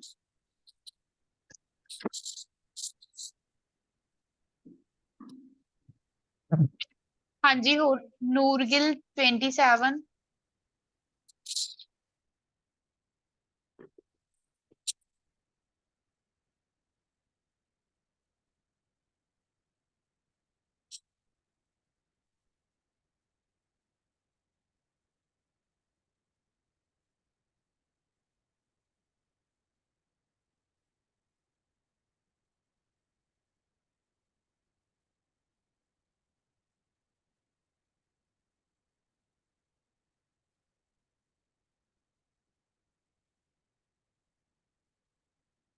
okay Sunaina 30 okay then GT ਵਾਲੇ ਸਟੂਡੈਂਟਸ ਲੀਵ ਕਰ ਸਕਦੇ ਹੋ ਅਕੈਡਮਿਕ ਵਾਲੇ ਸਟੂਡੈਂਟਸ ਤੁਹਾਡੀ ਰਾਈਟਿੰਗ ਟਾਸਕ ਬੰਦੀ ਕਲਾਸ ਹੈ just wait for 2 minutes only academic wale students just wait for 2 minutes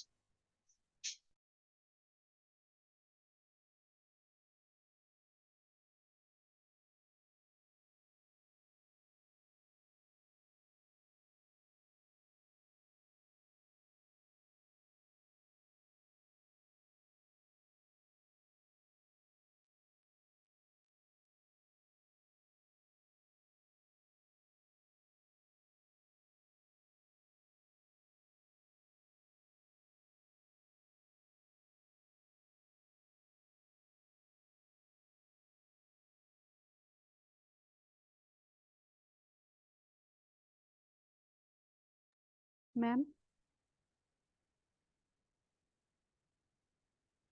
hello ma'am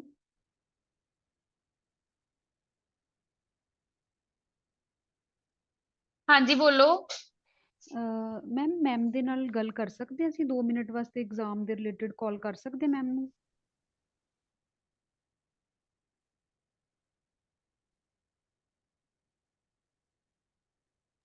ਬੱਚੇ ਥੋੜੇ ਟਾਈਮ ਤੱਕ ਲੈ 2 ਵਜੇ ਤੋਂ ਬਾਅਦ ਹਜੇ ਥੋੜਾ ਮੈਮ ਬਿਜ਼ੀ ਹੈ ਮੈਮ ਫਿਰ ਅਸੀਂ ਕਿਹਦੇ ਨਾਲ ਮਤਲਬ ਗੱਲ ਕਰੀਏ ਜਿੱਦਾਂ ਫੀਸ ਵਗੈਰਾ ਭੇਜਣੀ ਸੀਗੀ ਤਾਂ ਕਿਹਦੇ ਨਾਲ ਕੰਟੈਕਟ ਕਰ ਸਕਦੇ ਹੈਗੇ ਆ ਕੱਲ ਮੈਮ ਨਾਲ ਮੈਮ ਕਲਾਸ 'ਚ ਤਾਂ ਗੱਲ ਹੋਈ ਸੀਗੀ ਮੈਮ ਕਹਿੰਦੇ ਸੀਗੇ ਅਸੀਂ ਮਤਲਬ ਤੁਹਾਨੂੰ ਮੈਸੇਜ ਕਰ ਦਾਂਗੇ ਬਟ ਆਇਆ ਨਹੀਂ ਹਜੇ ਰਿਪਲਾਈ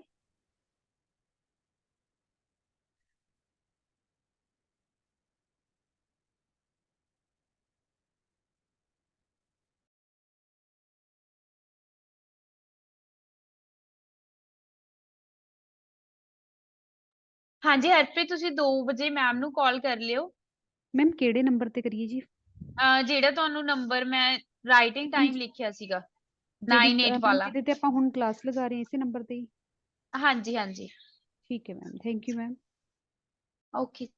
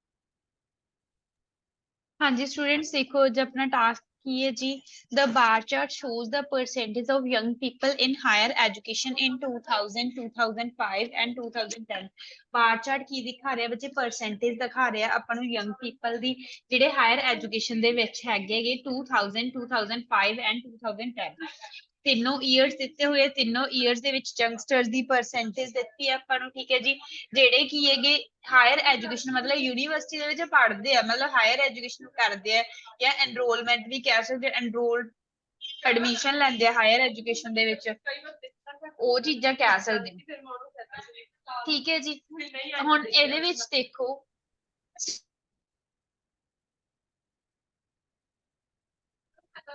ਹਾਂਜੀ ਸਟੂਡੈਂਟ ਸਟੇਟਮੈਂਟ ਕਲੀਅਰ ਹੈ ਜੀ ਤੁਹਾਨੂੰ Yes, ma'am. Yes, ma'am. Yes, ma'am. Yes, ma'am. ਕਿਸੇ ਨੂੰ ਕੋਈ ਡਾਊਟ ਹੋਵੇ ਜੀ No, ma'am. ਓਕੇ ਦੈਨ ਹੁਣ ਦੇਖੋ ਫਰਸਟਲੀ ਆਪਾਂ ਇੰਟਰੋਡਕਸ਼ਨ ਦੇ ਵਿੱਚ ਕਿੱਦਾਂ ਲਿਖ ਸਕਦੇ ਹਾਂ ਜਿੱਦਾਂ ਕਿ ਆਪਾਂ ਪੈਸਿਵ ਦੇ ਵਿੱਚ ਹੀ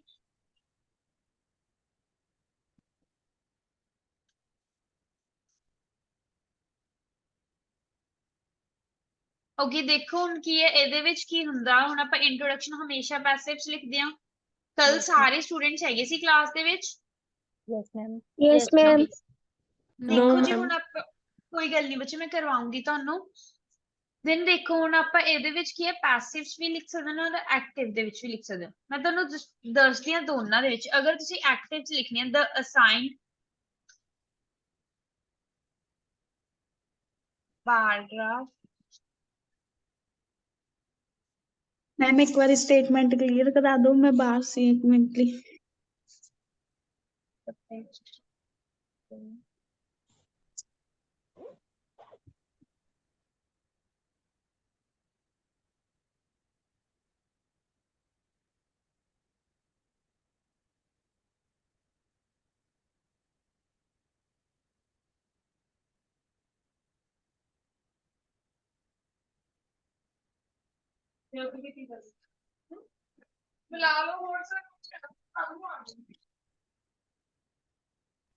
ਮੈਮ ਗਿਵਨ ਨੂੰ ਰੈਂਡਰ ਵੀ ਕਹਿ ਸਕਦੇ ਹਾਂ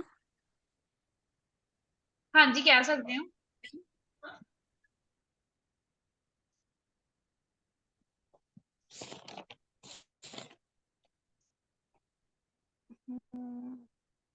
I'll send you a kind of. ਦੇਖੋ ਅਸਾਈਨਡ ਗਿਵਨ ਰੈਂਡਡ ਕਹਿ ਸਕਦੇ ਡਿਪਿਕਟ ਨੂੰ ਸ਼ੋ ਇਲੂਸਟ੍ਰੇਟ ਕਹਿ ਸਕਦੇ ਅਬਾਊਟ ਨੂੰ ਰਿਗਾਰਡਿੰਗ ਆਪਾਂ ਦੇਖੋ ਅਗਰ ਤਾਂ ਤੁਸੀਂ ਐਕਟਿਵ ਲਿਖਣੀ ਹੈ ਦੈਨ ਤੁਸੀਂ ਸਟਾਰਟ ਕਰੋਗੇ ਦ ਅਸਾਈਨਡ ਬਾਰਗ੍ਰਾਫ ਇਹ ਤੁਹਾਡਾ ਚਾਰਟ ਦਾ ਨਾਮ ਲਿਖਿਆ ਜਾਊ ਬਾਰ ਹੈ ਲਾਈਨ ਹੈ ਜੋ ਵੀ ਹੈ ਡਿਪਿਕਟਸ ਮਤਲਬ ਦਿਖਾ ਰਿਹਾ ਇਲੂਸਟ੍ਰੇਟ ਕਰ ਰਿਹਾ ਸ਼ੋ ਇਨਫੋਰਮੇਸ਼ਨ ਰਿਗਾਰਡਿੰਗ ਦ ਕਿਸ ਦੇ ਬਾਰੇ ਵਿੱਚ ਠੀਕ ਹੈ ਜੀ ਕਿਸ ਦੇ ਬਾਰੇ ਵਿੱਚ ਇਨਫੋਰਮੇਸ਼ਨ ਹੈ ਉੱਥੇ ਤੁਸੀਂ ਇੱਥੇ ਆਪਣਾ ਡਾਟਾ ਸਾਰਾ ਫਿਲ ਕਰੋਗੇ ਜਿੰਨੀ ਤੁਸੀਂ ਰੀਫਰੇਜ਼ਿੰਗ ਕਰਨੀ ਹੈ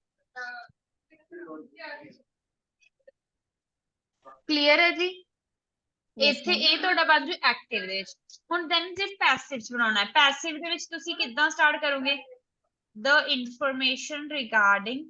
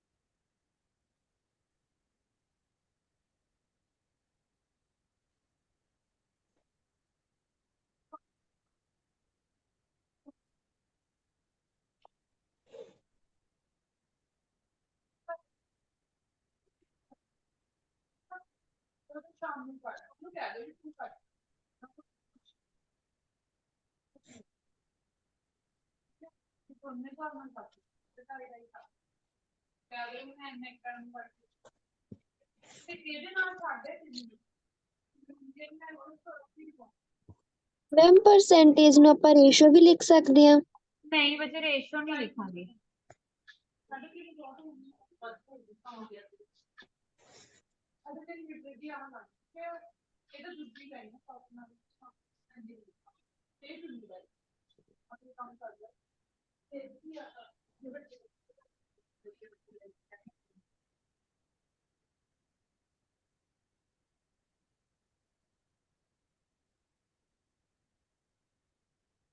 ਮੈਮ ਯੰਗ ਸਟੂਡੈਂਟਸ ਨੂੰ ਕੱਲਾ ਅਡਲਟਸ ਲਿਖ ਸਕਦੇ ਹਾਂ ਜੀ? ਨਹੀਂ ਬੱਚੇ ਅਡਲਟਸ ਨਹੀਂ ਉਹਦੇ ਲਈ ਯੂਜ਼ ਕਰੋਗੇ। ਮੈਮ ਜੁਵੇਨਾਈਲਸ ਯੰਗ ਪੀਪਲ ਨੂੰ ਯੰਗਸਟਰਸ ਕਹਿ ਸਕਦੇ ਹੋ, ਯੰਗ ਵਨਸ ਕਹਿ ਸਕਦੇ ਹੋ। ਅਗਰ ਸਟੂਡੈਂਟਸ ਹੈ, ਸਟੂਡੈਂਟਸ ਲਈ ਤੁਸੀਂ ਲਰਨਰਸ ਯੂਜ਼ ਕਰ ਸਕਦੇ ਹੋ, ਸਕਾਲਰਸ ਕਰ ਸਕਦੇ ਹੋ, ਕਪਲਸ। ਦੇਖੋ ਅਗਰ ਤਾਂ ਤੁਸੀਂ ਐਕਟਿਵ ਦੇ ਵਿੱਚ ਇੰਟਰੋਡਕਸ਼ਨ ਲਿਖਣਾ ਚਾਹੋਗੇ, ਐਕਟਿਵ ਚ ਕਿੱਦਾਂ ਸਟਾਰਟ ਕਰੋਗੇ? ਦ ਅਸਾਈਨਡ ਬਾਰਗ੍ਰਾਫ ਡਿਪਿਕਟਸ ਦ ਇਨਫੋਰਮੇਸ਼ਨ ਰਿਗਾਰਡਿੰਗ ਦ, ਇਹਦੇ ਜਿਹੜਾ ਮੈਂ ਡੈਸ਼ ਡੈਸ਼ ਪਾਇਆ ਉੱਥੇ ਤੁਹਾਡੀ ਰੀਫਰੇਜ਼ਿੰਗ ਆਜੂ। ਅਗਰ ਇਸੇ ਨੂੰ ਤੁਸੀਂ ਪੈਸਿਵ ਚ ਬਣਾਓਗੇ, ਪੈਸਿਵ ਚ ਕਿੱਦਾਂ ਬਣਾਓਗੇ? ਦ ਇਨਫੋਰਮੇਸ਼ਨ ਰਿਗਾਰਡਿੰਗ ਦ ਲਿਖ ਕੇ, ਠੀਕ ਹੈ ਜੀ, ਉਹ ਵਾਲਾ ਪਹਿਲਾਂ ਲਿਖਣਾ।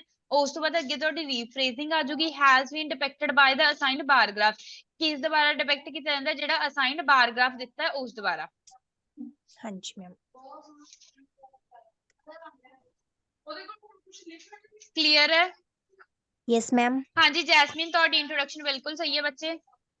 ਓਕੇ, ਹੁਣ ਇਸ ਤੋਂ ਬਾਅਦ ਦੇਖੋ ਇਹ ਵਾਲਾ ਕਿਹੜਾ ਮੈਥਡ ਪਤਾ ਚੱਲਿਆ। ਉਸ ਤੋਂ ਬਾਅਦ ਆਪਾਂ ਓਵਰਆਲ ਲਿਖਣਾ ਹੁੰਦਾ, ਫਿਰ ਫਰਸਟ ਵੀਪੀ, ਦੈਨ ਆਪਣਾ ਹੋ ਗਿਆ ਜੀ ਸੈਕਿੰਡ ਵੀਪੀ। ਹੁਣ ਇਹਦੇ ਵਿੱਚ ਅੱਗੇ ਤੁਸੀਂ ਕਿਵੇਂ ਕਰੋਗੇ?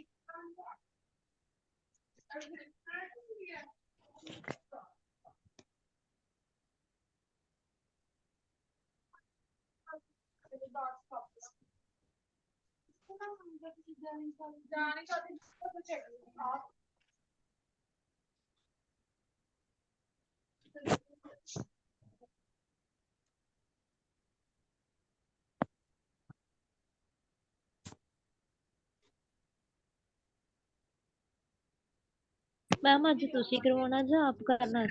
ਹਾਂ ਬੱਚੇ ਮੈਂ ਹੀ ਕਰਵਾ ਰਹੀ ਹਾਂ। Okay ma'am.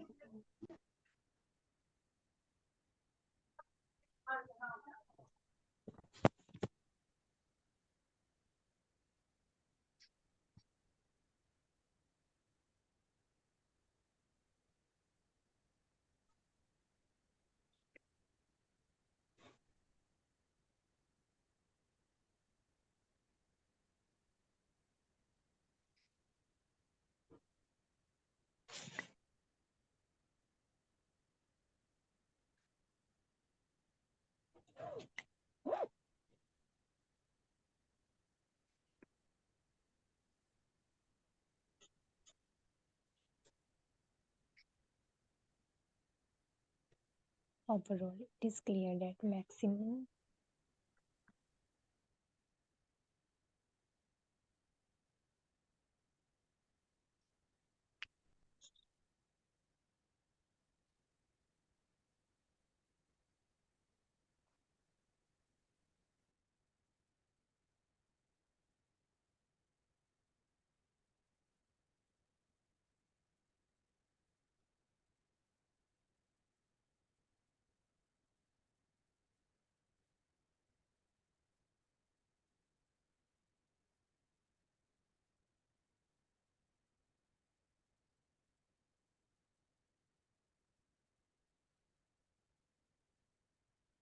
ਦੇਖੋ ਫਰਸਟਲੀ ਤੁਸੀਂ ਇੰਟਰੋਡਕਸ਼ਨ ਦੇਖੋ। ਇੰਟਰੋਡਕਸ਼ਨ ਆਪਾਂ ਪੈਸਿਵ ਦੇ ਵਿੱਚ ਬਣਾਈ, ਕੀ ਲਿਖੀ ਜੀ? ਦ ਇਨਫੋਰਮੇਸ਼ਨ ਰਿਗਾਰਡਿੰਗ ਦਾ ਪ੍ਰਪੋਰਸ਼ਨ ਆਫ, ਕਿਹਦੀ ਪ੍ਰਪੋਰਸ਼ਨ ਆਪਣੇ ਕੋਲ? ਲਰਨਰ ਸਟੂਡੈਂਟਸ ਦੀ। ਹੂ ਪਰਸਿਊਡ ਮਤਲਬ ਸਟੱਡੀ ਕਰਦੇ ਆ, ਹਾਇਰ ਐਜੂਕੇਸ਼ਨ ਪਰਸਿਊ ਕਰਦੇ ਆ। ਇਨ ਕਦੋਂ ਕਰਦੇ ਜੀ? 2000 ਵਿੱਚ, 2005 ਐਂਡ 2010 ਚ। ਇਨ ਡਿਫਰੈਂਟ ਨੇਸ਼ਨ, ਵੱਖਰੇ ਵੱਖਰੇ ਨੇਸ਼ਨਸ ਵਿੱਚ। ਕੰਟਰੀਜ਼ ਨੂੰ ਆਪਾਂ ਕੀ ਲਿਖ ਸਕਦੇ ਹੁੰਦੇ ਜੀ? ਨੇਸ਼ਨਸ।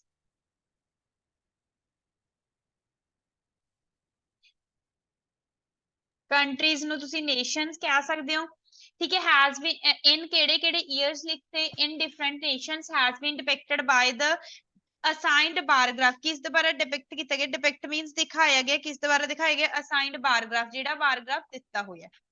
ਇੰਟਰੋਡਕਸ਼ਨ ਕਲੀਅਰ ਹੈ ਬੱਚੇ? Yes ma'am. ਫਿਰ ਉਸ ਤੋਂ ਬਾਅਦ ਦੇਖੋ ਓਵਰਆਲ ਕੀ ਬਣ ਸਕਦਾ ਹੈ। ਓਵਰਆਲ ਦੇਖੋ ਸਭ ਤੋਂ ਵੱਧ ਜਿਹੜੇ ਕੀ ਹੈਗੇ ਯੰਗਸਟਰਸ ਕਿਹੜੀ ਕੰਟਰੀ ਦੇ ਵਿੱਚ? ਆਪਣੇ ਕੋਲ ਕੰਟਰੀਜ਼ 3 ਦਿੱਤੇ ਹੋਏ, country A, country B and country 3। ਸਭ ਤੋਂ ਵੱਧ ਕਿਹੜੀ ਕੰਟਰੀ ਦੇ ਵਿੱਚ ਸਟੱਡੀ ਕਰਦੇ ਆ students? Country T ma'am. Country D ਦੇ ਵਿੱਚ। ਤੇ ਲੀਸਟ ਕਿਹਦੇ ਵਿੱਚ ਹੈਗੇ?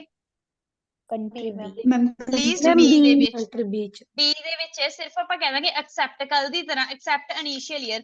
ਆਪਾਂ ਓਵਰਆਲ ਚ ਕਦੇ ਵੀ ਈਅਰਸ ਨਹੀਂ ਮੈਂਸ਼ਨ ਕਰਨੇ ਹੁੰਦੇ ਜਿੱਦਾਂ ਆਪਾਂ ਓਵਰਆਲ ਕੀ ਲਿਖਿਆ overall it is clear that the maximum percentage of scholars means students studied in country D during the given time period ਜਿੰਨਾ time period ਦਿੱਤਾ ਹੋਇਆ ਉਸ ਦੇ ਦੌਰਾਨ ਜਿਹੜੇ ਮੈਕਸਿਮਮ ਸਟੂਡੈਂਟਸ ਹੈ ਪੜ੍ਹਦੇ ਕਿਹੜੀ ਕੰਟਰੀ ਦੇ ਵਿੱਚ ਹੈ ਕੰਟਰੀ D ਦੇ ਵਿੱਚ whereas ਜਦ ਕਿ the least could be seen in terms of country B except initial year ਕੱਲੇ initial year ਨੂੰ ਛੱਡ ਕੇ ਕੰਟਰੀ B ਦੇ ਵਿੱਚ ਜਿਹੜੇ ਕੀ ਹੈ ਜੀ ਲੀਸਟ ਦੇਖੇ ਜਾਂਦੇ ਆ ਕਲੀਅਰ ਹੈ ਬੱਚੇ ਹਾਂਜੀ ਮੈਮ ਯੈਸ ਮੈਮ ਹੁਣ ਦੇਖੋ ਉਸ ਤੋਂ ਬਾਅਦ ਸਟਰਕਚਰਸ ਪਹਿਲਾਂ ਦੇਖੋ ਕੱਲ ਵੀ ਆਪਾਂ ਮੈਮ ਰੇਂਜ ਵਾਲੀ ਲਗਾਈ ਸੀ ਹਾਂਜੀ ਕੰਟਰੀ ਮੈਂਸ਼ਨ ਕਰੀ ਦੀ ਹੈ ਜਿੱਦਾਂ ਕੰਟਰੀ A ਕੰਟਰੀ B ਜਾਂ ਕੰਟਰੀ ਦਾ ਨੇਮ ਓਵਰਆਲ ਚ ਮੈਂਸ਼ਨ ਕਰ ਲਈਦਾ ਨਹੀਂ ਹਾਂ ਇਹ ਤਾਂ ਕਰਾਂਗੇ ਬੱਚੇ ਨੇਮ ਆਪਾਂ ਕੰਟਰੀ ਕੀਤੇ ਤਾਂ ਹੈਗੇ ਓਵਰਆਲ ਚ ਨੇਮ ਤਾਂ ਮੈਂਸ਼ਨ ਕਰਦੇ ਆ ਕੰਟਰੀਜ਼ ਦੇ ਤਾਂ ਉਹੀ ਮੈਮ ਡਾਊਟ ਸੀਗਾ ਜਿੱਦਾਂ ਈਅਰ ਨਹੀਂ ਹਾਂ ਕਰੀਦਾ ਤੇ ਨਹੀਂ ਫਿਰ ਨਹੀਂ ਮੈਨੂੰ ਲੱਗਾ ਕੰਟਰੀਜ਼ ਦੇ ਨੇਮ ਤਾਂ ਕਰ ਸਕਦੇ ਕਿ ਆ ਬੱਚੇ ਈਅਰਸ ਨਹੀਂ ਕਰਨਾ ਹੁੰਦਾ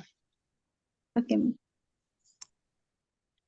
ਦੇਖੋ ਫਿਰ ਇਸ ਤੋਂ ਬਾਅਦ ਪਹਿਲੇ ਆਪਾਂ ਰੇਂਜ ਵਾਲੀ ਸਟਰਕਚਰ ਲਗਾ ਦਾਂਗੇ ਫਿਰ ਕੰਟਰੀ B ਦੇ ਵਿੱਚ ਸਿਮਿਲਰ ਜਿਹੜਾ ਇੱਕ ਰਹਿ ਗਿਆ ਉਹਨੂੰ ਸਿੰਪਲ ਕਿੱਦਾਂ ਲਿਖਿਆ to begin with the percentage of young people ਦੀ percentage ਹੈ who enrolled means admission ਲੈਂਦੇ in higher education ਦੇ ਵਿੱਚ in country A ਦੇ ਵਿੱਚ in distinct year distinct ਦਾ ਮਤਲਬ ਹੁੰਦਾ ਬੱਚੇ different ਵੱਖਰੇ years ਦੇ ਵਿੱਚ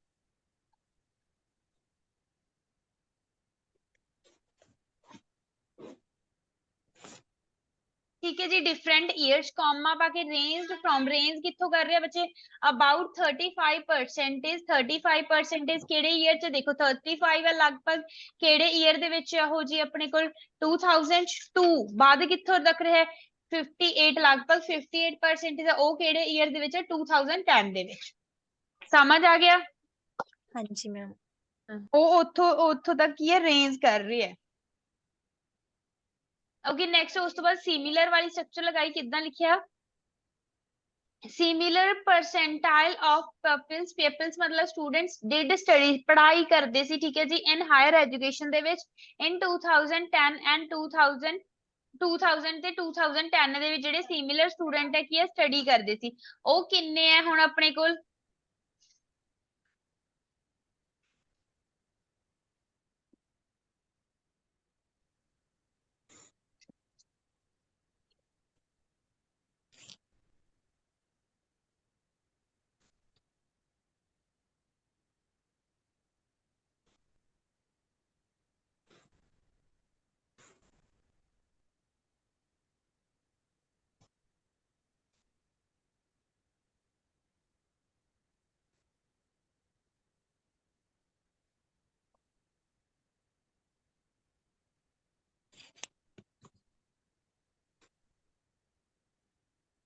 तो अपने की लिखिया जी सिमिलर परसेंटाइल ऑफ ਜਿਹੜੇ ਸਟੂਡੈਂਟਸ ਡਿਡ ਸਟੱਡੀ ਕਰਦੇ ਸੀ ਹਾਇਰ ਐਜੂਕੇਸ਼ਨ ਵਿੱਚ ਕਿਹੜੇ ਦੋਨੋਂ ਇਅਰਸ ਲਿਖਤੇ ਆਪਣੇ ਕੋਲ ਇੱਕ 2000 ਦੇ ਵਿੱਚ ਸੀ ਤੇ 2010 ਐਡ ਕਰਕੇ ਆਪਾਂ ਕੀ ਉਹਦੀ ਪਰਸੈਂਟੇਜ ਮੈਂਸ਼ਨ ਕਰਤੀ ਕਿੰਨੇ ਹੈ ਜੀ ਉਹ 40% ਕਲੀਅਰ ਹੈ ਬੱਚੇ ਯੈਸ ਮੈਮ ਠੀਕ ਹੈ ਜੀ ਉਸ ਤੋਂ ਬਾਅਦ ਦੇਖੋ ਅਗਲਾ ਜਿਹੜਾ ਆਪਣੇ ਕੋਲ ਇੱਕ ਵਿਚਕਾਰ ਵਾਲਾ ਰਹਿ ਗਿਆ ਹਾਂ ਦੱਸਦੀ ਹਾਂ ਜੀ ਦੇਖੋ ਆਪਣੇ ਕੋਲ ਸਿਮਿਲਰ ਹੈ ਨਾ 2000 ਤੇ 2010 ਦੇ ਵਿੱਚ ਆਪਾਂ ਕੀ ਲਿਖਿਆ ਸਿਮਿਲਰ ਪਰਸੈਂਟਾਈਲ ਆਪਾਂ ਪਰਸੈਂਟੇਜ ਨੂੰ ਕਹਿੰਦੇ ਪੀਪਲਸ ਸਟੂਡੈਂਟਸ ਡਿਡ ਸਟੱਡੀ ਮਤਲਬ ਪੜ੍ਹਾਈ ਕਰਦੇ ਸੀ ਪਾਸ ਦੇ ਵਿੱਚ ਆਪਣੇ ਕੋਲ ਕਰਦੇ ਸੀ ਇਨ ਹਾਇਰ ਐਜੂਕੇਸ਼ਨ ਦੇ ਵਿੱਚ ਇਨ 2000 ਦੋਨੋਂ ਇਅਰਸ ਲਿਖਦੇ 2000 ਤੇ 2010 ਦੇ ਵਿੱਚ ਐਟ ਉਹ ਕਿੰਨੇ ਨਾਲ ਹੈ 40% ਕਲੀਅਰ ਹੈ ਫਿਰ ਉਸ ਤੋਂ ਬਾਅਦ ਜਿਹੜਾ ਇੱਕ ਰਹਿ ਗਿਆ ਆਪਣੇ ਕੋਲ 2005 ਵਾਲਾ ਉਹਨੂੰ ਸਿੰਪਲ ਮੈਂਸ਼ਨ ਕੀਤਾ ਵਾਈਲ ਕਨੈਕਟਰ ਯੂਜ਼ ਕਰ ਲਿਆ ਜਸਟ ਬਿਲੋ 40% ਦੇਖੋ 40% ਤੋਂ ਬਿਲਕੁਲ ਥੋੜਾ ਜਿਹਾ ਹੀ ਨੀਚੇ ਹੈ ਨਾ ਦੈਨ ਆਪਾਂ ਉਹਦੇ ਲਈ ਕੀ ਕੀਤਾ just below 40% of students got admission ਪ੍ਰਾਪਤ ਕਰਦੇ ਆ ਕਦੋਂ ਪ੍ਰਾਪਤ ਕਰਦੇ ਆ ਜੀ ਐਡਮਿਸ਼ਨ ਇਨ ਹਾਇਰ ਐਜੂਕੇਸ਼ਨ ਇਨ 2005 ਦੇ ਵਿੱਚ ਐਡਮਿਸ਼ਨ ਲੈਂਦੇ ਆ ਕਲੀਅਰ ਹੈ ਬੱਚੇ ਹਾਂਜੀ ਮੈਮ ਯੈਸ ਮੈਮ ਉਸ ਤੋਂ ਬਾਅਦ ਹੁਣ ਦੇਖੋ ਨੈਕਸਟ ਆਪਾਂ ਕਿਹੜੀ ਸਟਰਕਚਰਸ ਲਗਾ ਸਕਦੇ ਹਾਂ ਆਪਣੇ ਕੋਲ ਦੇਖੋ ਦੋ ਕੰਟਰੀਜ਼ ਆਪਾਂ ਇੱਕ ਵੀ ਪਿੱਛੇ ਲਿਖਿਆ ਦੋ ਹੁਣ ਪਹਿਲਾ ਇਹ ਤੇ ਕੰਟਰੀ ਸੀ ਤੇ ਆਪਾਂ ਲਗਾ ਸਕਦੇ ਹਾਂ ਡਿਫਰੈਂਸ ਵਾਲੀ ਲਗਾ ਸਕਦੇ ਹਾਂ ਐਂਡ ਕੰਟਰੀ ਡੀ ਦੇ ਵਿੱਚ ਆਪਾਂ ਕੀ ਹੈ ਜੀ ਦੋ ਤੇ ਰਿਸਪੈਕਟਿਵਲੀ ਲਗਾ ਦਾਂਗੇ ਐਂਡ ਇੱਕ ਨੂੰ ਆਪਾਂ ਸਿੰਪਲ ਮੈਂਸ਼ਨ ਕਰ ਦਾਂਗੇ ਮੈਮ ਇਹ 'ਚ ਫੋਲੋਡ ਬਾਏ ਵਾਲੀ ਨਹੀਂ ਆ ਸਕਦੀ हाँ आ सकदी है बच्चे फॉलोड बट फॉलोड वाली नहीं आऊगी ਇੱਥੇ ਤਾਂ ਆ ਸਕਦੀ ਸੀ ਤੁਹਾਡੀ 2000 ਤੇ 2005 ਤੇ ਬਟ ਫਾਲੋਡ ਵਾਲੀ ਉਦੋਂ ਹੁੰਦੀ ਹੈ ਜਦੋਂ ਕਿ ਇਹ ਛੋਟਾ ਵੱਡੇ ਨੂੰ ਕਰ ਰਿਹਾ ਹੋਵੇ ਕੋਈ ਵੀ ਘੱਟ ਨਹੀਂ ਰਿਹਾ ਤਾਂ ਕਰਕੇ ਫਾਲੋਡ ਵਾਲੀ ਆਪਾਂ ਲਗਾਈ ਨਹੀਂ ਇੱਥੇ ਕੰਟਰੀ ਬੀ ਦੇ ਵਿੱਚ ਆ ਸਕਦੀ ਸੀ ਮੈਮ ਕਦੋਂ ਆਉਂਦੀ ਹੁੰਦੀ ਹੈ ਦੁਬਾਰਾ ਤੋਂ ਸਮਝਾਇਓ ਦੇਖੋ ਜਦੋਂ ਤਾਂ ਆਪਣੇ ਕੋਲ ਇਅਰਸ ਹੋਣ ਤਾਂ ਆਪਣੇ ਕੋਲ ਇਅਰਸ ਪਹਿਲਾਂ ਛੋਟਾ ਹੁੰਦਾ ਬਾਅਦ ਚ ਵੱਡਾ ਹੁਣ ਆਪਾਂ 2000 ਨੂੰ 2005 ਤਾਂ ਫੋਲੋ ਕਰ ਲੂ ਬਟ ਕੀ 2005 ਨੂੰ 2000 ਫੋਲੋ ਕਰ ਲੂਗਾ ਨਹੀਂ ਕਰ ਸਕਦਾ ਜੀ ਕਲੀਅਰ ਓਕੇ ਉਹ ਮੈਮ ਚੀਜ਼ ਦੇਖਣੀ ਹੁੰਦੀ ਆਪਾਂ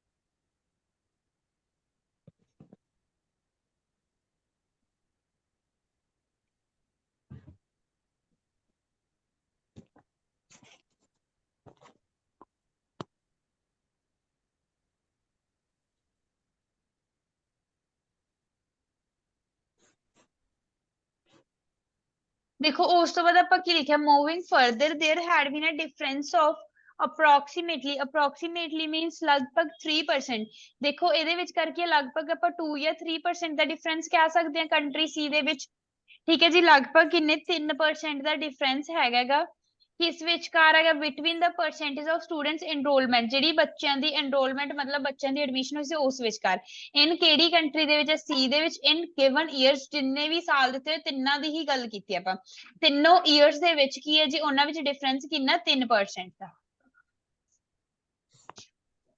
ਓਕੇ ਕਲੀਅਰ ਹੈ ਜੀ ਹਾਂਜੀ ਮੈਮ ਯਸ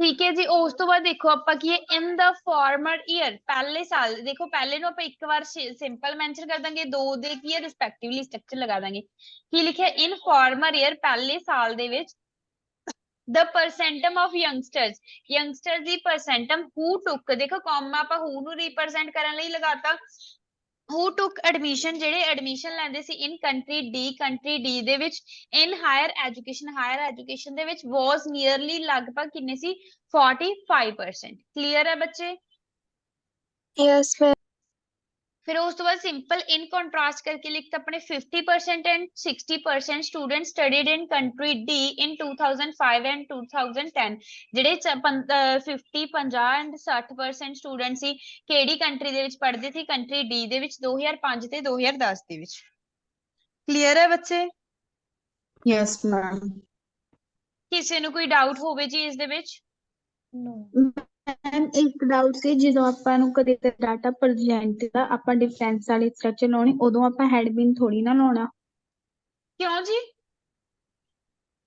ਮੈਮ ਕਿਉਂ ਨਹੀਂ ਲਗਾਉਣਾ ਹੈਡਬਿਨ ਇੱਕ ਪਾਰਟ ਮੈਮ ਲੱਗੂਗਾ ਹੀ ऑब्वियसली ਲੱਗੂ ਬੱਚੇ ਮੈਮ ਅਗਰ ਪ੍ਰੈਜ਼ੈਂਟ 'ਚ ਪਾਸਟ ਵੀ ਲਿਖ ਰਹੇ ਆ ਪ੍ਰੈਜ਼ੈਂਟ ਤੇ ਫੇਰ ਨਹੀਂ ਲੱਗਣਾ ਬੱਚੇ ਆਪਾਂ ਪਾਸਟ ਦੀ ਹੈ ਇੱਥੇ ਆਪਣਾ ਈਅਰ ਹੀ ਪਾਸਟ ਦੇ ਆਪਾਂ ਨੂੰ ਨਹੀਂ ਅਗਰ ਮੈਮ ਮੈਂ ਪੁੱਛ ਰਹੀ ਹਾਂ ਅਗਰ ਜਿੱਦਾਂ ਆ ਜਾਂਦਾ ਹੈ ਫਿਰ ਆਪਾਂ ਉੱਥੇ ਡਿਫਰੈਂਸ ਹੈਜ਼ ਵਾਲੀ ਬੀਨ ਅਗਰ ਓਕੇ ਉੱਥੇ ਸਟਰਕਚਰ ਹੈਜ਼ ਲਾਈਏ ਬੀਨ ਲਿਖ ਤਾਂ ਸਕਦੇ ਹੋ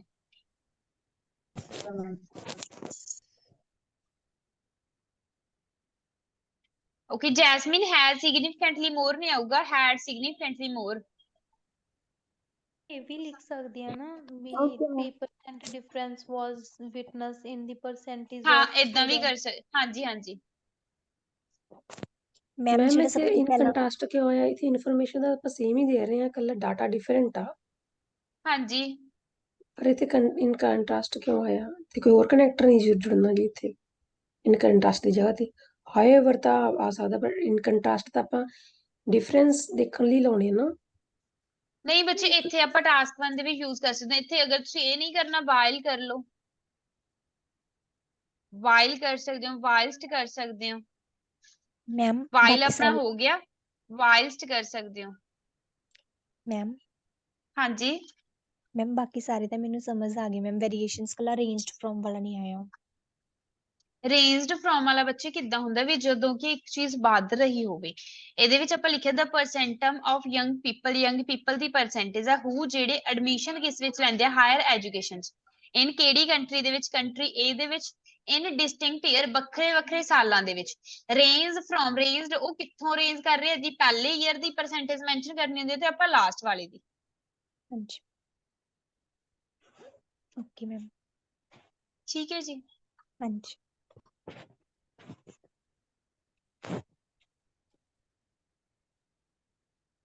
ਮੈਮ ਇੱਕ ਵਾਰ ਗ੍ਰਾਫ ਹਾਂਜੀ ਸ਼ੋ ਕਰਿਓ ਹਾਂਜੀ ਕਰਦੀ ਹਾਂ ਹਾਂਜੀ ਜੈਸਮੀਨ ਬਿਲਕੁਲ ਸਹੀ ਹੈ ਬੱਚੇ ਰੇਂਜਡ ਫਰੋਮ ਤੋਂ ਪਹਿਲਾਂ ਕੌਮਾ ਪੈਣਾ ਜੀ ਓਕੇ ਮੈਮ ਹਾਂਜੀ ਸਟੂਡੈਂਟ ਸਕਰੀਨਸ਼ਾਟ ਕਰ ਲਓ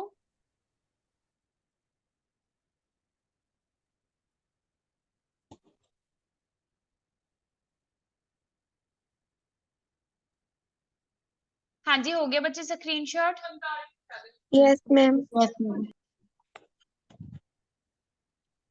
ਓਕੇ ਜੀ ਦੈਨ ਕੀ ਹੈ ਤੁਹਾਨੂੰ 15 ਮਿੰਟਸ ਲਈ ਬ੍ਰੇਕ ਹੈ 45 ਤੇ ਤੁਹਾਡੀ ਕਲਾਸ ਦੁਬਾਰਾ ਸ਼ੁਰੂ ਹੋਣੀ ਹੈ ਜੀ ਓਕੇ ਮੈਮ ਓਕੇ ਠੀਕ ਹੈ ਮੈਮ ਜੀ ਓਕੇ ਜੀ thank you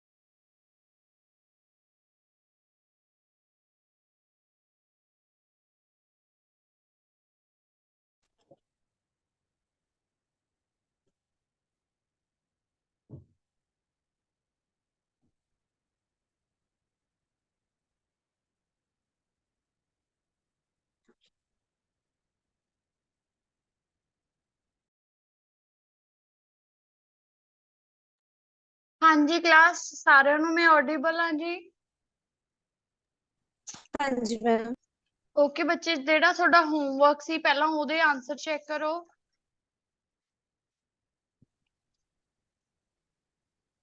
27 answer is C 28 A 29 D 30 B 31 B 32 B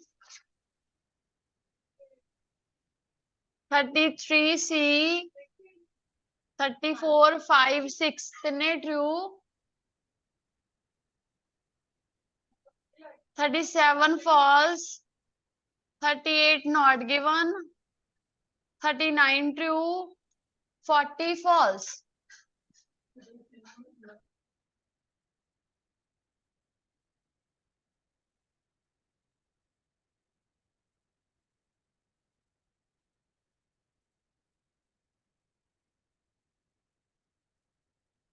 हाँ जी कल्ले कुलविंदर ने स्कोर भेजा बाकी स्टूडेंट्स भी अपना अपना स्कोर भेज दो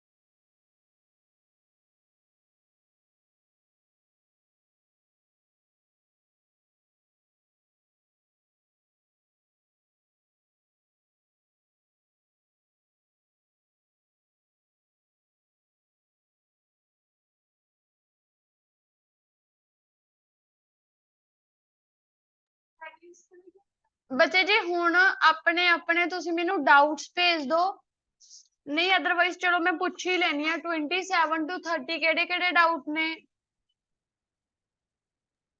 29 मैम 29 27 27 30 34 and 39 30 34 39 32 मैम ओके 32 33 और 40 मैम एंड 40 ठीक है जी होर मैम 31 31 ठीक है 30 जी 32 हो गया मैम 33 33 ओके जी हुण देखो 27 क्वेश्चन की कहंदा है कहंदा जेडी डेफिनेशन आ इंजूनिटी दी की हैगी आंसर हैगा एदा सी कहंदे it not only technological advancement है बट आल्सो की है इंस्टीट्यूशनल रेवोल्यूशन भी है हुण एदी डेफिनेशन दी गल किथे होई है 27 देखो पेज पहला पैराग्राफ पहलियां लाइनां ingenuity as I defined it here कहंदे जिवें मैनू इत्थे डिफाइन कर दांगा की गल होई है कहंदे जेडी ये चीज आ मोर फंडामेंटली है आइडियाज ने बेटर ने इंस्टीट्यूशन दे हुण उन्होंने की लिखिया कि कल्ले ਉਹ ਟੈਕਨੋਲੋਜੀ ਨੂੰ ਨਹੀਂ ਆਪਣੇ ਦੇ ਅੰਦਰ ਰੱਖਦੀ ਕੱਲੀਆਂ ਟੈਕਨੋਲੋਜੀ ਐਡਵਾਂਸਮੈਂਟਸ ਨਹੀਂ ਹੈਗੀਆਂ ਉਹਦੇ ਵਿੱਚ ਹੋਰ ਕੀ ਹੈ ਬੈਟਰ ਇੰਸਟੀਟਿਊਸ਼ਨ ਸੋਸ਼ਲ ਐਗਰੀਮੈਂਟਸ ਵੀ ਨੇ ਤਾਂ ਮੈਚ ਕਿਹੜਾ ਹੋਇਆ ਸੀ ਫਿਰ ਆਪਣਾ ऑब्वियसली सी मैच हो गया सी जी ओके बच्चे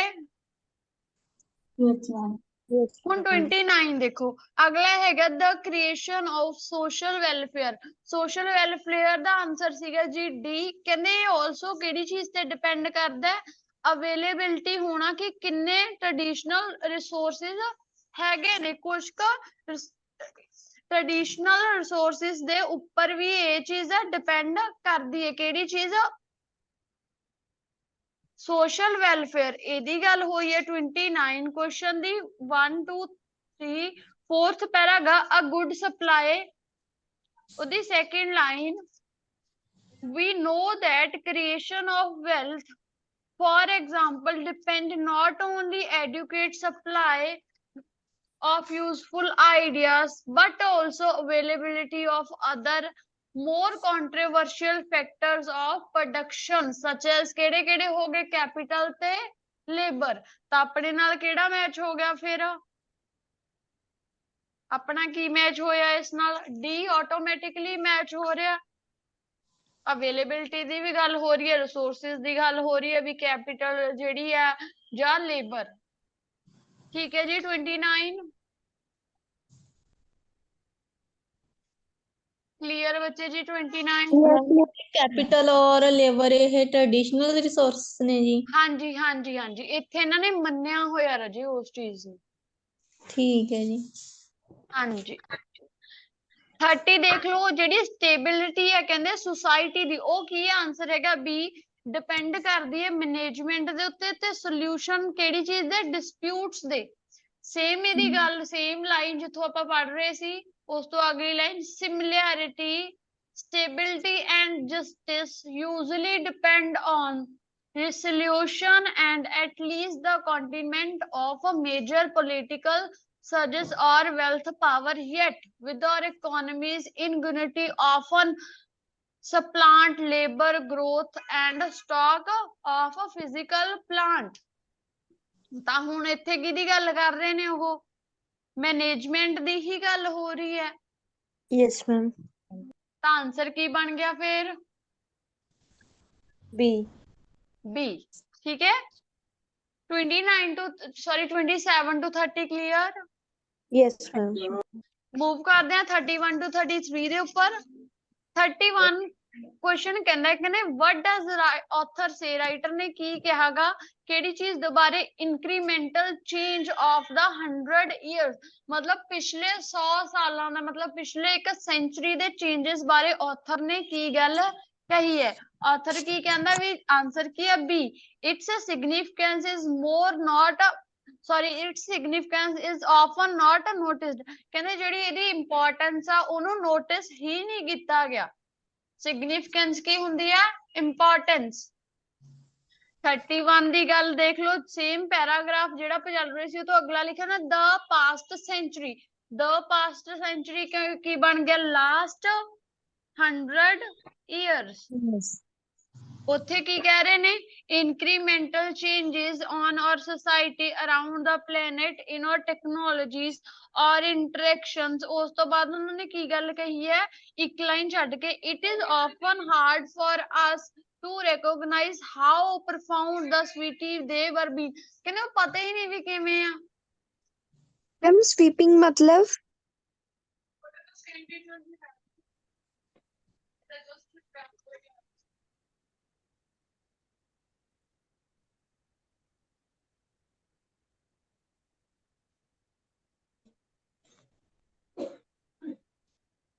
ਬੱਚੇ ਜੀ ਸਵੀਪਿੰਗ ਦਾ ਮਤਲਬ ਹੁੰਦਾ ਕੋਈ ਬੋਰਡ ਕੋਈ ਐਕਸਟੈਂਸ਼ਨ ਵਾਸਟ ਕੋਈ ਵੀ ਚੀਜ਼ ਗਲੋਬਲੀ ਹੋਣਾ ਠੀਕ ਹੈ ओके ਜੀ मैम ਕੋਈ ते ਚੀਜ਼ ਐਕਸਟੈਂਡ ਹੋ ਹਾਂਜੀ ते मैम प्रोफाउंड दा मतलब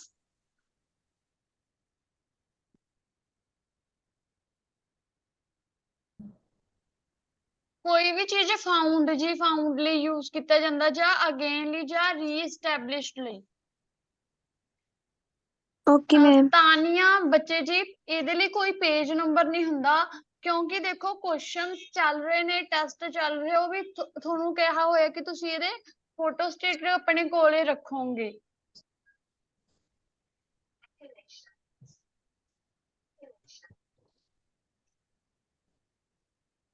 ਠੀਕ ਹੈ ਜੀ ਹੁਣ ਕਲੀਅਰ ਹੋ ਗਿਆ 31 यस मैम 32 ਦੇਖ ਲਓ ਕਹਿੰਦੇ the combination of change has made life ਕੀ ਬਣਾਤਾ ਚੇਂਜ ਦੇ ਕੰਬੀਨੇਸ਼ਨ ਨੇ ਲਾਈਫ ਨੂੰ ਆਨਸਰ ਹੈਗਾ ਬੀ ਫਾਸਟਰ ਮਤਲਬ ਤੇਜ਼ ਬਣਾਤਾ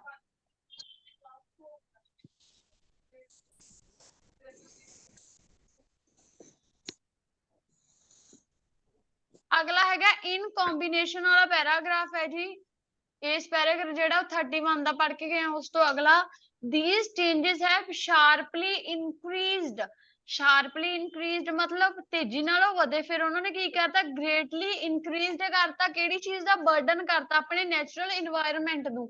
ਤਾਂ ਇਹਨੇ ਚੇਂਜ ਕੀ ਲਿਆਂਦਾ, ਹੁਣ ਫਾਸਟਲੀ ਉਹ ਲਿਆਂਦਾ। ਇਨਕਰੀਜ਼ਡ ਵਰਡ ਯੂਜ਼ ਕੀਤਾ ਹੋਇਆ। ਈਜ਼ੀਅਰ ਨਹੀਂ ਸੀ, ਸਲੋਲਰ ਨਹੀਂ ਸੀਗਾ, ਸਲੋਅਰ। ਠੀਕ ਹੈ। 33 ਦੇਖ ਲਓ, what does the author say about natural system? ਕਹਿੰਦੇ author ਨੇ natural system ਦੇ ਬਾਰੇ ਕੀ ਕਿਹਾ। ਆਂਸਰ ਇਹਦਾ ਸੀਗਾ ਸੀ minor alteration ਹੁੰਦਾ ਜੀ changes may cause natural system change dramatically। ਕਹਿੰਦੇ ਜਿਹੜੀਆਂ minor changes ਨੇ, ਛੋਟੇ ਛੋਟੇ change ਨੇ, ਉਹ natural system ਨੂੰ ਇੱਕੋ ਦਮ dramatically change ਕਰ ਦੇਣਗੇ। 33 paragraph when we enhance ਵਾਲਾ।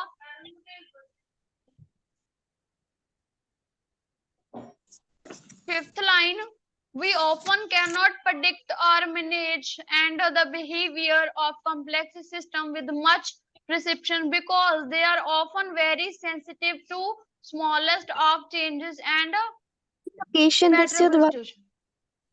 ਬੱਚੇ ਜੀ when we enhance ਵਾਲਾ ਪੈਰਾਗ੍ਰਾਫ। ਓਕੇ ਮੈਮ, ਮਿਲ ਗਿਆ।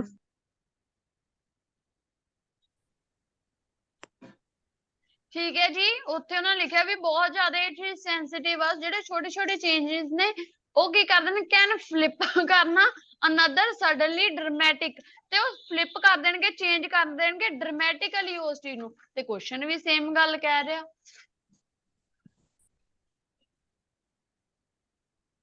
ਠੀਕ ਹੈ ਬੱਚੇ ਜੀ। ਹਾਂਜੀ ਮੈਮ। ਓਕੇ ਦੈਨ ਹੁਣ ਮੂਵ ਕਰ ਰਹੇ ਹਾਂ 34 ਤੇ। 34 ਕੁਐਸਚਨ ਕਹਿੰਦਾ ਜਿਹੜੀ ਡਿਮਾਂਡ ਆ ਇਨਜੂਨਿਟੀ ਦੀ has been growing during the past 100 years. ਕਹਿੰਦੇ ਪੁਰਾਣੇ 100 ਸਾਲਾਂ ਤੋਂ ਇਨਕਰੀਜ਼ ਹੋ ਰਹੀ ਹੈ। ਹਾਂਜੀ ਸੇਮ ਗੱਲ ਆਪਾਂ ਕਿੱਥੇ ਪੜ੍ਹੀ ਸੀ 34 ਵਾਲੀ, ਪਾਸਟ ਸੈਂਚਰੀਜ਼ ਕਾਊਂਟਲੈਸ ਵਾਲੇ ਚ। ਹਾਂ ਉੱਥੇ ਵੀ ਪੜ੍ਹੀ ਸੀ, ਬਟ ਇਹਦੀ ਪ੍ਰੋਪਰ ਲੋਕੇਸ਼ਨ ਹੈਗੀ ਹੈ ਦ ਗੁੱਡ ਨਿਊਜ਼ ਵਾਲਾ ਪੈਰਾਗ੍ਰਾਫ।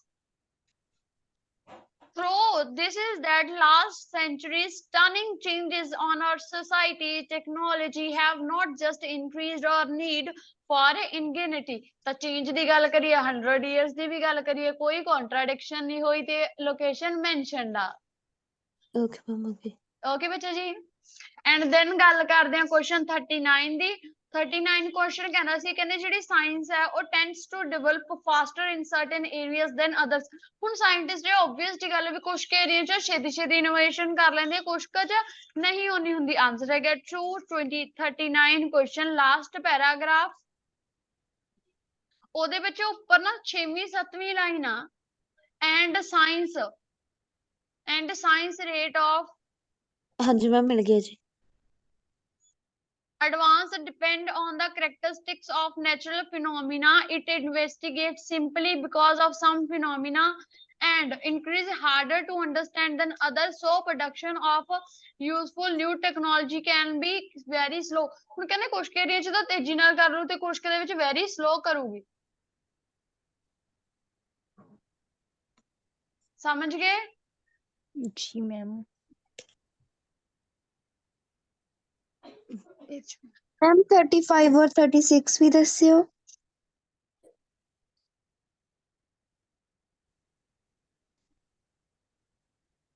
39 ਕਲੀਅਰ ਹੋਇਆ ਪਹਿਲਾਂ ਬੱਚੇ?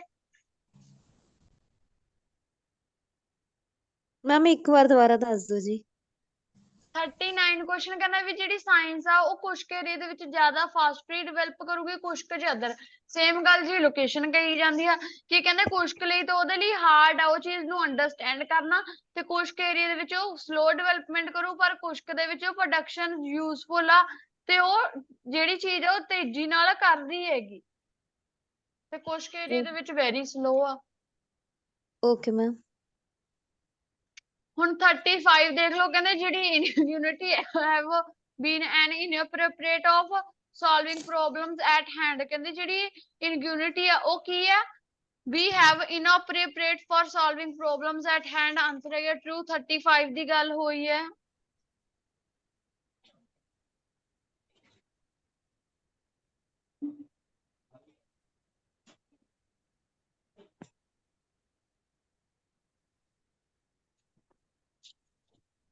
मैम inappropriate ਦਾ ਮਤਲਬ ਜਿਹੜੀ ਚੀਜ਼ ਸਹੀ ਨਹੀਂ ਹੁੰਦੀ ਜੀ।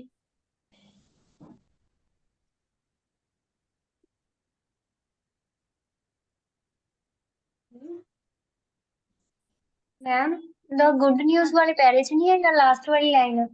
ਹਾਂਜੀ ਲਾਸਟ ਵਾਲੀ ਲਾਈਨ ਵੀ ਹੈ ਤੇ ਤੁਸੀਂ ਉੱਥੋਂ ਵੀ ਦੇਖ ਸਕਦੇ ਹੋ। ਗੁੱਡ ਨਿਊਜ਼ ਵਾਲੇ ਪੈਰਾਗ੍ਰਾਫ ਤੋਂ ਉੱਪਰ ਵੀ ਲਿਖਿਆ ਹੋਇਆ while it is true that ਇਹ ਚੀਜ਼ ਕਹਿੰਦੇ ਨੈਸੈਸਿਟੀ ਆ ਮਦਰ ਆਫ ਇਨਵੈਂਸ਼ਨ ਦੀ but we can not always rely on it ਕਹਿੰਦੇ ਪਰ ਆਪਾਂ ਹਮੇਸ਼ਾ ਨਹੀਂ ਇਹਦੇ ਉੱਤੇ ਰਿਲਾਈ ਕਰ ਸਕਦੇ ਮਤਲਬ ਇਨਐਪਰੋਪ੍ਰੀਏਟ ਤਾਂ ਹੈਗੀ ਆ।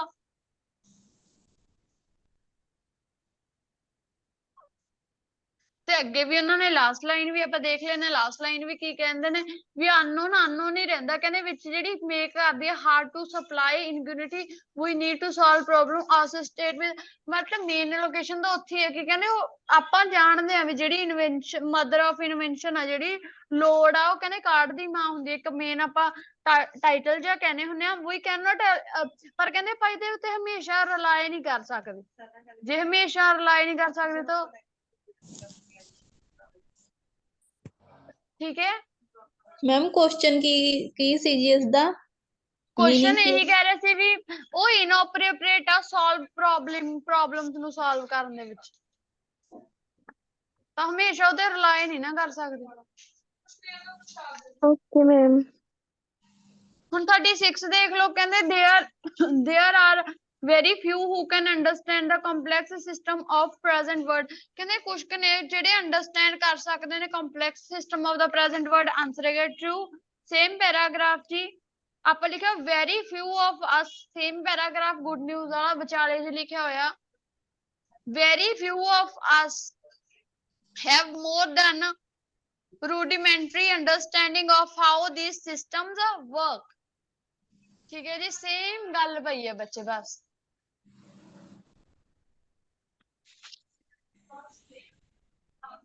36 ਕਿੰਨਾ ਨੂੰ ਡਾਊਟ ਸੀਗਾ ਹਾਂਜੀ ਮੈਮ ਹੋ ਗਿਆ ਕਲੀਅਰ ਓਕੇ ਹੁਣ 40th ਦੇਖ ਲਓ ਕਹਿੰਦੇ ਸੋਸ਼ਲ ਸਾਇੰਸ ਡਿਵੈਲਪ ਕਰਦੀ ਹੈ specially slowly because it is not important as natural science social science ਹੌਲੀ ਹੌਲੀ ਡਿਵੈਲਪ ਕਰਦੀ ਹੈ ਸਲੋਲੀ ਡਿਵੈਲਪ ਕਰਦੀ ਹੈ ਕਿਉਂਕਿ ਉਹ ਉਨੀ ਇੰਪੋਰਟੈਂਟ ਨਹੀਂ ਹੈਗੀ ਨੈਚੁਰਲ ਸਾਇੰਸ ਆਨਸਰ ਹੈਗਾ ਫਾਲਸ 40th ਦੀ ਗੱਲ ਲਾਸਟ ਪੈਰਾਗ੍ਰਾਫ ਤੀਜੀਆਂ ਲਾਈਨਾਂ progress of social science is especially slow for reason we yet not understand ਉਹ slow ਤਾਂ ਡਿਵੈਲਪ ਕਰ ਰਹੀ ਹੈ ਕਿਉਂਕਿ ਅਸੀਂ ਉਹਨੂੰ ਅੰਡਰਸਟੈਂਡ ਨਹੀਂ ਕਰੇ ਨਾ ਕਿ ਉਹ ਕਿਸੇ ਐਸ ਕੰਪੇਅਰ ਟੂ ਦੂਜੀ ਦੇ ਲੈਸ ਇੰਪੋਰਟੈਂਟ ਹੈ ਜੀ 40th ਜਿਨ੍ਹਾਂ ਨੂੰ ਡਾਊਟ ਸੀ ਜੀ ਸਮਝ ਆਇਆ ਯੈਸ ਮੈਮ ਠੀਕ ਹੈ ਬੱਚੇ ਜੀ ਕਿਸੇ ਬੱਚੇ ਨੂੰ ਕੋਈ ਡਾਊਟ ਰਿਹਾ ਹੋਵੇ ਇਹਦੇ ਵਿੱਚ नो मैम ਪੈਸੇਜ ਕਲੀਅਰ ਹਾਂਜੀ ਯੈਸ ਮੈਮ ਸਾਰੀ ਕਲਾਸ ਪਾਰਟਿਸਿਪੇਟ ਕਰਕੇ ਯੈਸ ਔਰ ਨੋ ਦੱਸੂਗੀ ਨਹੀਂ ਮੈਂ ਬਾਏ ਨੇਮ ਪੁੱਛੂੰਗੀ ਸਾਰਿਆਂ ਨੂੰ yes ma'am yes ma'am yes ma'am ਬੱਚੇ ਜੀ ਮੈਂ ਤੁਹਾਨੂੰ ਇੱਕ ਗੱਲ ਦੱਸਦਾ ਜਿੰਨਾ ਟਾਈਮ ਤੁਸੀਂ ਕਲਾਸ ਦੇ ਵਿੱਚ ਪਾਰਟਿਸਿਪੇਸ਼ਨ ਨਹੀਂ ਲੈ ਕੇ ਆਉਂਦੇ ਉਹਨਾਂ ਟਾਈਮ ਤੁਹਾਡਾ ਸਕੋਰ ਵੀ ਨਹੀਂ ਆ ਸਕਦਾ ਕਿਉਂਕਿ ਪਾਰਟਿਸਿਪੇਸ਼ਨ ਸਭ ਤੋਂ ਜ਼ਰੂਰੀ ਹੈ ਜੀ ਮੈਮ ਮੇਰਾ ਹੁਣ ਅੱਜ ਕਲਾਸ ਚ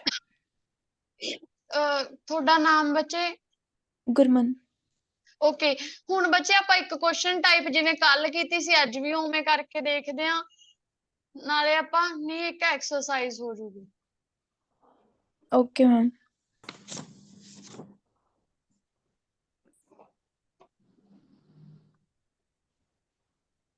ਬਸ ਵੇਟ ਕਰੋ ਤੁਹਾਡੇ ਨਾਲ ਸਕਰੀਨ ਸ਼ੇਅਰ ਹੋਊਗੀ ਉਸ ਤੋਂ ਬਾਅਦ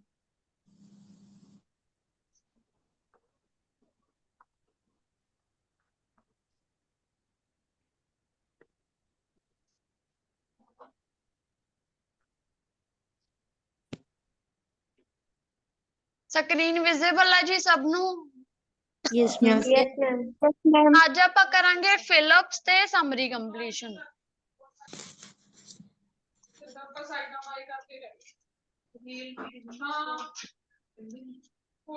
ਫਿਲਅਪ ਦੇਖੋ ਬੱਚੇ ਜੀ ਫਿਲਅਪ ਤਾਂ ਪਹਿਲਾਂ ਸਮਝੋ ਪਹਿਲੀ ਚੀਜ਼ ਫਿਲਅਪ ਜਾਂ ਸਮਰੀ ਲਈ ਕੀ ਹੁੰਦੀ ਹੈ ਇੰਸਟਰਕਸ਼ਨਸ ਸਭ ਤੋਂ ਪਹਿਲਾਂ ਤੁਸੀਂ ਇੰਸਟਰਕਸ਼ਨਸ ਰੀਡ ਕਰਨੀਆਂ ਹੁੰਦੀਆਂ ਨੇ ਲਾਈਕ ਜਿਵੇਂ ਤੁਹਾਨੂੰ ਕੀ ਦਿੱਤਾ ਹੋਇਆ no more than 3 words ਔਰ a number ਜਾਂ ਔਰ ਤੇ ਐਂਡ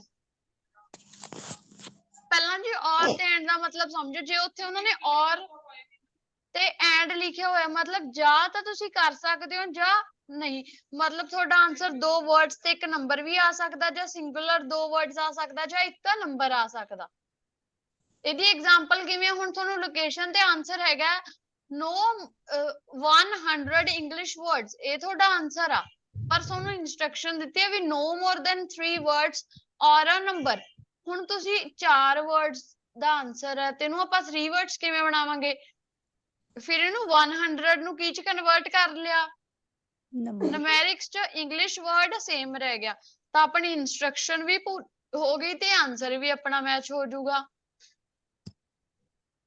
ਠੀਕ ਹੈ ਇੰਸਟਰਕਸ਼ਨਸ ਕਦੇ ਵੀ ਨਹੀਂ ਰੀਡ ਕਰਨੀਆਂ ਭੁੱਲਣੀਆਂ ਕਦੇ ਵੀ ਕਿਉਂਕਿ ਇੰਸਟਰਕਸ਼ਨ ਦੇ ਬੇਸਿਸ ਤੇ ਤੁਹਾਨੂੰ ਪਤਾ ਲੱਗਦਾ ਕਿ ਰਿਪੀਟ ਹੋਊਗਾ ਨਹੀਂ ਹੋਊਗਾ 1 ਵਰਡ ਆਊ 2 ਵਰਡ ਆਊ 3 ਵਰਡ ਆਊ ਨੰਬਰ ਆਊਗਾ ਕਿ ਨਹੀਂ ਆਊਗਾ ਕਈ ਵਾਰ ਆਪਣਾ ਆਨਸਰ ਨਾ ਨੰਬਰਸ ਚ ਹੁੰਦਾ ਜਿਵੇਂ ਆਪਣਾ ਆਨਸਰ ਉੱਥੇ 20 ਲਿਖਿਆ ਹੋਇਆ 20 ਪਰਸੈਂਟੇਜਸ ਉਹਨਾਂ ਨੇ ਪਰਸੈਂਟੇਜ ਦਾ ਸਾਈਨ ਵੀ ਪਾ ਰੱਖਿਆ ਪਰ ਉੱਥੇ ਉਹਨਾਂ ਨੇ ਲਿਖਿਆ ਹੋਇਆ your answer will be in the words ਤਾਂ ਉਹਨੂੰ ਆਪਾਂ 20% ਨੂੰ ਹੁਣ ਨੰਬਰਸ ਨਹੀਂ ਉਹਨੂੰ ਵਰਡਸ ਦੇ ਵਿੱਚ ਹੀ ਲਿਖਾਂਗੇ ਤੇ ਪਰਸੈਂਟੇਜ ਨੂੰ ਵੀ ਸਾਈਨ ਪਾ ਕੇ ਨਹੀਂ ਪਰਸੈਂਟੇਜ ਵਰਡਸ ਦੇ ਵਿੱਚ ਲਿਖਾਂਗੇ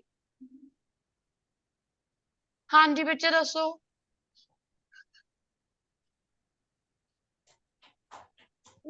ਮੈਮ ਜਦੋਂ ਨੰਬਰ ਲਿਖਿਆ ਹੋਵੇ ਇਹਦਾ ਮਤਲਬ ਕੰਪਲਸਰੀ ਹੁੰਦਾ ਵੀ ਨੰਬਰ ਆਊਗਾ ਹੀ ਆਊਗਾ ਕੰਪਲਸਰੀ ਨਹੀਂ ਹੁੰਦਾ ਰਜੇ ਪਰ ਜਿੱਥੇ ਉਹ ਆਉਣਾ ਚਾਹੀਦਾ ਉੱਥੇ ਤਾਂ ਓਬਵੀਅਸਲੀ ਆਊਗਾ ਹੀ ਆਊਗਾ ਓਕੇ ਮੈਮ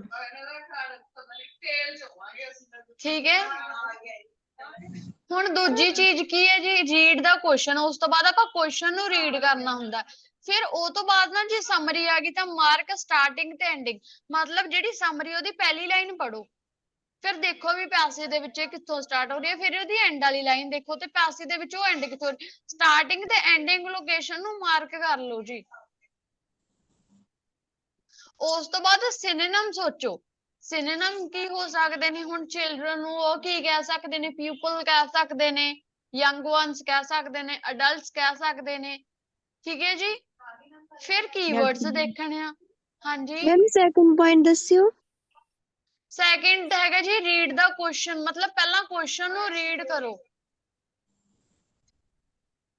ਫਿਰ ਅਗਲਾ ਕੀਵਰਡਸ ਦੇਖਾਂਗੇ ਉਹਦੇ ਫਿਰ ਲੋਕੇਸ਼ਨ ਨੂੰ ਫਾਈਂਡ ਕਰਾਂਗੇ ਫਿਰ try to fit the words ਮਤਲਬ ਵਰਡਸ ਨੂੰ ਫਿਟ ਕਰਕੇ ਦੇਖਾਂਗੇ ਕਿ ਫਿਟ ਐਕਚੁਅਲ ਹੋ ਰਿਹਾ ਹੁਣ ਆਨਸਰ ਆਪਾਂ ਨੂੰ ਲੋਕੇਸ਼ਨ ਤਾਂ ਆਪਾਂ ਨੂੰ ਨਾਉਨ ਮੰਗ ਰਹੀ ਹੈ ਉੱਥੇ ਆਪਾਂ ਲਿਖੀ ਵਰਬ ਜਾਣਦੇ ਆ ਠੀਕ ਹੈ ਦੈਨ ਫਿਰ ਉਹਦੀ ਸੈਂਸ ਵੀ ਬਣਾ ਕੇ ਦੇਖਣੀ ਕਿ ਐਕਚੁਅਲ ਜਿਹਦੀ ਕੋਈ ਸੈਂਸ ਤਾਂ ਬਣ ਰਹੀ ਹੈ ਇਹ ਤਾਂ ਨਹੀਂ ਕਿ ਉੱਥੇ ਦਾ ਪੁੱਛਿਆ ਵੀ ਚੀਜ਼ ਕੀ ਹੈ ਤੇ ਤੁਸੀਂ ਉੱਥੇ ਕਿਸੇ ਬੰਦੇ ਦਾ ਨਾਮ ਦੇਈ ਜਾਂਦੇ ਹੋ ਬਸ ਇਹਦੀਆਂ ਟਿਪਸ ਕੀ ਰਹਿਣਗੇ ਪਹਿਲਾਂ ਤਾਂ ਤੁਸੀਂ ਜੀ ਆਪਣੀ ਵੋਕੈਬਲਰੀ ਸਟਰੋਂਗ ਕਰੋ ਕਿ YouTube ਤੇ ਆਲਰੇਡੀ ਵੀਡੀਓ ਅਪਲੋਡਡ ਹੈ ਰੀਡਿੰਗ ਵੋਕੈਬਲਰੀ ਦੀ ਜਿਹੜੀ ਤੁਸੀਂ ਅੱਜ ਹੀ ਦੇਖੋਗੇ ਸੋ ਦੈਟ ਤੁਹਾਨੂੰ ਪਤਾ ਲੱਗ ਜਾਏ ਕਿ ਰੀਡਿੰਗ ਦੇ ਵਿੱਚ ਕਿਹੜਾ ਵਰਡ ਕਿਹਦੀ ਜਗ੍ਹਾ ਯੂਜ਼ ਹੋ ਜਾਂਦਾ ਫਿਰ ਆਨਸਰ ਦਾ ਆਰਡਰ ਦੇਖਣਾਗਾ ਕਿ ਕਿਹੜੇ ਆਰਡਰ ਦੇ ਵਿੱਚ ਆਨਸਰ ਆ then word from the questions ਦੇਖਣੇ ਨੇ ਫਿਰ ਲਿਸਟ ਆਫ ਕੁਐਸਚਨਸ ਦੇਖਣੇ ਨੇ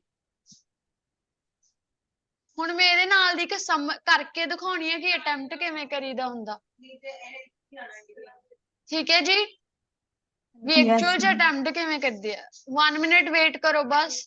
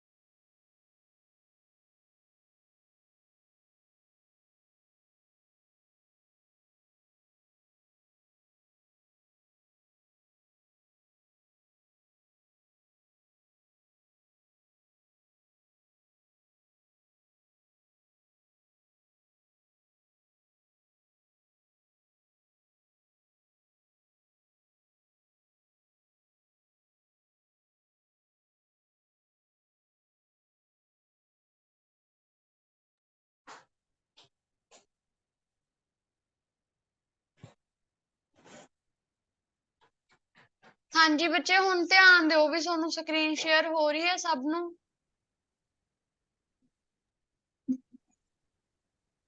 ਵਿਜ਼ੀਬਲ ਆ ਜੀ screen. Yes Yes, ma'am. Ma'am. ਹੁਣ ਆ ਤੁਹਾਡਾ ਰਿਹਾ ਪੈਸੇਜ ਐਂਡ ਦੈਨ ਤੁਹਾਨੂੰ ਸ਼ੇਅਰ ਹੋਣਗੇ ਤੁਹਾਡੇ ਕੁਐਸਚਨਸ। ਪਹਿਲਾ ਇਨਸਟਰਕਸ਼ਨ ਕੀ ਦਿੱਤੀ ਆ? No more than 2 words. No more than 2 words। ਹੁਣ ਆਪਾਂ ਪਹਿਲਾਂ ਕੀ ਰੀਡ ਕਰਾਂਗੇ? ਫਸਟ ਕੁਐਸਚਨ ਕਹਿੰਦੇ there are certain places in the building that staff should avoid unless they have। ਹੁਣ ਕਿਹੜੀ ਚੀਜ਼ ਉਹਨਾਂ ਨੂੰ ਅਵੋਇਡ ਕਰਨੀ ਹੈ? ਹੁਣ ਪਹਿਲੇ ਪੈਰਾਗ੍ਰਾਫ ਤੋਂ ਦੇਖੋ, ਦੱਸੋ ਕੀ ਬਣੂਗਾ।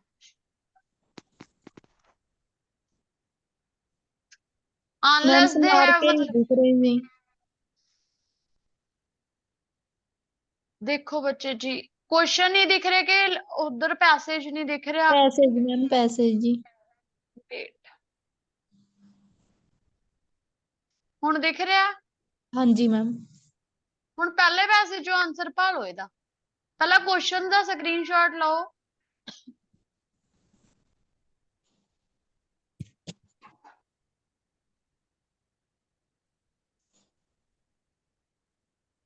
Avoid unless।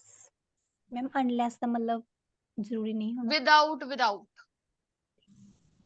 ਕੋਈ ਵੀ ਚੀਜ਼ ਇੰਪੋਰਟੈਂਟ ਨਾ ਹੋਵੇ ਕਹਿੰਦੇ ਕੁਝ ਕਿੱਥੇ ਪਲੇਸਿਸ ਨੇ ਇਨ ਦਾ ਬਿਲਡਿੰਗ ਜਿਹੜੀਆਂ ਸਟਾਫ ਸ਼ੁੱਡ ਵੀ ਜਿਨ੍ਹਾਂ ਨੂੰ ਸਟਾਫ ਨੂੰ ਅਵੋਇਡ ਕਰਨਾ ਚਾਹੀਦਾ ਹੈ ਅਨਲੈਸ ਦੇ ਹੈਵ ਦੈਟ ਉਹਨਾਂ ਕੋਲੇ ਕੀ ਹੈਗੀ ਆ ਦੇਖੋ ਜੀ ਪਹਿਲੇ ਪੈਰਾਗ੍ਰਾਫ ਦੇ ਵਿੱਚ ਸਟਾਫ ਕੋਲੇ ਕੋਈ ਚੀਜ਼ ਹੈਗੀ ਆ ਬਟ ਉਹਦੇ ਬਾਵਜੂਦ ਵੀ ਉਹ ਕੁਝ ਏਰੀਆ ਦੇ ਵਿੱਚ ਐਂਟਰ ਨਹੀਂ ਕਰ ਸਕਦੇ ਆਥੋਰਾਈਜੇਸ਼ਨ ਵਿਦਆਊਟ ਐਥੋਰਾਈਜ਼ੇਸ਼ਨ ਕਿਉਂਕਿ ਉਹਨਾਂ ਨੇ ਕੀ ਲਿਖਿਆ do not enter restricted areas ਮਤਲਬ ਸਮ ਪਲੇਸਿਸ ਵਿਦਆਊਟ ਅਨਆਥੋਰਾਈਜ਼ ਕਹਿੰਦੇ ਉਹ ਐਂਟਰ ਨਹੀਂ ਕਰ ਸਕਦੇ ਕਿਹੜੀ ਚੀਜ਼ ਦੇ ਵਿੱਚ ਰਿਸਟ੍ਰਿਕਟਡ ਏਰੀਆ ਦੇ ਵਿੱਚ ਆਥੋਰਾਈਜ਼ੇਸ਼ਨ ਦਾ ਆਨਸਰ ਕੀ ਬਣ ਗਿਆ ਹੁਣ ਆਥੋਰਾਈਜੇਸ਼ਨ ਠੀਕ ਹੈ ਹੁਣ ਸੈਕਿੰਡ ਦੇਖਦੇ ਆ to ma'am insure people without ਤਾਂ ਨਹੀਂ ਆਊਗਾ ਨਾਲ ਨਹੀਂ ਅਨਲੈਸ ਅਵੋਇਡ ਲਿਖਿਆ ਹੋਇਆ ਅਨਲੈਸ ਦੇ avoid to ensure people can get out easily it is important there are no dash to exist ਕਹਿੰਦੇ there are no to exist ਦੱਸੋ ਜੀ ਕੀ ਬਣੂਗਾ ਪਹਿਲੇ ਪੈਰਾਗ੍ਰਾਫ ਚੋਂ ਹੀ ਆਨਸਰ ਆ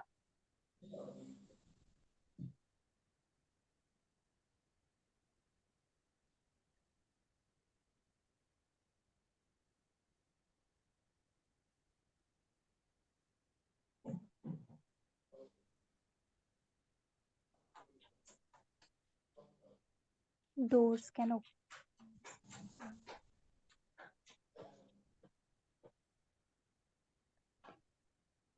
ma'am doors no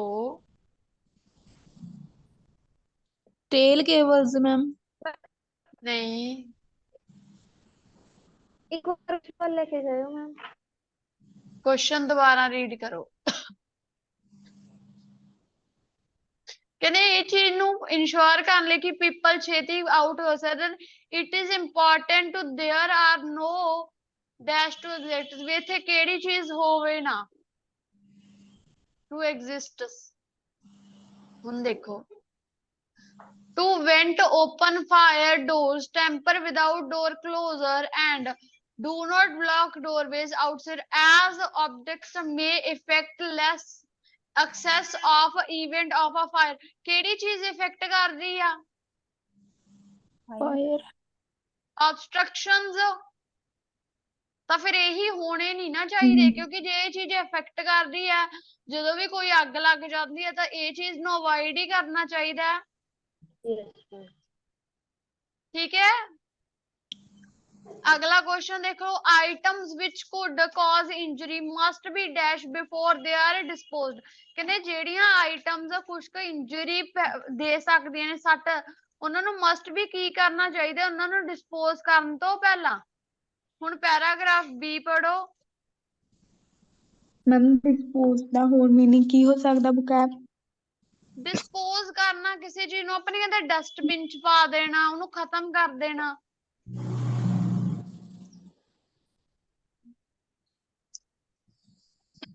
क्या करना चाहिए मैम उन्होंने to check materials carefully ma'am containers no contamination ਉੱਥੇ ਉਹ ਕੀ ਕਹਿ ਰਹੇ ਨੇ ਕਦੇ ਕਹਿੰਦੇ ਉਹਨਾਂ ਨੂੰ ਕਦੇ ਵੀ ਜਿਹੜੇ ਤਿੱਖੇ ਆਬਜੈਕਟ ਨੇ ਜਿਵੇਂ ਬਲੇਡਸ ਨੇ ਜਾਂ ਟੁੱਟੇ ਹੋਏ ਗਲਾਸ ਨੇ ਉਹਨਾਂ ਨੂੰ ਵੇਸਟ ਬਿਨ ਦੇ ਵਿੱਚ ਰੈਪ ਕਰੇ ਬਿਨਾ ਪਾਉਣਾ ਨਹੀਂ ਚਾਹੀਦਾ ਤਾਂ ਆਨਸਰ ਕੀ ਹੈ ਰੈਪਡ ਮੈਮ ਰੈਪ ਕਰਕੇ ਪਾਉਣਾ ਚਾਹੀਦਾ ਫਿਰ ਠੀਕ ਹੈ ਰੈਪ ਹਾਂਜੀ ਅਗਲਾ ਦੇਖਦੇ ਹਾਂ ਹੁਣ ਕੁਐਸਚਨ ਕਹਿੰਦੇ ਕੀ ਕਹਿ ਰਿਹਾ ਕਹਿੰਦੇ not all departments have the same system for dealing with dash ਕਿਹੜੀ ਚੀਜ਼ ਨਾਲ ਡੀਲਿੰਗ ਕਰਨ ਲਈ ਹਰੇਕ ਸਟਾਫ ਕੋਲੇ ਸੇਮ ਸਿਸਟਮ ਨਹੀਂ ਹੈਗਾ ਤਾਂ ਗੱਲ ਦੇਖੋ ਜੀ ਇਹਦੀ ਸੇਮ ਸੈਕਿੰਡ ਪੈਰਾਗ੍ਰਾਫ ਚ ਆ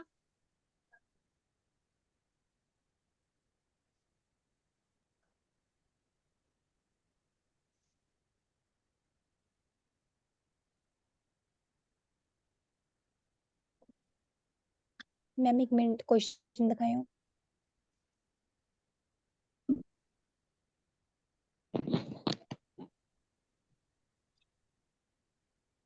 Ma'am, particular department. No. Waste procedures में ਪ੍ਰੋਸੀਜਰ ਲਈ ਤਾਂ ਸਿਸਟਮ ਲਿਖਿਆ ਹੋਇਆ ਆਨਸਰ ਕਹਿੰਦੇ waste ਅਦਰ ਵੇਸਟ ਪ੍ਰੋਸੀਜਰਸ ਮੇ ਵੈਰੀ ਤਾਂ ਅਲੱਗ-ਅਲੱਗ ਹੁੰਦੇ ਨੇ ਤਾਂ ਕਿਹੜੀ ਚੀਜ਼ ਅਲੱਗ-ਅਲੱਗ ਹੁੰਦੀ ਹੈ ਵੇਸਟ ਸਿਸਟਮ ਤਾਂ ਲਿਖਿਆ ਹੀ ਪਿਆ ਆਨਸਰ ਕੀ ਬਣ ਗਿਆ not all departments have the same system for dealing with the waste waste ਨਾਲ ਡੀਲ ਕਰਨ ਲਈ ਹਰੇਕ ਡਿਪਾਰਟਮੈਂਟ ਕੋਲੇ ਸੇਮ ਸਿਸਟਮ ਹੈ ਨਹੀਂਗਾ ਠੀਕ ਹੈ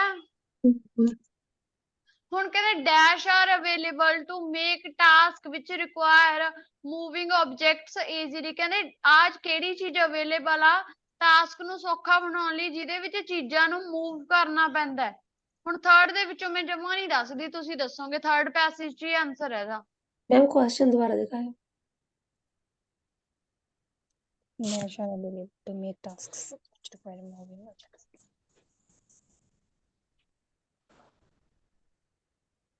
ਗੁਰਮਨ ਤੁਹਾਨੂੰ ਸਮਝ ਆ ਰਿਹਾ ਬੱਚੇ हाँ जी मैम। ਤਜਿੰਦਰ ਸਿੰਘ ਤਾਨੀਆ ਸੰਦੀਪ ਰਿਤਿਕਾ ਪਿੰਕੀ ਨੂਰ ਮਨਪ੍ਰੀਤ ਲਵਪ੍ਰੀਤ ਜੈਸਮੀਨ ਹਰਪ੍ਰੀਤ ਹਰਮਨ ਹਰਜੋਤ ਪ੍ਰਵੀਨ ਮਨਦੀਪ ਕੁਲਵਿੰਦਰ ਤੁਹਾਡੀ ਕਲਾਸ ਦੇ ਵਿੱਚ ਬੱਚੇ ਕਿਸੇ ਦੀ ਵੀ ਪ੍ਰੈਜ਼ੈਂਸ ਹੈ ਹੀ ਹੋਈ ਨਹੀਂ ਸੋ ਗਏ ਸਾਰੇ ਕਲਾਸ ਦੇ ਵਿੱਚ नहीं मैम पढ़ रही है मैम की करो उधर ਕੋਈ ਤੁਸੀਂ ਆਨਸਰ ਨਹੀਂ ਦੱਸ ਰਹੇ ਬੱਚੇ ਕੋਈ ਤੁਹਾਡਾ ਡਾਊਟ मैम ਮੈਂ पैरा ਵੇਖ दिखाओ। ਆਉਂਦੀ ਹਾਂ ਰਿਤਿਕਾ ਮੈਂ audible to you yes ma'am. ਫਿਰ ਬੱਚੇ ਪਾਰਟਿਸਿਪੇਸ਼ਨ ਕਿਉਂ ਨਹੀਂ Sandeep Kaur Gill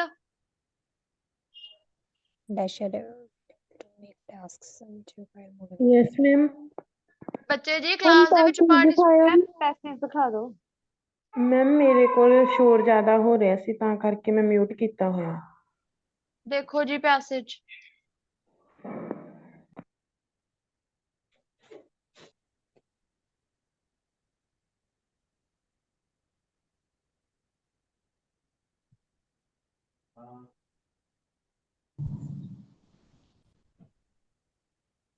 ma'am glass and heavy object आएगा मतलब ਨਹੀਂ ਜੀ ਆਨਸਰ ਟਰੋਲੀਜ਼ ਆ ਬੱਚੇ ਕੁਐਸਚਨ 'ਚ ਕਹਿੰਦੇ ਸੀ ਵੀ ਕਿਹੜੀ ਚੀਜ਼ ਹੈ ਜਿਹੜੀ ਉਹਨਾਂ ਦੀ ਹੈਲਪ ਕਰਦੀ ਹੈ ਚੀਜ਼ਾਂ ਨੂੰ ਇੱਕ ਜਗ੍ਹਾ ਤੋਂ ਦੂਸਰੀ ਜਗ੍ਹਾ ਮੂਵ ਕਰਾਉਣ ਲਈ ਹੁਣ ਉਹ ਕੀ ਕਹਿੰਦੇ ਨੇ ਵੀ ਜਦੋਂ ਹਾਈਟ ਵਾਲਾ ਕੰਮ ਹੈ ਉਦੋਂ ਕਿਹੜੀ ਚੀਜ਼ ਨੂੰ ਉਹ ਯੂਜ਼ ਕਰ ਰਹੇ ਨੇ ਸਟੈਪਸ ਨੂੰ ਜਾਂ ਲੈਂਡਰ ਨੂੰ ਤੇ ਜਦੋਂ ਕਲਾਈਂਬ ਕਰਨਾ ਹੁੰਦਾ ਬੀਚਸ ਟੇਬਲਸ ਤੇ ਚੇਅਰ ਤੇ ਜਦੋਂ ਨੈਵਰ ਮੂਵ ਐਨੀਥਿੰਗ ਜਦੋਂ ਕਿਸੇ ਚੀਜ਼ ਨੂੰ ਮੂਵ ਕਰਨਾ ਹੁੰਦਾ ਤੇ ਉਦੋਂ ਟਰਾਲੀਜ਼ ਪ੍ਰੋਵਾਈਡ ਕਰਾਈਆਂ ਜਾਂਦੀਆਂ ਨੇ ਵਰਕ ਪਲੇਸ ਦੇ ਉੱਤੇ ਤਾਂ ਆਨਸਰ ਕੀ ਹੈ ਟਰਾਲੀਜ਼ ਸਮਝੋ ਬੱਚੇ ਜੀ ਅਗਲਾ ਦੇਖੋ you should have dash while you are working ਤੁਹਾਡੇ ਕੋਲ ਕੀ ਹੋਣਾ ਚਾਹੀਦਾ ਹੈ ਜਦੋਂ ਤੁਸੀਂ ਕੰਮ ਕਰ ਰਹੇ ਹੋ ਹੁਣ ਲਾਸਟ ਪੈਰਾਗ੍ਰਾਫ 'ਚ ਦੱਸੋ ਜੀ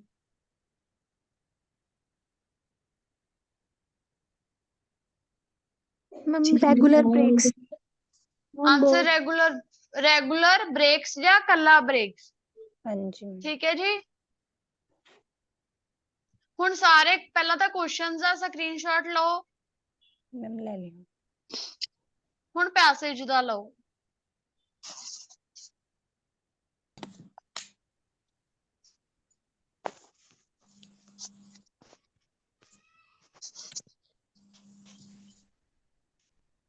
मैम ले लिया। ਹੁਣ ਇਸ ਨੂੰ ਦੁਬਾਰਾ ਘਰੋਂ ਕਰਕੇ ਹੀ ਆਉਣਾ ਹੈ ਜੀ ਸਾਰਿਆਂ ਨੂੰ ਦੁਬਾਰਾ ਤੋਂ ਇਹ ਘਰੇ ਕਰਕੇ ਹੀ ਦੇਖਣਾ ਸੋ ਦੈਟ ਤੁਹਾਨੂੰ ਕਲੀਅਰ ਹੋ ਜੇ ਕਿ ਕੀ ਲਿਖਿਆ ਸੀ ਕੀ ਗੱਲ ਹੈ मैम ओके मैम। ਜਿੰਨਾ ਟਾਈਮ ਤੁਸੀਂ ਇਹਨੂੰ ਦੁਬਾਰਾ ਤੋਂ ਕਰਦੇ ਨਹੀਂ ਫਿਰ ਕੋਈ ਫਾਇਦਾ ਨਹੀਂ ਜੀ मैम मैं तो सारी रीडिंग दी क्लास लगी नहीं प्लीज तुसी रिकॉर्डिंग भेज दोगे ਬੱਚੇ ਤੁਸੀਂ ਮੈਮ ਨੂੰ ਮੈਸੇਜ ਕਰ ਦਿਓ ठीक है ਹਾਂਜੀ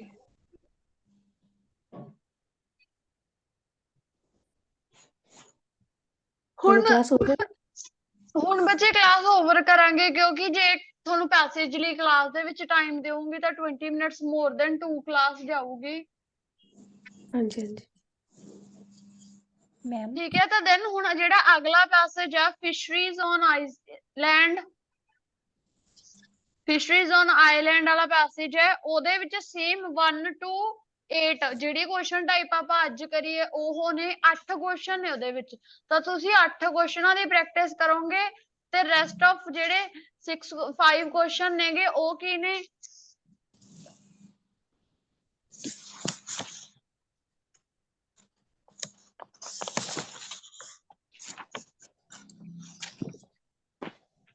ठीक है जी, तो देन अगले टेस्ट का टेस्ट 5 हो गया ना फिशरीज वाला, चेक करो 5th ही है ना टेस्ट। हाँ जी मैम। बच्चे क्लास दे विच पैसेज नहीं करवाया सी, मैं तो ओपन ही क्लास लाई सीगी, अजे दा कोई पर्टिकुलर नाम नहीं। हाँ जी बच्चे। मैम जिहड़ी स्पीकिंग हुंदी है वो जूम ते होगी या फिर सिंपल कॉल ते? बच्चे डायरेक्ट कॉल ते होगी जी। Okay ma'am. हाँ जी मैम घर वास्ते केड़ा पैसेज दिता, एक बार रिपीट करियो। Fisheries on island. Yes ma'am. हाँ जी टेस्ट 5 ठीक दा है। First passage. टेस्ट 5 ਦਾ ਫਸਟ ਪੈਸੇਜ ਹੋਮਵਰਕ ਹੈ ਜੀ, ਸਾਰਿਆਂ ਨੇ ਕਰਨਾ ਹੈਗਾ। Okay ma'am. मैम कहंदे सी स्पीकिंग दा टाइम कल ਨੂੰ ਮਿਲੇਗਾ, ਫਿਰ ਅੱਜ ਨਹੀਂ ਹੋਊਗੀ? ਹਾਂਜੀ ਬੱਚੇ, ਫਿਰ ਤੁਹਾਨੂੰ ਮੈਸੇਜ ਹੋ ਜਾਊਗਾ ਜਦੋਂ ਤੁਹਾਡੇ ਸਲੋਟ ਤੁਹਾਨੂੰ ਅਲਾਟ ਹੋ ਗਿਆ, ਦੈਨ ਤੁਹਾਨੂੰ ਮੈਸੇਜ ਹੋ ਜਾਊਗਾ।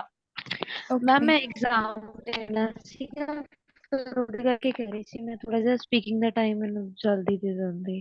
ਹਾਂਜੀ ਤੁਹਾਡਾ ਨਾਮ ਲਵਪ੍ਰੀਤ, ਠੀਕ ਹੈ ਬੱਚੇ ਜੀ, ਲਵਪ੍ਰੀਤ। ਹਾਂਜੀ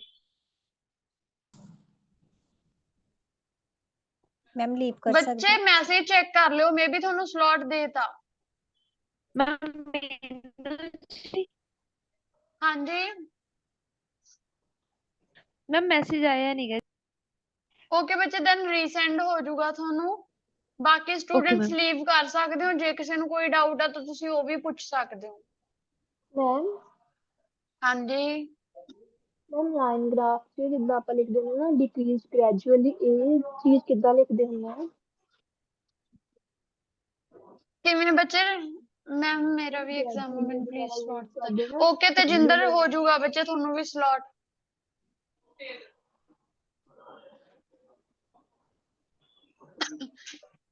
ਜੈਸਮੀਨ ਤੁਸੀਂ ਕੁਝ ਪੁੱਛ ਰਹੇ ਸੀ ਬੱਚੇ? ਹਾਂਜੀ ਮੈਮ ਮੈਂ ਲਾਈਨ ਦਾ ਪੁੱਛਦੀ ਸੀ, ਲਾਈਨ ਗ੍ਰਾਫ ਦਾ। ਹਾਂਜੀ मैम ਜਦੋਂ ਤੁਸੀਂ ਲਿਖਦੇ ਹੁੰਦੇ ਨਾ ਕਿ ਇਟ ਸ਼ੋਡ ਡਿਕਰੀਜ਼ ਗ੍ਰੈਜੂਅਲੀ ਵਗੈਰਾ, ਮੈਮ ਫਿਰ ਜਿਹੜਾ ਗ੍ਰੈਜੂਅਲੀ ਤੇ ਸਟੇਬਲੀ ਦਾ ਮੀਨਿੰਗ ਦੋਨਾਂ ਦਾ ਮੈਨੂੰ ਡਿਫਰੈਂਸ ਦੱਸਿਓ ਕੀ ਆ?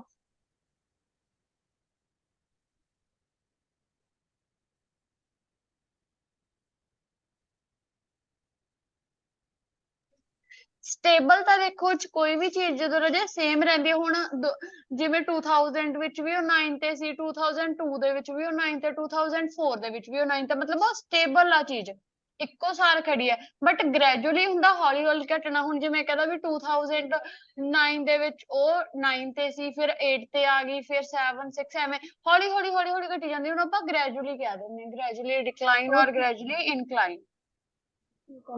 ਮੈਮ ਜਦੋਂ ਮਾੜੀ ਮੋਟੀ ਫਲਕਚੁਏਸ਼ਨ ਆਉਂਦੀ ਉਹਨੂੰ ਮਾਈਨਰ ਕਹਿ ਸਕਦੇ ਹਾਂ?